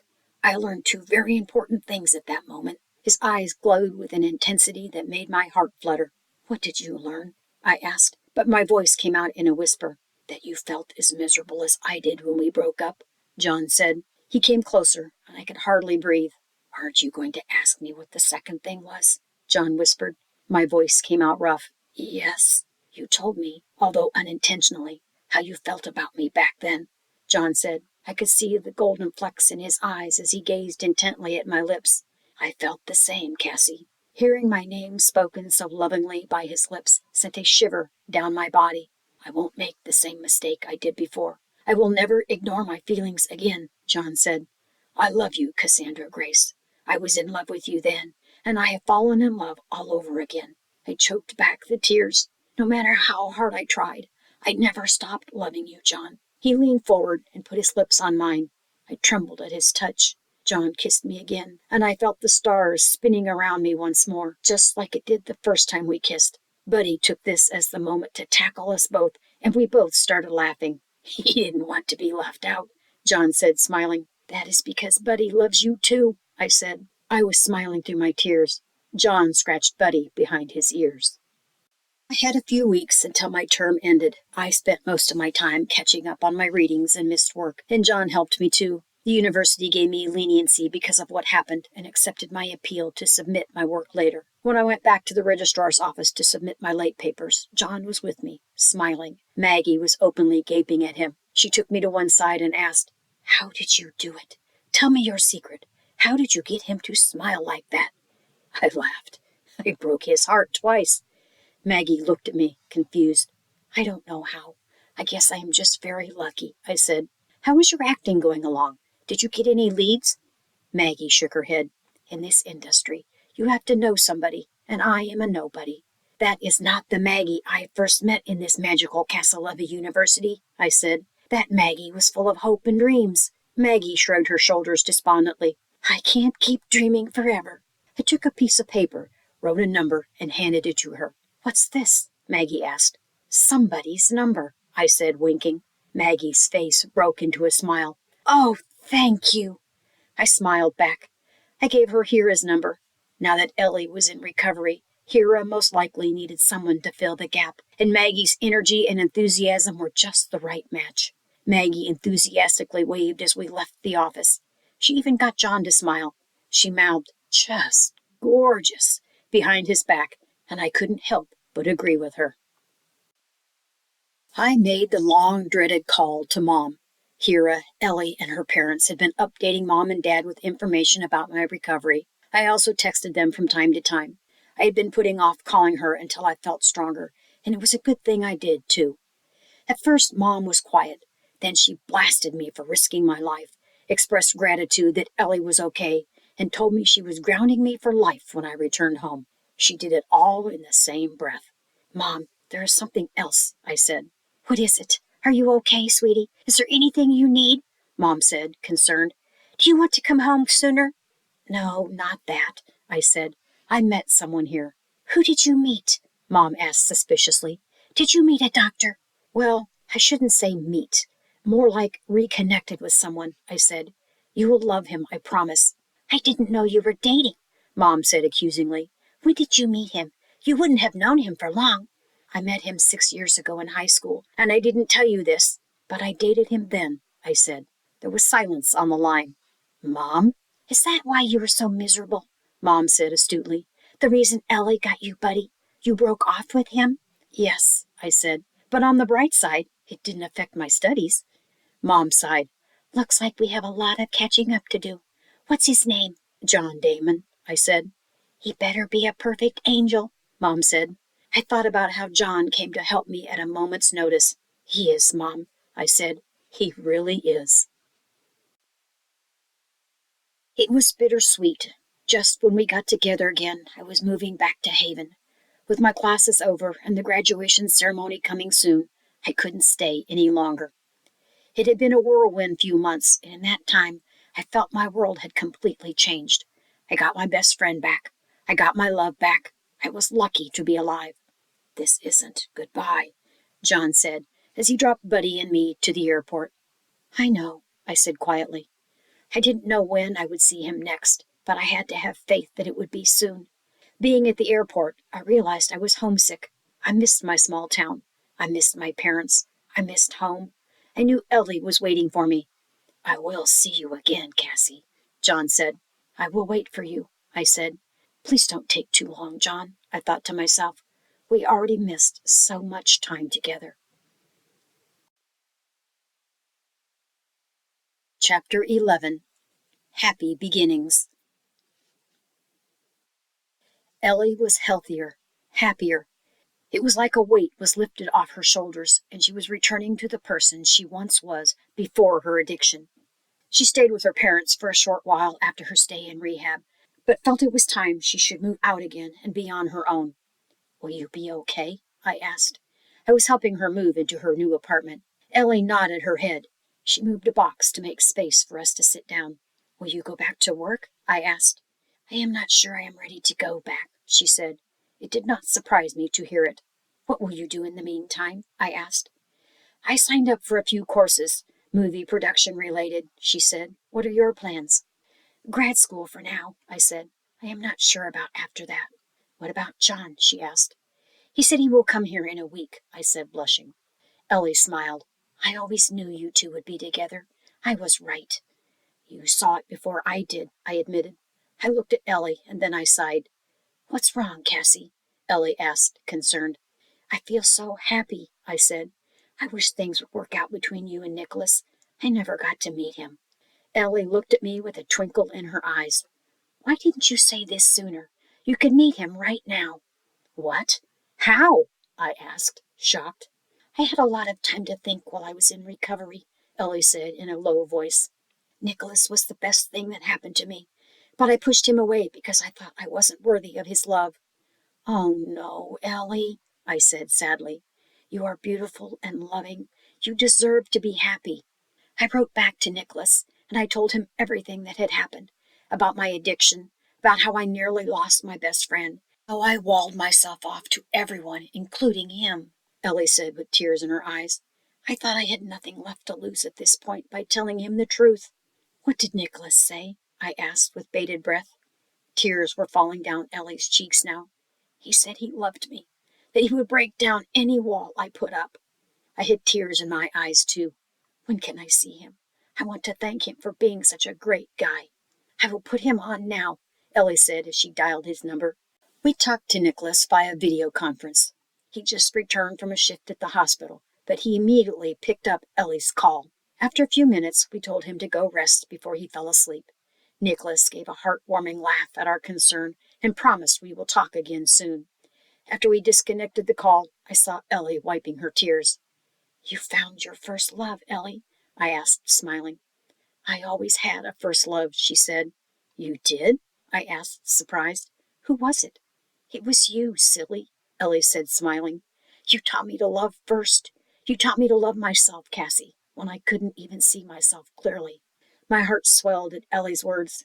It was true. We always had each other's love. Who is Nicholas, then? I teased. Nicholas is my heart now, Ellie said, not missing a beat. But you have always been my soul, Cassie. Two best friends connected by our loves to one another. Both Ellie and I hugged. What about John? We can't leave him out, Ellie said. Let's call John my brain, or perhaps my conscience, I replied. Yes, I could see that, Ellie said, especially when he is doing one of his lectures. Both of us laughed conspiratorially. We will always have each other, Cassie, Ellie said. Yes, Ellie, always, I replied. But we also have two amazing boyfriends that love us. I hope they don't change their minds, I said, laughing.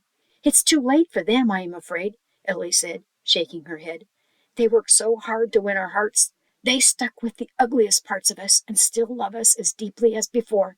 They were goners from the start. We should tell them how much we love them, just in case, I suggested. Yes, maybe we should, Ellie said with a wink. They would be relieved to hear it.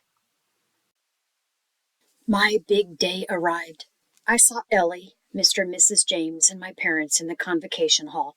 They saw me on stage and waved at me from the audience. My heart swelled with happiness and pride. They were all here for me. Ellie brought Buddy, who was sporting a graduation cap just like I was. I laughed so hard. My adorable dog was pretending to be a serious scholar. To complete the look, Ellie even tied a scroll to his collar and put fake plastic glasses on him. I nervously waited in line with the other graduates-to-be, but my eyes continued to search for him. Will I see him today? I couldn't search for him any more. As I heard my name being called, I stepped forward. Cassandra Lenora Grace, English Literature with honors. As I received my scroll from my favorite professor, Mr. Kaczmarek wiggled his famous eyebrows. I heard the audience clap politely, but Ellie's voice rose out of the crowd. She was calling my name. I finally saw him in the audience, carrying a bouquet. I wouldn't have missed his beautiful smile for the world. It was the graduation I wished for. It was the one I never had. John was here. My dearest friend and family were here. The rest of the ceremony was a blur of photos, hugs, and kisses. But I will never forget what the special guest said in our farewell speech. Think about all the wrongs that happened in your life. Forget about the hurt it is causing you. Forgive yourself for being human and making mistakes. Start your life with a new beginning today. Ellie never went back to acting.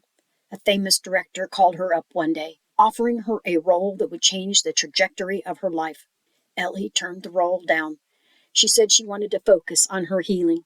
For her, the expectation of perfection was too much to live up to. She was fighting for peace and sanity, a transparent life. That was a few years ago. Things are much different now for both of us. I am a full-time writer. Writing occupies my thoughts 24/7. All the other hours, I am a librarian, surrounded by my first love, books. Speaking of love, John moved to Haven. He says that he will never move again. Mom adores John and has, almost, forgiven me for secretly dating him in high school. Coincidentally, I work in the same library where John and I stalked each other when we were teenagers. Some Tuesdays, he randomly shows up and sits in his old sitting spot just to flirt with me. I often wondered what life would have been like if Ellie went after fame, if she reached the stardom she craved and the accolades that came with it. Ellie says she is content where she is, that a life of fame would have been too much for her to handle. Now, as a producer, she gets to create a safer environment for other aspiring actors. She is okay with being behind the scenes rather than in front of the camera. Ellie no longer sees being an actor as the life for her. She might have moved on, but I couldn't let the idea go. I had to write about Ellie as a superstar and her journey and the consequent aftermath of chasing fame. I let the words flow and wrote what could have happened. As I wrote, the story took a darker turn. I wrote about all that could have gone wrong. Ellie alienated from her parents. Ellie being addicted to drugs. Ellie's life cut short, brilliant as it was. Maybe some things are good on paper, but not in reality. The story I wrote felt so real that I was terrified. Some gifts come equipped with responsibilities and burdens unseen by most and unbearable to those who receive it. I hid the manuscript in the attic and hoped never to see it again. I didn't burn it, though. I couldn't burn it. My heart said that it was more than a story I wrote, but an account of another life. Being a writer is a surreal experience. Sometimes our imaginations get the better of us, and the boundaries between make-believe and reality fade. Whatever the truth is, it is a blessing to have Ellie alive and prosperous. I don't know what I would do without her. I am more in love with John than ever. I don't know what I would do without them both in my life. Ellie was the maid of honor at my wedding, and I was in hers. We both married the love of our lives and couldn't feel more blessed. A few years later, Hira became a favorite auntie, twice over. As I looked at both our girls, I got the feeling that it was a long journey getting to this moment. Ellie named her daughter Rose, and she is as lovely as her namesake. I named my little angel Hope. I hope she brings light and hope wherever she goes, to whoever she meets. Both our daughters are building sandcastles, while their dog, Pal, sits tucked in between them. Buddy is probably looking down at them from doggy heaven. I miss my dear puppy. He gave us his best years, filled our lives with love and laughter. Hope and Rose would have loved him. They grew up hearing stories about this rambunctious puppy, who loved squirrels, naps, and cheering up his humans on the saddest days. Both of our girls are best friends, just like we were, and inseparable, just like we are. Over the years, I often heard Ellie say to the girls, "Be a dreamer, my loves. Your fate is not set in stone. Your dreams can change the course of destiny. Dare to dream bigger." I hope our daughters share the same bond we do, that they remain best friends through thick and thin, adventures and misadventures, until the very end, just like us, my dear Ellie and I. Epilogue. How do you feel now, Cassandra? Happy, content, ecstatic. Did you get what you hoped for your friend? Yes, she has a beautiful life. The one you envisioned for her? That and much more. Is that the truth now? What of the life where Eleanor died? That will always remain a part of me. That is another truth. So you believe this happened? That you lived all these lives? There is a world beyond our reality, a world that transcends imagination. I got a glimpse of it and want to share it with the world. The readers can decide what the truth is to them. Any last message? Yes, but it is more of a question. What is the question? Do you have a friend that makes you smile in the darkest of days? Yes. Hold on to them and never take them for granted. I know I never will. The end. This has been an audio production of Ellie's Fate, Love and Friendship, Book 3, written by Aisha Urooj, narrated by Kathy Handrock. Copyright 2022 by Aisha Urooj. Production copyright by Aisha Urooj.